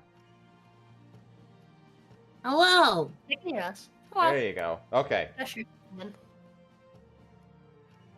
All right, so we have Patho on because the next couple of stories are things that Patho was interested in specifically. One in particular, she literally begged me to cover. I did. Let's cover the simpler one first, I guess, which is this thing about ending the segregation ban. So Trump basically Share screen. Oh, that's Share right. I'm in a different Share. call. That's right. I have to share again. Share screen. There you go. Share screen. There you go. Share Okay. screen. We're good. So the General Services Administration lifted its requirement for the prohibition of segregated facilities in government contracts on February 15th. So this happened, geez, a month ago, more than a month ago. To comply with an executive order signed by President Trump. In the memorandum, the GSA shared a list of clauses that should no longer be included in contracts with the federal government, including one related to the prohibition of segregated facilities. Policy changes in line with the Trump administration's push to remove DEI. Trump's executive order from the January 21st says these policies deny, discredit, and undermine the traditional American values of hard work, excellence, and individual achievement in favor of an unlawful, corrosive, and permissionally identity-based spoil system. No lies detected there. While the GSA's action revokes a statute with origins dating back to 1965, the memo states that contractors are still required to follow existing U.S. laws on civil rights and non-discrimination, which means that while the change may be DEI-based, segregation based on race, color, religion, or national origin is not legal in the U.S. Yeah, it does sound like it's like more of like a symbolic thing, and that he got rid of it for the sake of redundancy. Oh. Or reducing redundancy, I should say. Yeah. Because, like it says here, the Civil Rights Act of '64 is still in place, and not to mention all of the Equal Employment Opportunity Act measures. You know, the EAAA that prevents any kind of discrimination or stuff like that. Which is like all that's still in place. And it's that's just in place. It's specifically what that executive order was even meant to enforce, because the people that have been circumventing those laws have been, you know, the DEI programs. Like the DEI programs are literally against these laws. They're specifically put in place to grant, you know, certain demographics their own water fountains. An advantage. About that too, but in schools were literally doing the segregation thing, but for black people. Yeah. Or for white people. They were segregating white people from everyone else. Well, like government facilities were like this as way. Like, have you ever seen that movie Hidden Figures? About all the. Yes. One of the key points of that is that like all the NASA buildings were segregated buildings, just so like all these black women who were working for NASA doing the coding and shit like that had to like go like across the parking lot to get to their segregated bathroom. And at one point the NASA guy just literally gets on a ladder with a sledgehammer and just like destroys the sign. Yeah. Because he's like it takes forever for these women to go to the bathroom. It's literally like affecting their ability to do their jobs. So I'm just gonna destroy that sign and nobody's gonna do anything about it. Like so like the whole point is that like government facilities and buildings were racially segregated. And so after the civil rights law passed, the ban came into effect, but the ban was very much a symbolic thing again because this ban happened in '65, but the Civil Rights Act was in place in '64. So it was very much a symbolic thing. So Trump basically just got rid of the symbolic thing for, you know, it's an archaic thing and it's plenty well covered already. That's what this is. Yeah. Numerous federal laws still prohibit government contractors from maintaining segregated facilities, and the Trump administration doesn't have the power to rescind those laws. Yeah, exactly. Nor does he have the desire to. One example of these laws is the Civil Rights Act of '64. Tiger Woods marrying into his family? I think he is actually. What? Yeah, I feel like I heard about that recently. Also, Trump literally did a Black History Month celebration. I know, right? In the White House, I think? Was it? Oh, I don't know, dude. Black History Month. Dude, Black History Month came and went, and the only people that I know that did something for it was Trump. Yeah, exactly. I think it's really funny, and all the blacks hated him for it. I know, it's hilarious. Like, he's getting people to basically hate Black History Month. Which is great, because, like, Black History Month is, in concept, segregation. It's like, we're segregating away one race's history from the rest of history. Like, no, like, it's a part of our history. It shouldn't be segregated to its own month. It's ridiculous. Yeah, so the 64 Civil Rights Act prohibits segregation on the basis of race, color, religion, yada, yada, yada. In any public establishment.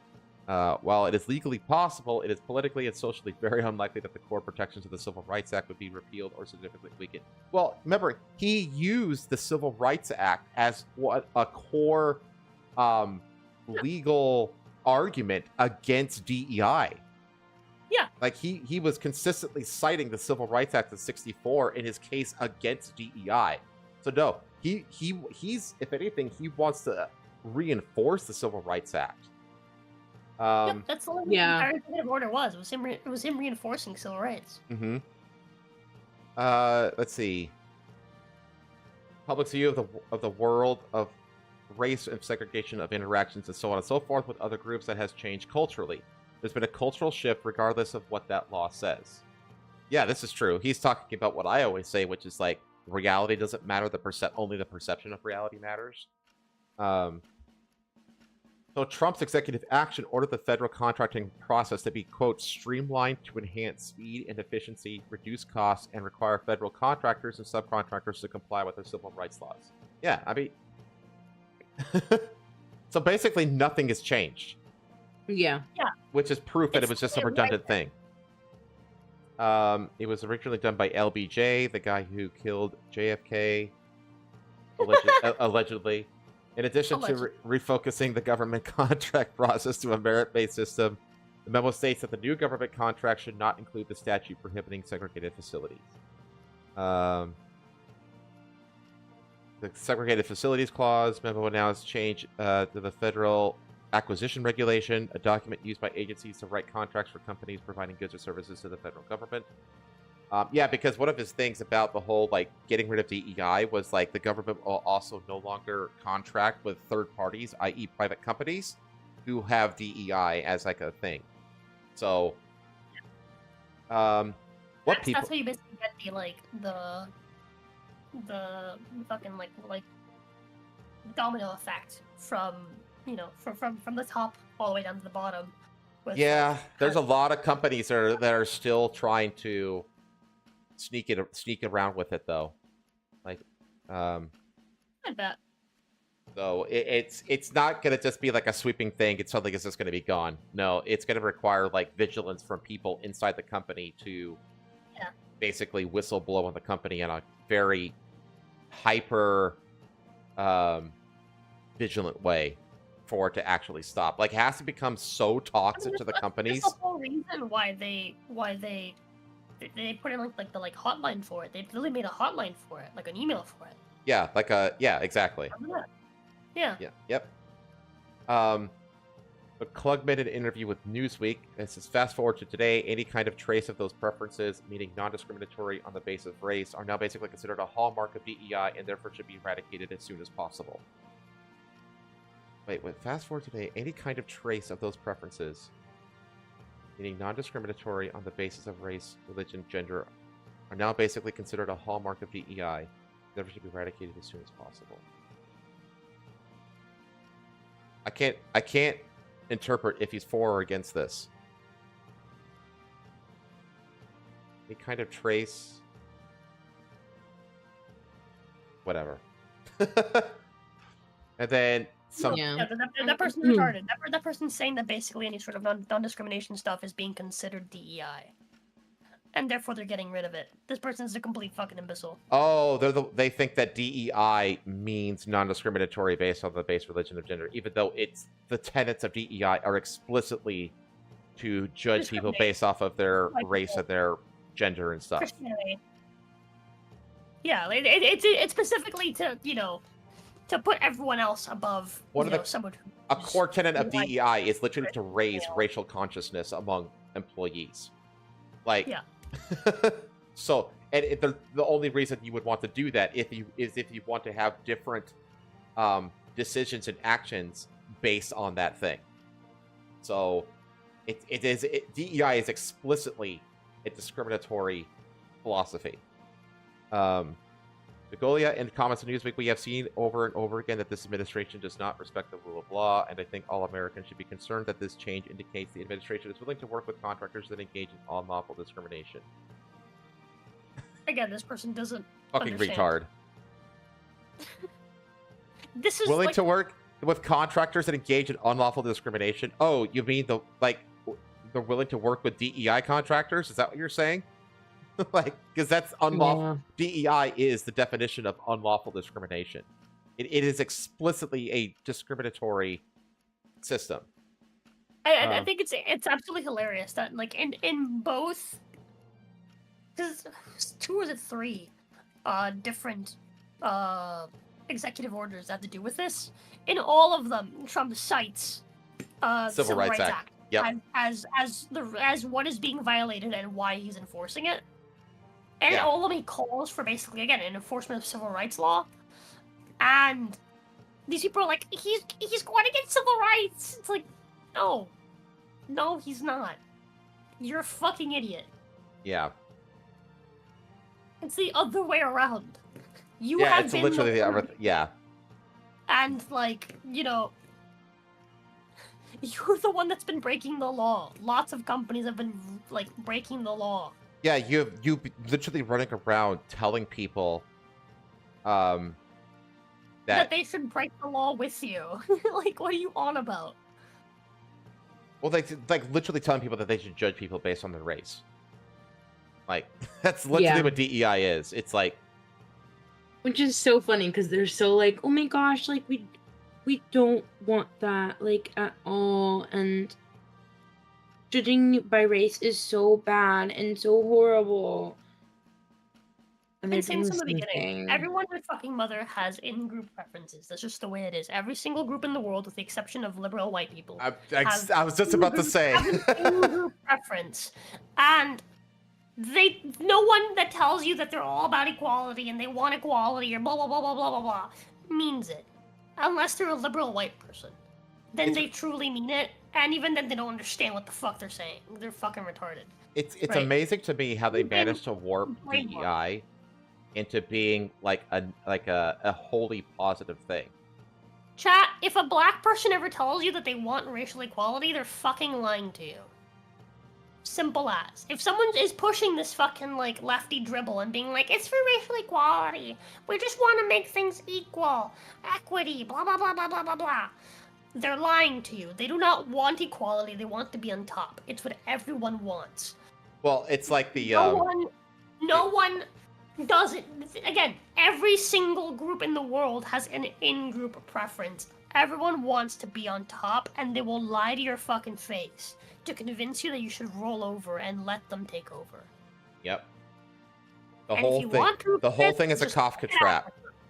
They're not better than you. They're not morally superior to you. None of that. Again, just look at Africa. They literally engage in communist Soviet struggle sessions. It's absolutely fucking baffling to me how people will just be like, oh my god, but like the brown people have been having it so rough. Mostly their own fault! Just fucking say it! Wait, remember back at the beginning when like DEI was first being pushed, and everybody, all the leftists were using that same phrase, how like to the privileged, equality looks like oppression. You remember that? Notice how none of them say that at all anymore? Yeah. Because now that DEI is being dismantled, you could say the exact same thing to them. It's like... Yeah.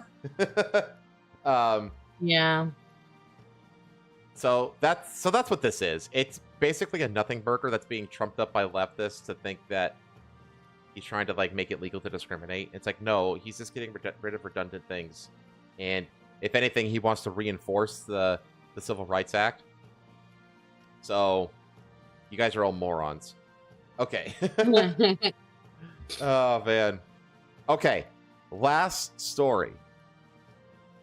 This is the one that Patho was really, really excited about. Or maybe mad about. Yeah, excited is a word. I have two here. Which one do you want me? Do you want me to do the one from the Independent or the one for everymajesty.org? Because they both cover the same thing. This is true. Give me just a second. Hey, what was the question? She sent me two articles on this from two different outlets, but they're both basically the same story. So I'm just asking her which one she wants me to use. Do the first one. The Independent? The Independent. Okay. It'd be nice if I start at the beginning. Okay, so I was completely ignorant of this until Patho brought it up to me. This is very much a Latin American kind of thing. Okay, so the title of this is, she shot and killed Latin superstar Selena 30 years ago. Now she's up for parole and could be set free. Yolanda Saldivar fatally shot Grammy-winning Latin superstar Selena Quintanilla Perez, 23, in a Texas hotel room on March 31st, 1995. 30 years later, she is up for parole. Andrea Cavalier delves into the tragic killing. Man, this is so fucking 80s. LMAO. Or is this 90s? I miss it, dude. This is 90s. Yeah, this is 90s. I miss it, dude. I miss it. I know. I lived. Oh. This looks like something that you would stick on the front of a Trapper Keeper. Yeah, dude. Bro, everything was so colorful and like. Dude, the 80s and 90s had the peak aesthetic.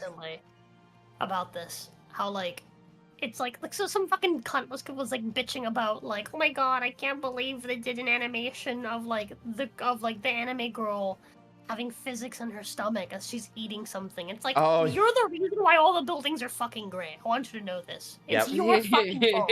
They're appeasing to you because you will get angry at any amount of artistry. We have like, brutalism because of you. Yeah. It's your fault. You're the reason companies are afraid to fucking, like, do like, bold artistry like this and, you know, make things interesting and make things colorful and bright. It's you. It's your fault. Yeah, you're the reason we don't have any more Gothic cathedrals in Cologne, Germany anymore. You're the reason McDonald's is gray. Yeah. It's golden arches in a gray building. Here we go. Let me bring it up here. Let me see if I have it, actually. Yeah,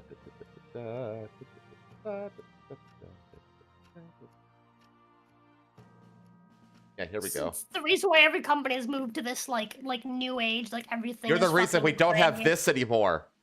Everything is gray and square today because, you know, they don't want to offend anybody. This They reminds play me. everything safe. You know what this is, reminds me. Patho? You pulling that up reminds me that I have to take Roza to Mobile one day so that she can see the Gothic architecture there. The Southern Gothic architecture. Oh god, yeah, it's freaking cool. But this is like probably the most famous Gothic cathedral like in the world. It's the one in Cologne that took like 600 years to build.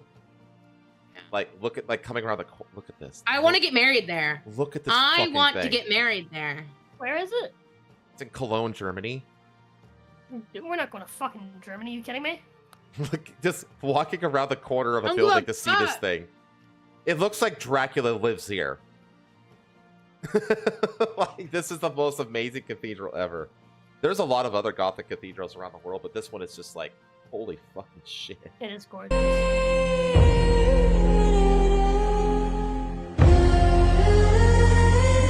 Definitely not copyrighted. Yeah, I know. Yeah, it's... Yeah, baby, I'm sorry, but we're not going to fucking Germany. But, yeah, Why? that bitch is why we don't get... we don't have the Gothic Cathedral in Cologne anymore. It's because of you. Yeah, random person on Twitter. It's your fault. Okay, but 30 years ago, a brazen killing shocked the music world. The Grammy Award-winning Latin superstar Selena Quintanilla Perez was shot and fatally wounded by the former president of her own fan club. Now the woman who pulled the trigger in a dingy Texas motel will have a chance to plead for her freedom during a parole hearing later this month. Yolanda Saldivar, a former nurse who'd recently lost her role as manager of Selena's boutiques in her fan club, is currently serving a life sentence for the March 95 murder of the Queen of Tejano music. The tragic shooting in Corpus Christi unfolded during a confrontation between the two women after the singer accused Saldivar of embezzling tens of thousands of dollars from her businesses. So is this the girl who shot her? Yeah, the old ass fucking bitch beside her, Yolanda.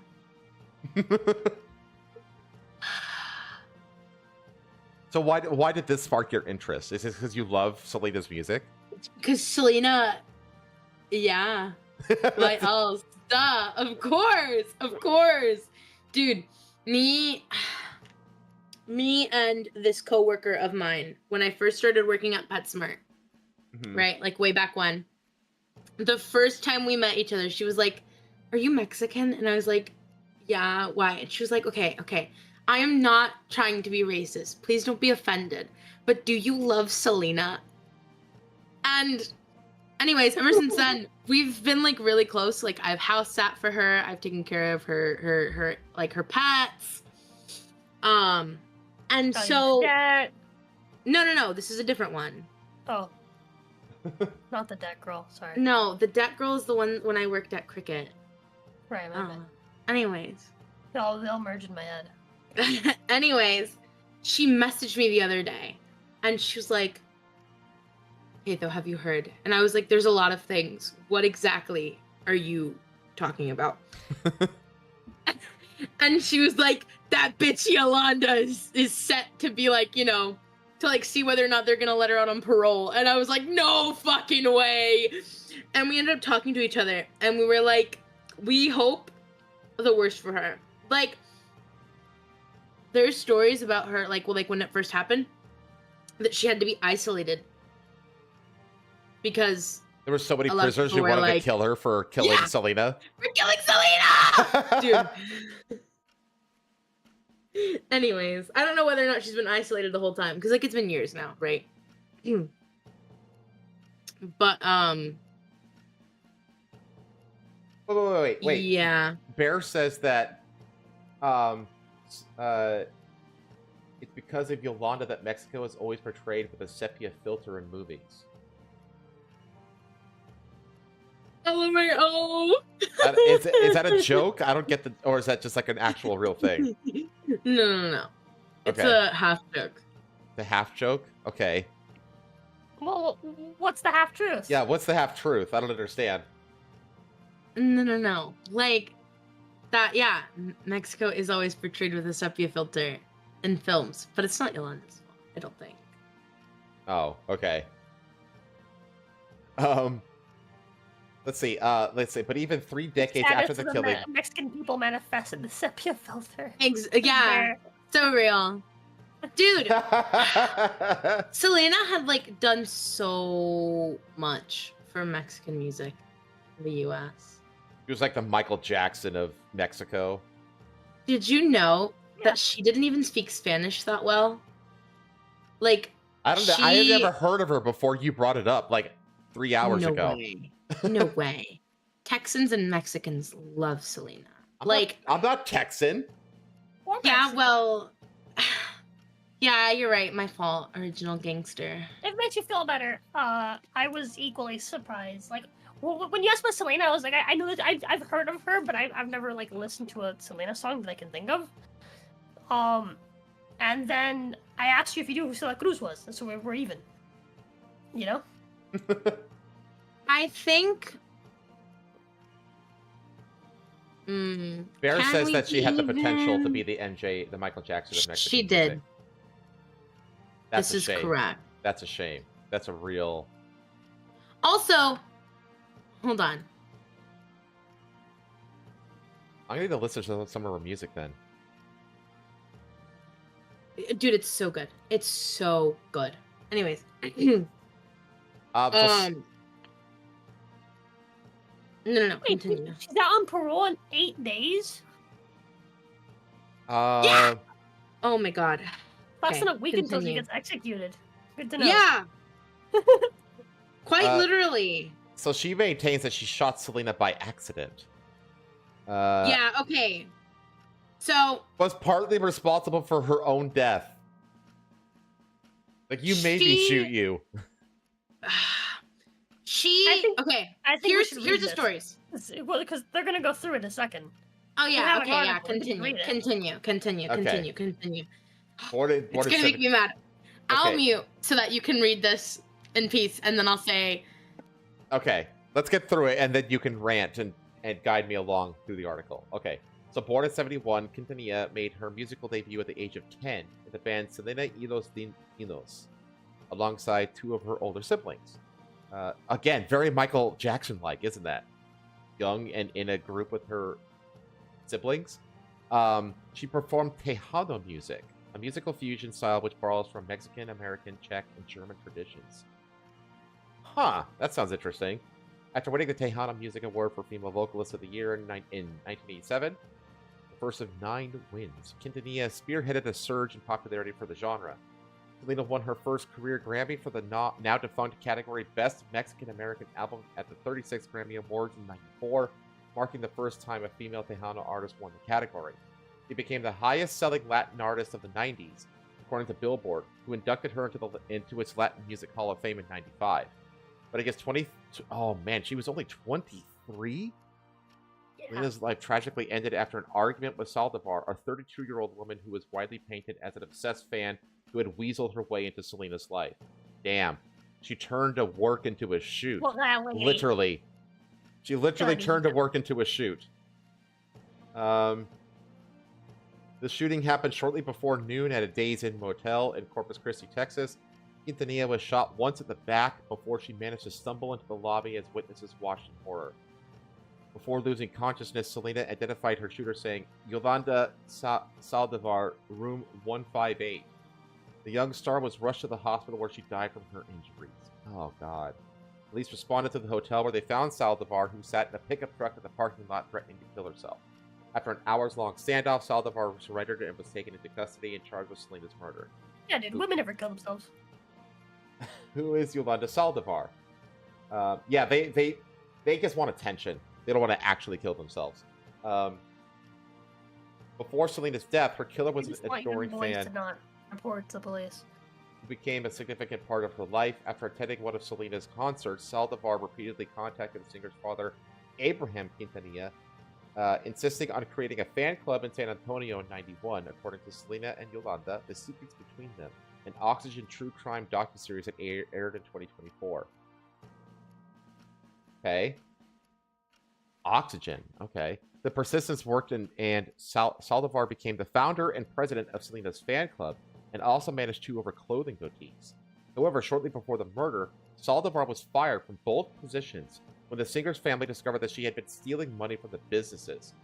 Selena's father, Abraham, said in the docuseries that his daughter had demanded that Saldivar return the company's financial documents, and that the 2 women were meeting at the hotel to discuss it when Selena was shot. Saldivar also shared her side of the story on the docuseries from behind prison bars. She recalled being confronted about the missing funds by Selena's sister Suzette and father Abraham on March 9th, just days before the March 31st shooting. Prosecutor Mark Skirka later claimed at Saldivar's trial that Selena's father discovered she had pilfered $30K from the fan club. Weeks. Yeah, that's a couple. Yeah, you're right. That is like a few weeks, isn't it? It's literally 3 weeks. Had pilfered $30,000 from the fan club, according to the Washington Post. After the confrontation, Saldivar was allegedly fired and banned from the family's businesses. At the trial, Skirka called Saldivar a disgruntled employee who lured Selena to the Days Inn before fatally shooting her. Saldivar, however, claimed she no longer wanted to work for Selena and that the singer had tried to keep her from quitting when they met at the hotel. Selena, when she came into the hotel room, she kept trying to put guilt on me for not continuing with her, and how everything was going to crumble, Saldivar said in the docuseries. My emotions were running so high, and I was hurting. Why did you bring a gun? Yeah, hold on, pause. After I stole $30,000 from her, she came and she was actually trying to ask me to keep working with her, but I didn't want to. I, the leader of her fan club, didn't want to work with my idol anymore even though she wanted me to still work with her after I stole $30,000 from her. She came to beg me, and I had to shoot her so she'll leave me alone. That makes sense. Totally That makes checks sense. out. And I totally brought a gun with me that I apparently didn't know how to use, because I didn't want to do this anymore, and I wanted to get away from her. My heart was running so high I was hurting. She wanted to say that she had no idea how to use the gun she had brought to the hotel, and that she just clicked it before holding it to her own head and threatening to take her own life, but the gun allegedly went off. And hit the 23-year what? And I was trying to use the gun to threaten to take my own life if she kept trying to force me to work with her, because she loved me, clearly, even though I stole 30 grand from her. But then it went off while I was, moving it towards my head and shot her in the back by accident. Yep, they shot her in the back. Shot her in the back. Like, what? So she was in her car when this happened. Because it said that they picked her up in the truck. What? Oliver said Selena begged her not to pull the trigger before trying to leave the room. I said, don't close the door. And how it went. That doesn't make any sense. So you were already holding it to your head? Like... Here's the thing. So here's why she's eligible for parole. She pleaded insanity. She changed her story 3 times throughout the trial. Every single time, at the end of it, she fucking killed Selena, whatever. Twice it was an accident. One time it was because Selena was aggressive with her. So, they did whatever they do to see whether or not you're insane. And she... Yeah. They were like, yeah, this bitch is crazy. I could have fucking told you that when she fucking started a fan club. So, here's... Okay. What do you mean? There is so much entangled into this story where, it's just a lot. It's a lot. Here's the thing, there's though. Stuff why the fuck do we let people that are, dude, the concept of, oh, she pled insanity, so, we let her go. She didn't know what she was doing, and so we're freeing her? The fuck do you mean? That person is insane and killed someone, so we're freeing them because they didn't know what they were doing. Bring back insane asylums. First-degree murder? Yeah, that makes sense. Because again, that was my immediate question. Why did you bring a gun? Especially if you didn't know how to use it. None of this is all bullshit. Yeah. So what Lazy Viking said, nobody turns their back to someone waving a gun around. So it's believed that Yolanda had started fighting Selena first, without the gun, and that Selena was trying to run. And that's when she went, bah! So she pulled the gun out and bopped her. Yeah. So Selena did love Yolanda. They were close. Selena, did hold a genuine care for Yolanda. Right. And so when she does say that, Selena begged her to stay, I kind of believe it. Because so Yolanda was not just a fan club leader. She was basically like a part of that family. Like she was close with Selena's dad. She was close with Selena. She was close with Selena's family. I mean, like, what celebrity meets the head of a fan club in a hotel, like on their own? You know what I'm saying? Like, actually trusted her. Yeah, she actually trusted her to meet up with her and discuss things, right?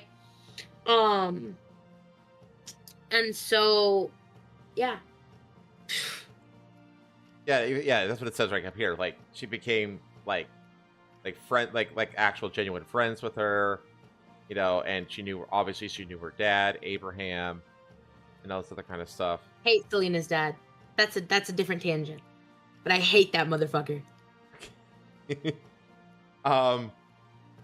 So she was found guilty on October 23rd, 1995 of first-degree murder, which that makes sense to me. Like, yes, you brought the gun, which indicates you don't bring a gun if you don't plan to use it. He was sentenced to life in prison in Gatesville, Texas, with eligibility for parole after serving 30 years. And now, Saldivar, at 64 years old, will soon learn if she could have a chance at freedom. The Texas Board of Pardons and Paroles began the process of reviewing parole eligibility for Saldivar in October of 2024. According to the parole board, the process includes compiling a case file, a recommendation letter from Saldivar, an interview with Saldivar, and any letters submitted from Selena's family. Several factors would have to be considered in the parole board's decision, such as good behavior and how much time Saldivar has served. The Texas Board of Pardons and Paroles is expected to vote on Saldivar's case on March 30th. Oh, so wait a minute. 8 days away. I was going to say, the 30th is the day... Oh, wait, that's one day. Oh, that's the day after the show. Damn it. Yep. Oh, that sucks. Yep. That's so disappointing. You'll have to cover it without me when you take over the channel. Saldivar, who has unsuccessfully appealed her conviction at least 3 times, has publicly claimed she is a political prisoner who didn't receive a fair trial. How is it a political prisoner? I've learned recently that Latin Americans just throw that word around. Oh, do they really? They really do. Unfortunately. They really just throw that word around.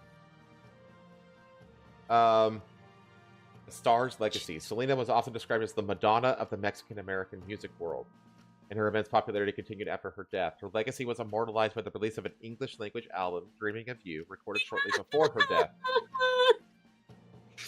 And Selena continued to win awards. She was named Best Female Vocalist as a teenager at the Tejano Music Awards twice posthumously, according to Time magazine.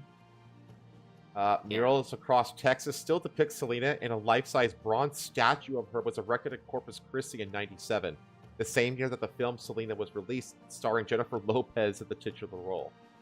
The Quintanilla family opened the Selena Museum at Corpus Christi in '98 to showcase her awards, concert outfits, and other memorabilia. Then in April 22, a new Selena album with digitally enhanced vocals was released. What amazes me is that 26 years later, the public still remembers Selena. They haven't let go of her. But what do you got against her dad? That motherfucker's so money hungry. That motherfucker is so money hungry. Okay, so Selena, right, had a husband, an ex-husband, and a husband, okay? This motherfucker, right, Selena's dad, tried to copyright Selena. Her name, just Selena. Do you know she was in the band with her siblings? Okay. He tried copywriting Selena. So the law was like, what the fuck? No, you can't do that. You can copyright the name of the band that goes after her. You can do that. But you can't copyright Selena because it's a fucking name. Anyways. Fucking, Selena's husband is not allowed to post pictures of Selena without the approval of that motherfucker. And also, if he had posted pictures of her previously, the family would go after him and sue him. Because the image of her does not belong to him. Whatever. Whenever they... The fact that you can copyright the image of someone, the likeness of someone who's dead, is fucking bullshit. I agree. Anywho, If They I could was do her that. husband, I would post whatever fucking pictures I want. If he wants to fucking take me to court for it, that's fine. I'd love free money. I'd win that shit. It's nonsensical. I mean, he just didn't want to fucking deal with it, you know? A court would Like, throw that out. So here's the thing, though. No court would fucking take that. Any fucking like judge would see that case and be like, "What?" and they just toss it. yeah, but he was just he wasn't even anyone major. Like, he's literally a nobody, like, no offense to him. And her family has tons of money. So?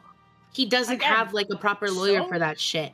And they That's could go great. to court That's for it tons over of and money over that and over. I can get over this. But No, anywho, you can't go to court another over and over thing- and over again. We have laws against this shit, you dumb cunt. Another They thing. literally cannot fucking try to come after me for the Shut the same fuck shit up. again. Shut the fuck up. We have Anyways. laws for this. Another thing was, anytime they post like memorabilia and stuff, it's like, it's not even anything that Selena's fans would like really enjoy.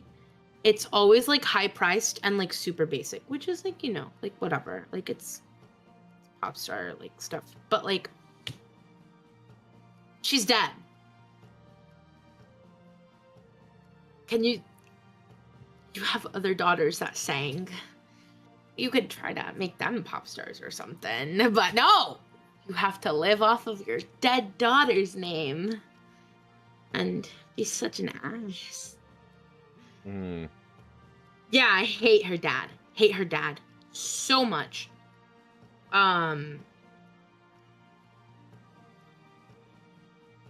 Yeah. the biggest thing about like the English album, right? Is Selena's dad did not let her sing in English because he knew that the English market was oversaturated with like people wanting to become pop stars, right? And so there wasn't so he was like, sorry, Spanish it is for you, even though she was like a no sabe kid. So her like obviously her Spanish got better as she continued to write those songs and like sing them, but she was not a very good Spanish speaker.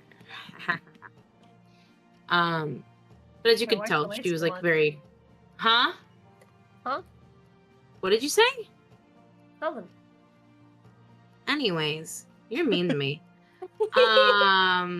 Anyways, you're right. You're actually very right. So my dad, when I was younger, would have me listen to Selena and be like, see, this is why you can't only sing English songs, you have to sing Spanish songs. Yeah, she was a Texan Spanglish speaker. Fair enough. And so if she had gotten enough success with her Spanish songs, her dad was going to let her release an English album. And she had finally gotten to the point in her success where she could make that English album, and she fucking died before she could properly release it. And it just makes me so mad because she was only 23. Like, It's younger than I am. she could have done Can you imagine so... if I died last year? Like at the start of the year specifically? That's sad to think about. Dude, if I had died at 23, I never would have dated you. You never would have done anything. You would have been dead. Well, okay, cool. Just forget about the point. It's fine. The point doesn't matter. You're retarded and I love you. Why? You're not dead. Why do I have to worry about if you died? No, Okay. Okay, baby. Did you hear what I said at all? Did you even hear what I said? Yeah, you never would have dated me if you died at 23. Yeah, if I had died when I was 23, we would have never dated. Yeah? That's all. I was just saying, I was trying to make a point that 23 is so young. Okay. Like, there's so many things that she, missed out on. And I gave a relevant example of, real big major life events and stuff that I would have missed out on if I had died at 23. That was the fucking true. point. You're an imbecile. Yeah. I love you. I love you too. Anyways, what Deku Leader said, but I'm not going to say that on your stream. Don't read it. Okay. They will come after you. Don't read it. But what he said. Assassination by the father? Carried out by the super fan? That's my tinfoil hat theory, says Deku Leader from our chat, not me. I can get the money and not have the pain in the ass. Yeah, that's another reason why a lot of can people get don't the like money her and father. not have this bitch trying to sing English? How dare she? LMAO. Yeah, because she was pushing back. She didn't like the way that like he was overly controlling of her career. I mean, she's 23 for Christ's sake, you know. Sounds like how Tiger like, Woods' dad basically forced him to become like the best professional golfer. And if you know anything about how Tiger Woods' dad basically like was like super strict on him about becoming the best golfer. That's such a weirdly specific thing. Yeah. Who was his dad? Was his dad like a professional golfer of some kind? I'll have to look it up exactly. I always hear stories like this. Like, oh yeah, my dad, he was really tough on me and he wanted me to pursue this really niche career. And so he really, he forced me to be the best at this really niche career. It's like, was your dad like a relevant person in that career? Is this like a family legacy thing? No, my dad was just some guy. It's like, what the fuck? Why? Like, my dad polished shoes for all the golfers, and so he wanted me to, he wanted to show it to the white man. The black man can golf too, right? Like, is that the story? Tiger's dad was just a black man who married a Thai. Like that's that's so random. That's so random. It's like, all right, kid, you're gonna be the best golfer in the world. But why, Dad? You're a mechanic. Why can't I be a mechanic? You gotta be a golfer, son. No, his dad was a golfer too. Okay, so that is like a family legacy thing.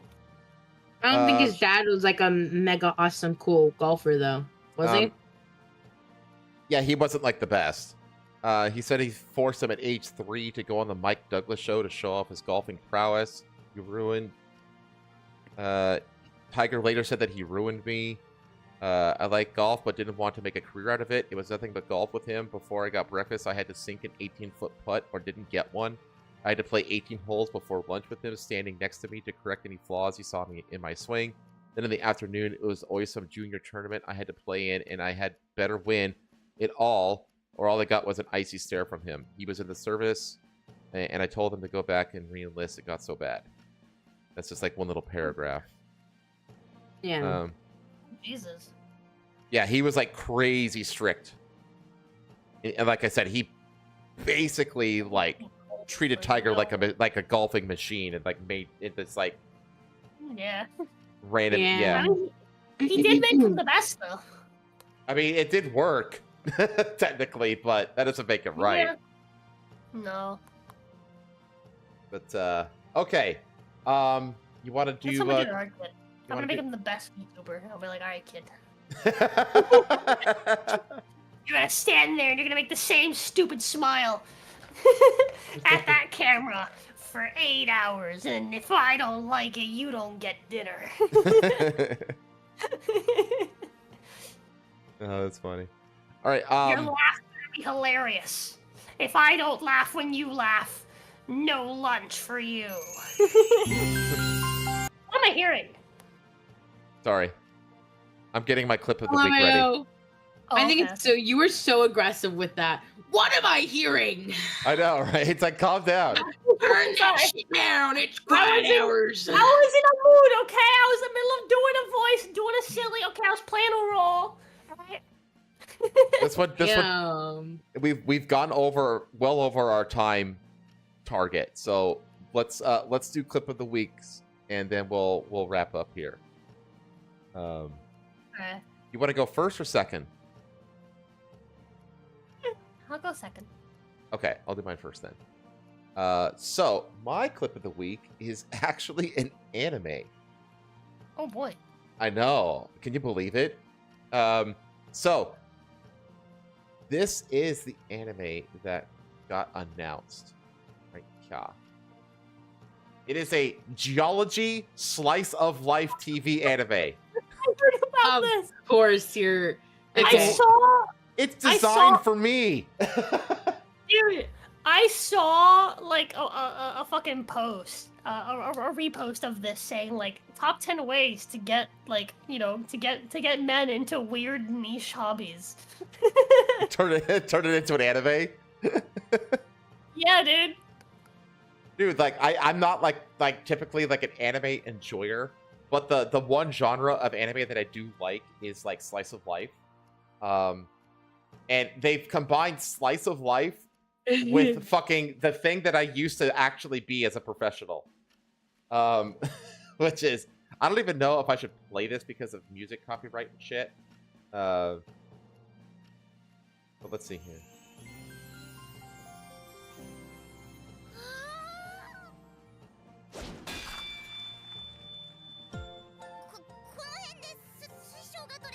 Is that how you do it? Is she doing it right? Well, I'm actually like seriously contemplating doing episode reviews of this. Oh, do it. That would be Dude, so fun. That would pop off. Former That would. geologist reacts to geology anime.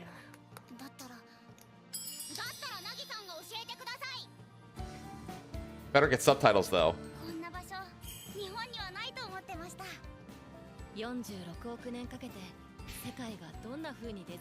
Oh man, if only geologists were that hot in real life. I mean, you just told us earlier that you guys didn't have geology orgies because all of them were men. Well, this. Oh my god, that's a good pause moment. But God damn, that bitch got fat titties. I know, right? Well, here's the thing though, is that like the techs, yes, were like all dudes, but some of the other geologists were women. That was like the one area where there were some women, but they weren't like hot.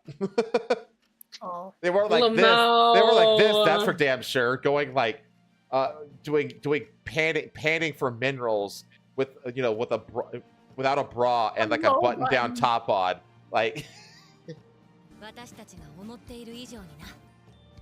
That's pyrite. That's what that was. That's fool's gold right there. That's pyrite. Yeah. I have pyrite at home. You.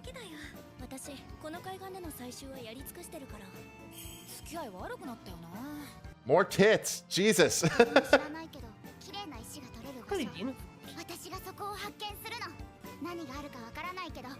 Panning for gold. Wait. What was that cross section she was looking at? Hang on.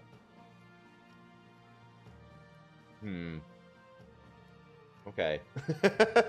What? Tell me what you're thinking. I don't know.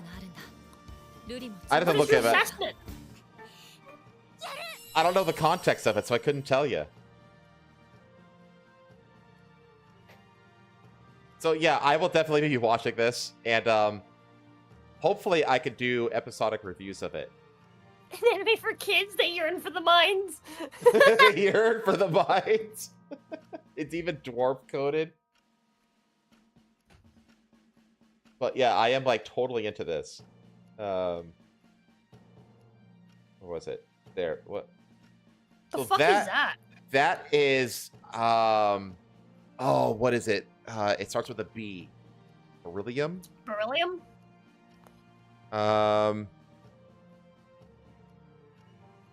Is that what it is? Is it beryllium? No, it's not beryllium. It might be It might be barite or bismuth. Wait. That's bismuth. Yeah, that's bismuth. Yeah, I knew it started with a B. Bismuth, that's which is bismuth. like you only get this doesn't occur naturally. You have to basically grow this yourself. Yeah, it's so cool. Oh my god, I love. There's like these satisfying videos on TikTok that you can watch for like 5 minutes straight, and it's just people fucking growing bismuth. Bismuth. Yeah. It's yeah. They're just fucking Why does pulling it sound out. like- I'm like, ah. Why does this sound like some kind of drug thing? Yeah, dude, we're growing bismuth. Okay, that's a geode. Which Yeah. I that just looks like quartz. Those are hexagonal, elongated that come to a point. This is very I'm much. gonna make a fortune growing This bismuth. is very quartz coated. Got my bismuth lab. Shut up.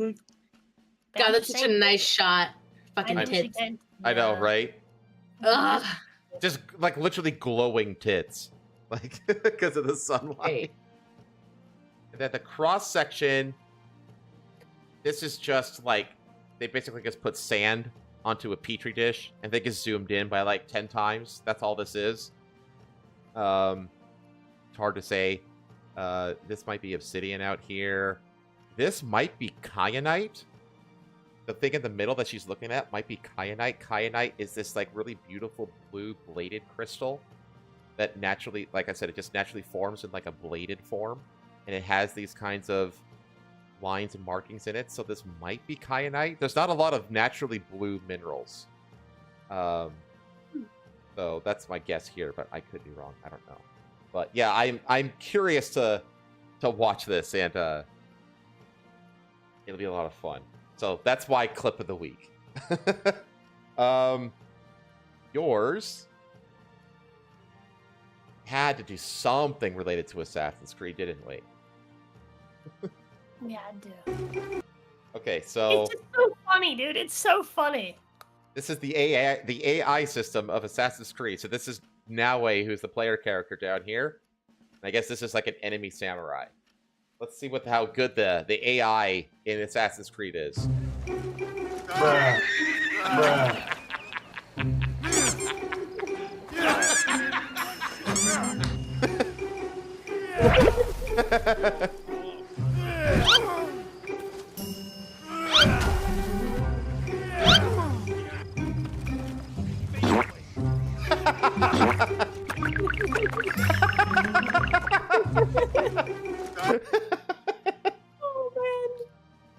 Oh man. You know what this actually reminds me of? This actually reminds me of Yakuza games, because Yakuza games are notorious for, like, you're actually pretty damn safe just lying on the ground, because you can't target strikes to go down or anything. So, and most people's basic combos are like above the belt, and so they'll just if they're attacking you while you're on the ground, they just flail openly into the air above you.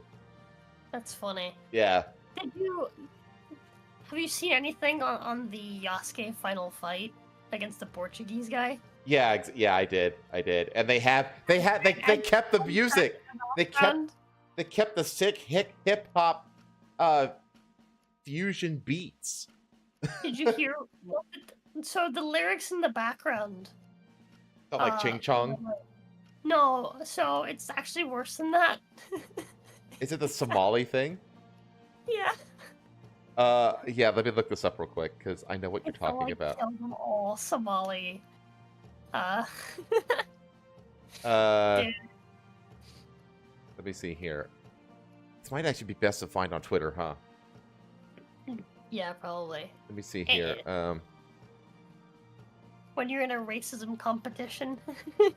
It's Swahili, right?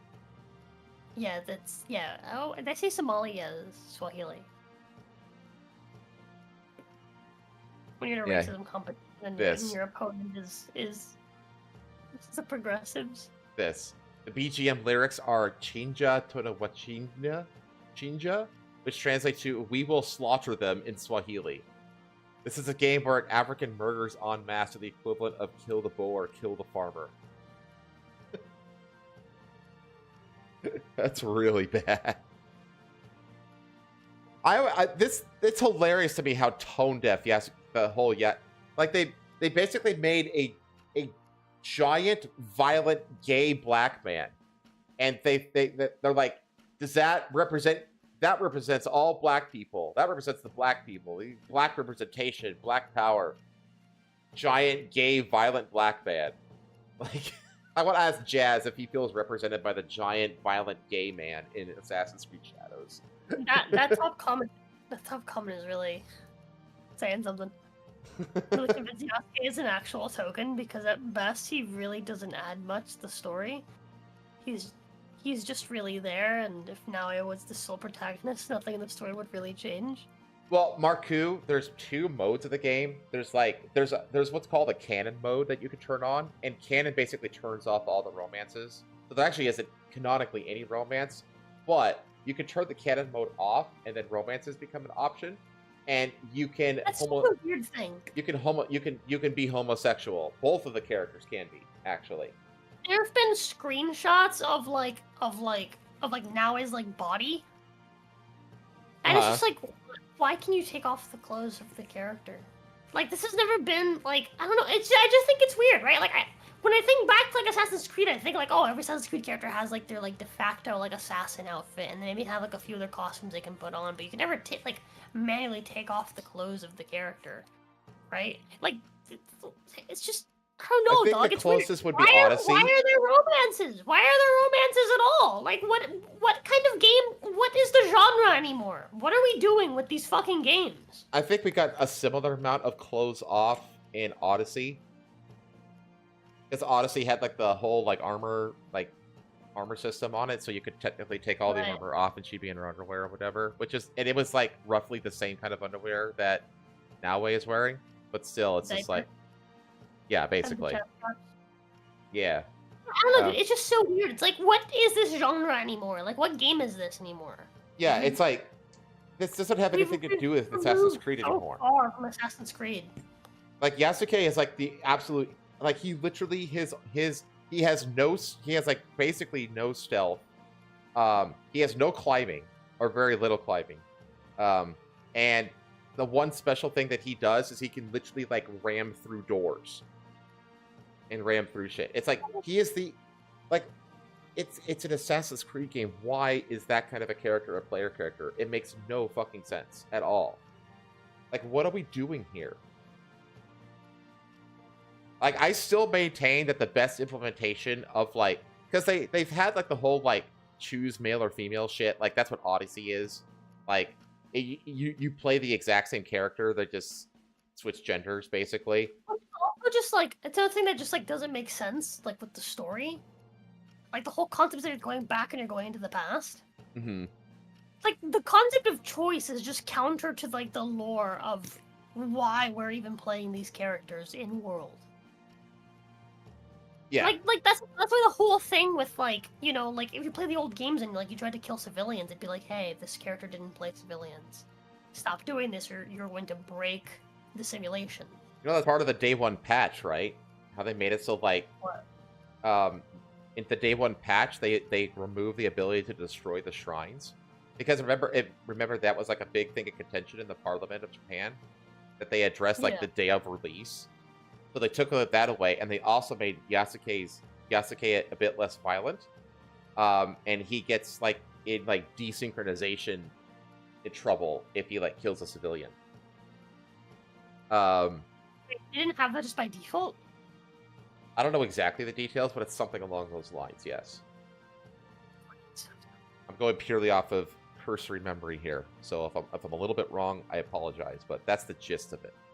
Yeah, dude. It's like they've always had the fucking whole like desynchronization thing, and it's for a reason. It's because the conceptually you don't have a choice. You're playing through memories. Yeah. Right. That's the concept of player choice is just completely counter to the entire concept of the story. That's not the way that works. Yeah, like the canon mode should be like the only mode, and it shouldn't be a mode. It should be like just what it is. Like. Yeah. Like. These are not meant to be like RPGs. Yeah, they're not. To be story games for a reason. You can RPGify them if you want. Sure, that's fine. You know, but you have to do it like right? You can't just be like, oh yes, and then you change the romance and the story of these characters and it's just weird. It's just really fucking weird. And I think what makes it weirdest is the fact that this is a real person, not like Ezio or Altair. It's not some like invented character. It's a real person from history that we're just going back and being like, you can make this historical person gay if you'd like. Yeah, exactly. It'd be more forgivable if it was a completely original fictional character. It's weird. Like Naoe. It's weird. It's just really weird. Then again, I mean. Mm-hmm. Yeah, it's so. Like I have such apathy towards this game. I just don't care. Like, I'll be completely honest. Hex, the one with the witches in like like 12th century Germany or whatever sounds way more interesting than this. And that's probably going to be like super feminist because it's literally about like a coven of witches. I mean, it's going to be like super feminist coded, you know? But that sounds more interesting than this. This sounds like the most basic bitch thing. And again, why is Yasuke even like a player character when he has no business being in an Assassin's Creed game as a playable character? And you're right, like the whole romance thing. It's like, you know, I want to go back into the old Assassin's Creed games. Evie Fry had a romance with the Indian dude, you know, but that wasn't like a choice, you know, that was like a linear thing, and then like that's what it was. 'Cause that's Evie Fry's story. Yeah. You're not going through and being like, hey, let me go back into history and, you know, let me take over this person in history's body and do whatever the fuck I want. Like, no, the whole thing of the Animus is that you're going back and you're reliving their memories. You, as the person going into the Animus, don't actually have any control. Yeah, and like all of like the main mission stuff in Syndicate, like all the missions were segregated. Like certain missions would force you to play as one character versus the other because again, it's telling you a story. Like you don't get a choice. You don't get to just randomly choose which character you're going to finish the mission as. Did this event? Yeah, because this is supposed to be actual historical memory. Like it's not supposed to be fungible like this. Yeah, living through someone's memory. That's the whole concept of it. And again, if something goes awry and you do something that the character wouldn't do, you're breaking the simulation, right? Simulation, something about simulation, that's not what's supposed to happen. And they'll literally tell you, like, hey, this character does not kill people. So this didn't actually happen. This is just a weird simulation break. That's the lore for why sometimes you as the player can kill people. Like, that's the lore why sometimes when you play through the game, you kill civilians. It's that, hey, Ezio doesn't kill people. Ezio never killed this person. This is just an error in the simulation. Yeah, there is a meta narrative to maintain. Call it an error. Yeah. Like they've established this whole meta narrative of the Animus and all this kind of stuff. You have to stick to that. It's just stupid. The whole thing is just stupid. I still maintain that the best execution of like multiple protagonists in an Assassin's Creed game was Syndicate with Jacob and Evie Fry, because they were like they're siblings, but they're their own unique characters, unlike Odyssey and Valhalla, which were the other two games that had like pick male or female, but those were just literally just gender swaps. Weird. That's so weird. And now they come back to the idea again of having two unique, actually unique characters, but it doesn't make any fucking sense. They get lazier as well. Like with Valhalla, they didn't even bother changing the name between the characters. I know, right? It's so bad. At least in Odyssey, they had Alexandria and Alexios. At least they had different names. Yeah. So, yeah, man, Mirage was fine. It's like a mini Assassin's Creed game. It was sort of fun. It was dog shit. I played it on release because I was excited for it, and I was like, wow, this sucks. I didn't think it was awful. I could get what they were trying to do, but honestly, what Mirage did is it revealed like a serious identity crisis of the franchise. Yeah. That's what Mirage did. They tried to go back to they tried to straddle the fence between the old and the new. But they still kept all the RPG elements. They still kept the like bullet sponge enemies and shit. It's like, no, you completely misunderstood the mission. The mission was to go back to I stab you in the ribs and now you're dead combat.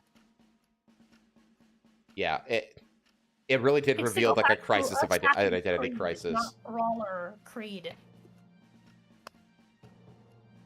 But yeah, I have zero interest in this game. Absolutely zero. Fucking Atelier Yumiya just came out. I mean, there's so much stuff that's come out that I'm already backlogged on that I'm just like, yeah, I'm good. I don't need to come anywhere near this fucking game. I specifically want to go back and play Syndicate.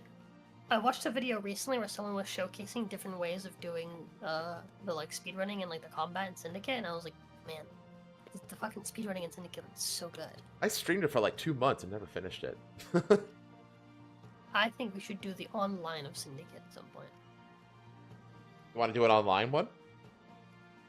Wait, no, Syndicate? No. No, not Syndicate, sorry. Unity. Unity is the one that's on. Yeah, Unity is the one that was like built for multiplayer. Unity was Yeah, a beautiful. Unity is what I was thinking of, not Syndicate. Unity Oh, okay. Really good like free running. Yeah. Unity was built for like up to 4-player multiplayer. Yeah, dude, I think it'd be really, really fun to play. I'm down. Unity. In multiplayer, I'm so down. Unity is one of the games that I like never really played a lot because on release that game was buggy as shit, and I remember like it basically like broke one of my saves early on, and I just went, how much? I was like, how much do I have to do over again? Yeah, goodbye. And I never touched it again. So I'd be totally down to play it with you. Dude, fuck yeah. Okay, I need to like see if I have it on my current account or not. But I think I.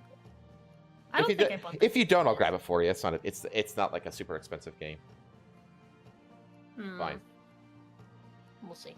Yeah, we'll see. Yeah, We'll play it in May. We got to do that, and we got to do not Sifu, the other one. They've been Absolver. Absolver. So something that they've been doing is that they've been like simplifying the like the free running. Right, like throughout like all the games. And I feel like Unity's one. I feel like Unity is like the perfect spot before they made it so the characters just fucking like it doesn't look like too much anymore. If that makes any sense. Like I feel like by the time they got to like Syndicate, it's like you were like fucking just dashing up a wall. The problem with Syndicate is that the grapple hook system was overpowered. That too. And it basically kind of eliminated climbing in a lot of ways. It kind of like you were bad. Like you're not parkouring when you're just ziplining all over the place and just grappling to the top of a building and just zipping right up there instead of climbing. Like you're kind of like skipping the whole parkour part of the game. Yeah. But besides that, it was like really nice because like Unity is the one that introduced like downward free running, which was like really cool. But I do think that Unity is like the Unity and probably I mean I still really like Syndicate's mobility, honestly. But I do agree that Unity is probably peak in terms of the parkour I need to go back and systems. play Rogue still. I never went back and played Rogue. Oh yeah, Rogue. I tout that one as one of the most underrated ones, personally. Like Rogue and Syndicate, Yeah, I actually consider two of the most underrated ones. I've heard lots of good things about Rogue, but Rogue came out for the fucking PS3 only at first. Yeah, Rogue was just like weird little, like it was almost like a DLC that they just turned into its own game. Which is actually... Dude, the weird thing with Rogue is that so they released Unity and Rogue alongside each other, but Unity was for current gen at the time PS4, and then Rogue was like last gen exclusive. It was so weird. Yeah, it's bizarre. It's a weird thing. It deserved its own unique release for sure. I'm pretty sure they released them, but they released them together at the same time. I think you're right now that you say that. Unity. Hold on. But That's, I missed Black Flag. There's a remake that's supposed to be releasing this year of Black Flag.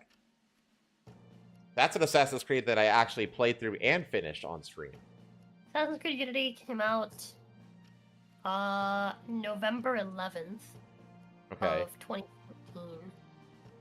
And then 11 years ago. Assassin's Creed Rogue release date was also on November 11th of 2014. Yeah, I'm not crazy. The exact same day. They were released the exact same day, but Assassin's Creed Rogue was released for PS3 and Xbox 360 exclusively, and Unity was released for PS4, Windows, and Xbox One.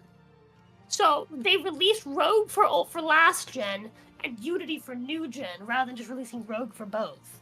It was such a weird thing that they did, and so because of that, I couldn't play Rogue because I didn't have my PS3 anymore. Yeah, that's just really dumb. Why not just release it for the current gen as well? Like, that's so stupid. Yeah, it was so fucking bizarre.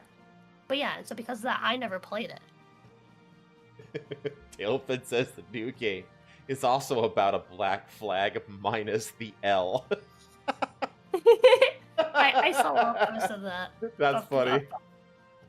People calling AC Shadows Assassin's Creed Black Flag. I think it's really funny. That's super funny, actually. Oh, man. Rogue Deluxe. What is Rogue Deluxe? Anyway, we'll coordinate it after I get back from Japan. Well, Okay. there's a few things we gotta. I gotta do some gaming with you, and I need to do some gaming with Jazz. So I need to coordinate that with you guys after I get back. But until then, it's been a long one. So let's get out of here. Yeah. Wrap up. So I might do another stream later. 'Cause it's still kind of relatively early. It's 10. Okay. We'll see. Because I talked about doing a stream later, possibly. Okay. Are you doing a planning stream tomorrow? Yeah, we're doing a planning stream tomorrow. Okay. And then I'm thinking I'm gonna do a makeup for the members only stream that I didn't do yesterday. Yeah. Yeah, so I think I'm gonna do a makeup for it Monday, like Monday morning before the D&D. well, Monday noon, but before the main D&D. So we'll have the members only D&D, like the finale for it, and then we'll have the the main D&D. I feel bad not doing it yesterday, but at the same time I'm really glad that I didn't, because I was not in the headspace for it, and it wasn't gonna be good.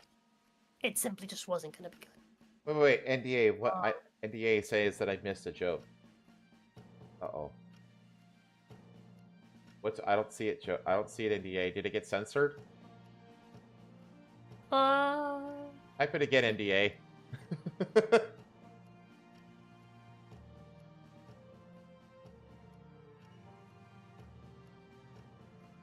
AC Rogue Remaster is made for the PS4. Ooh, okay. A joke at the beginning of the stream? Oh. Oh, Tell it what? I'm not scrolling all the way up there. Tell it to me again. I'm sorry. I don't want to miss NDA jokes. NDA's jokes are pretty funny. Yeah. But anyway, so you'll know more about planning stream tomorrow, or yeah. And you got double D&D. That sounds hot. Double D&D. On Monday, and whatever else you're gonna get planned. Yeah. I'm thinking I'm probably gonna start doing what's it called? Hi-Fi Rush, because that's the next playthrough that I have to do. Oh yeah, you could knock out that probably like a couple streams.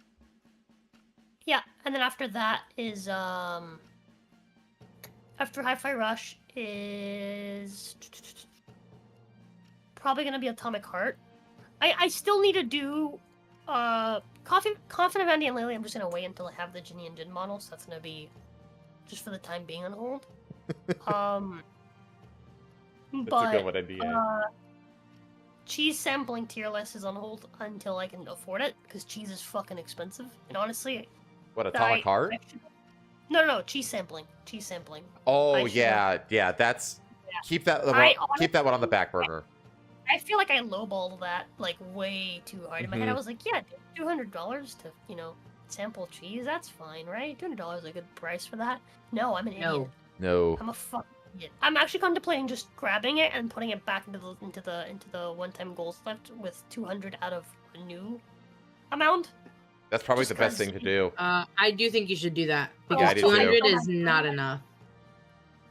I'd feel bad doing it, but the thing is, it's like that, The Witcher, like everything on this list up until The Witcher 3 was honestly not well priced, because this is priced before Kibbs yelled at me. Oh, okay. I didn't understand. I incorporated this whole thing, right? The funding list idea, right? I got it after having conversations with Kibbs, because Kibbs does a really good job of like monetizing his channel and just having a steady income from his channel. So I was like, I want to learn, and so I talked to Kibbs a little bit. And Kibbs is a great person, dude. Kibbs gave me like a whole slew of advice, right, on like what to do and some ideas and like how I can like basically do kind of what he does, but obviously with my own content. And obviously I do different content than Kibbs does, right? I can provide different things than what Kibbs is trying to provide with his whole like making a game and stuff, right? So the scale of everything is obviously different as well. But what Kibbs didn't tell me is how he decides how he prices things. And it wasn't until like sometime later when I got him onto the podcast we actually sat for a while after the podcast because he just wanted to just chat for a while and give me and Jazz advice. Mhm. Like, dude, I'm telling you, Kibbs is such a sweet, sweet person, dude. I will never not speak highly of Kibbs because he's honestly just a generally well-meaning person, who likes to see others succeed. But he just hung around after we had him on OCP. He hung around for like an hour and just gave me and Jazz like just loads of advice and stuff. And one of the things that we had spoken about was basically how I had employed the funding list, and I like showed him what I was pricing things at, and he was like, "You need to bring up your prices by like double, triple, even. Like you need to come up with a system to like make your prices where you're not going to kill yourself because that list is going to get crazy long." And he was right. Mhm. Yeah. And Kibbs was right. Gibbs So is right a everything lot up of times. until everything up until Witcher 3. Like Bear told me how much the Witcher 3 playthrough was. So I think Witcher 3 with all of its DLCs is easily bigger than Cyberpunk. Do you remember what Bear priced? Oh Cyberpunk yeah, at? I would agree with that. Yeah. Like- Do you remember what Bear priced Cyberpunk at? Oh gosh, I don't remember at all. I know that I funded a lot of it. He priced it at over 2,000, I think, and I brought it down to 2,000. Or was it over 1,000? I brought it down to 1,000. I can't remember. I can check though. If I go back before it was funded. Okay, yeah. So it was over that. I think he priced it like 1,400, something like that, and I brought it down to 1,000. Do you want to know how much the Witcher 3 playthrough was? So, I priced Witcher 3 because in my head I was like, I already own the game. I own all the DLC, and it's a game that I like, right? So there's no reason to make it too expensive. Witcher 3 was priced at 200 for a full playthrough. For a full playthrough, and in my head I was planning to do the DLC and everything. So yeah, so like everything up until that point was like priced really cheap, and so like everything else like me just basically trying to catch up now. So yeah, actually I think Atomic Heart was also priced originally. I don't know if Hi-Fi Rush was. So obviously, like, the content queue isn't necessarily the same as, like, when I added things to the funding list. Yeah. Yeah, whatever. Hey, let me tell you a joke. I'm ready. How do you know what a lesbian pirate is from Alabama? Oh, I did see this. She keeps saying, "Scissor me, sister." Scissor me, sister. Scissor me, sister. Oh my god. Oh, That is man. That's good. Do it. But anyways. All right. Well, I have my normal schedule as always going into next week. The last show that I do will be before I leave is Saturday. So this show will be the last thing that I stream before I go to Japan for a month.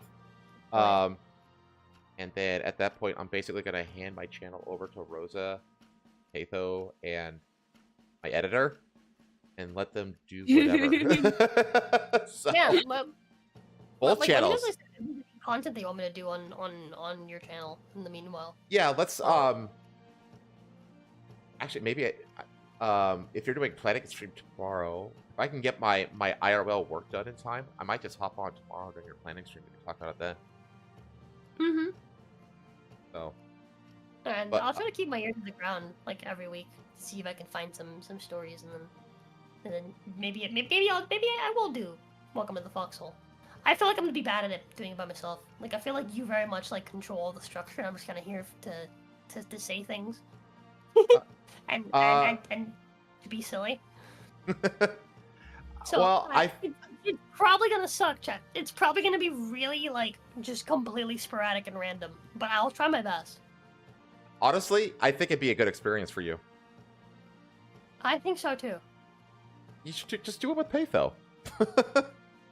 My love, are you down to join me every Saturday to cover wacky world news? Yeah. Bet. There you go. We need to find the wackiest stories. I'm gonna go out of my way to find the most And you need to find games to stream on my channel. No, I'll just do. Well, okay. So, what do you normally play? I don't play the games that you don't really play. I know. That's why I'm asking you. I play like Yakuza games. I play RPGs for the most part. Okay, I don't have.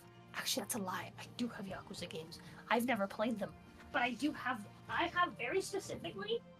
I have the Yakuza Remastered Collection. What does that contain? Which contains Yakuza 1, 2, 3, 4, and 5. Oh, okay. That's what I have. I just finished a playthrough of 5. Damn it. I have that. And I have Yakuza Like a Dragon for the PS5 as well. I've not played any of these. I have the Steelbook for this. Dude, you have the first Like a Dragon? Yeah.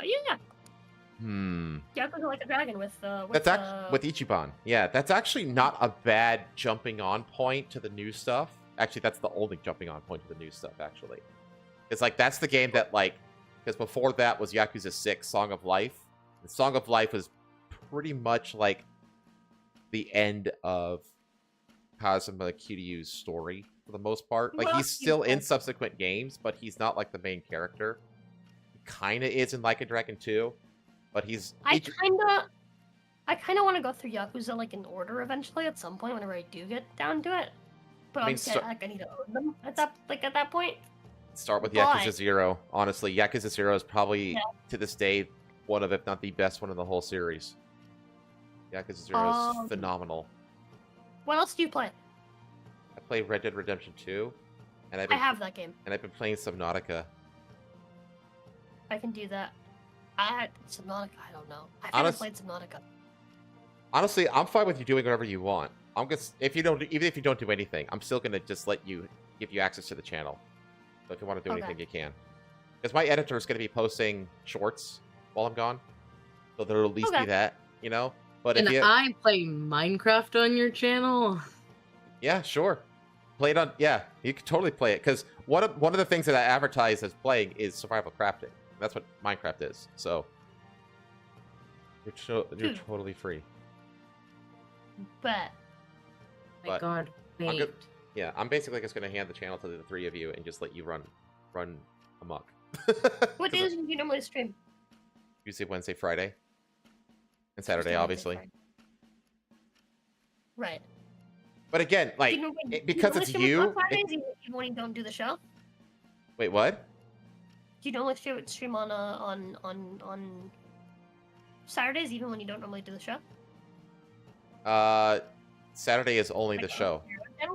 Okay, it's just the show. Okay, I was just making sure. I was like, do you stream before the show? And I was like, I mean, it takes me a couple hours just to prep for the show, you know. Yeah, makes sense. So. Okay. What I'm probably gonna do is, I don't know if I'm gonna do Tuesday, Wednesday, Friday, like exactly those days. But what I'll probably do is that whenever it's Pathos' turn to stream on my channel, I'll stream on your channel. Hey, and honestly, I'm not gonna keep you to anything. I'm not gonna keep you. You could your schedule, whatever you want to game, because that's what you let me do. That you let me stream a fucking crazy ass point and click adventure and Yakuza on your channel. Okay, so you're free to stream whatever the fuck you want on my channel. I will see what I end up streaming. I will put. But I'm gonna stream Sex with Hitler.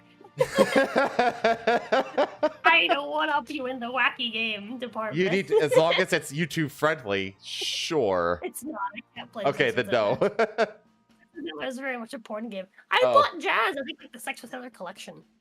You did. You did. Last year or was it this year? It was this past year. Yeah, pretty sure that didn't help. But I'm pretty sure it was last year. Honestly, though, if you were to think about getting into the Yakuza franchise, literally just start at Yakuza 0 and then just play 0, 1, 2, 3, 4, 5, 6, like straight through. Yeah. Like that's the best way to do it because like they're meant to be. It's actually all meant to be one long continuous story. Okay. So. Yeah, I figured. But I fucking love Yakuza 0. It's one of the best ones. I can't wait to finish the cycle so I can go back and play it again. So. Is that the plan? That's the plan. The plan is to, once I finish with the new one, which will be done shortly after I get back, Because the new one is like a half game. It's like The Man Who Erased His Name. It's only 6 chapters long, so it's like a half the length of a normal game. Okay. Once I finish that, I go to Yakuza 6 Song of Life, because I just finished Yakuza 5 before this one that I'm playing now, the pirate one. And then it's Like a Dragon 1 and 2, and then bam, we're caught up. And at that point, I go back to Yakuza 0 and I just start all over again. Like, Yakuza Wednesday is like a permanent thing. I see. So, but again, you don't have to do. You can do whatever the hell you want at, stream whenever, and whatever. Okay. It's up to you. You gave me that freedom, so I will give you the same freedom. Bet. I appreciate it. You know what? Maybe this is when I'm finally gonna go back and play Assassin's Creed games, because those are also like typically like kind of your thing, isn't it? Oh yeah, I've streamed a couple of them. Yeah, that could be. Yeah, if you want to do that. That's If you what want I to do. if you want to go back and play I'm gonna go Rogue, back. if you want to play I Rogue, might. yeah, I just might. feel free to play Rogue on my channel if you want. See how I'm much gonna Rogue is right go. now. I want to lay down. Yeah, we do No, need to baby, go. you cannot purchase games. If we cannot purchase groceries, you cannot purchase games. I know. That is I know. okay. Anyways, I'm gonna go lay down. Toodles. Okay. Thank you for letting me come in and scream about Yolanda. No, it was And totally fine. Selena's father. Dude, like, whenever you have, like, something that you're interested in, just let me know. Fucking hate that bitch. We'll chime you in and get you on for special segments. It's totally fine. Okay. So, all right. We're going to get out of here, chat. It's been a long-ass time. Assassin's Creed Rogue is on sale for $9 No. On PC or PlayStation? on PlayStation. The remastered is on sale 70% off for $9. Oh, my God. Unless, I'll buy yeah, I it was for you. gonna say- Jesus Christ. unless Holmesman wants to buy it for you or anybody else, the answer is so no. much money. I think it's fair. It's only $9. You didn't let me get tortillas, which are only $3. You didn't get tortillas while you were at the store today? No, I got the things that we needed. Why didn't you ask me? I would have given you $3 for tortillas. Because I already asked, and you had already seemed bugged about the extra 5 for the lactate. Why the fuck would I ask? I felt bad because that was for me. There. I just gave you the $10. Anyways, good night. I was gonna give you money. I'm gonna buy it. I gave it to you specifically for Rogue. All right, chat.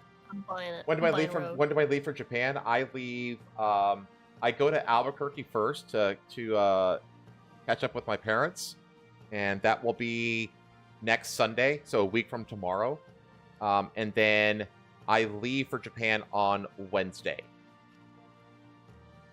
the following Wednesday, which is like the 2nd or something like that. So that's when I go, and then I'm not back until like the 28th or something. So. And I've got to have a lot of pictures and a lot of and videos. I'm gonna do a nice, fun my trip to Japan presentation, just chatting stream after I get back. It'll be a lot of fun. So. Oh yeah. Yeah. All right. Let's get the hell out of here already. Yeah. Watch is yours, Chad. Hey chat, you're gonna go fuck yourselves. Hope you look forward to watching me play Rogue on Helmsman's channel. There you go. See you guys.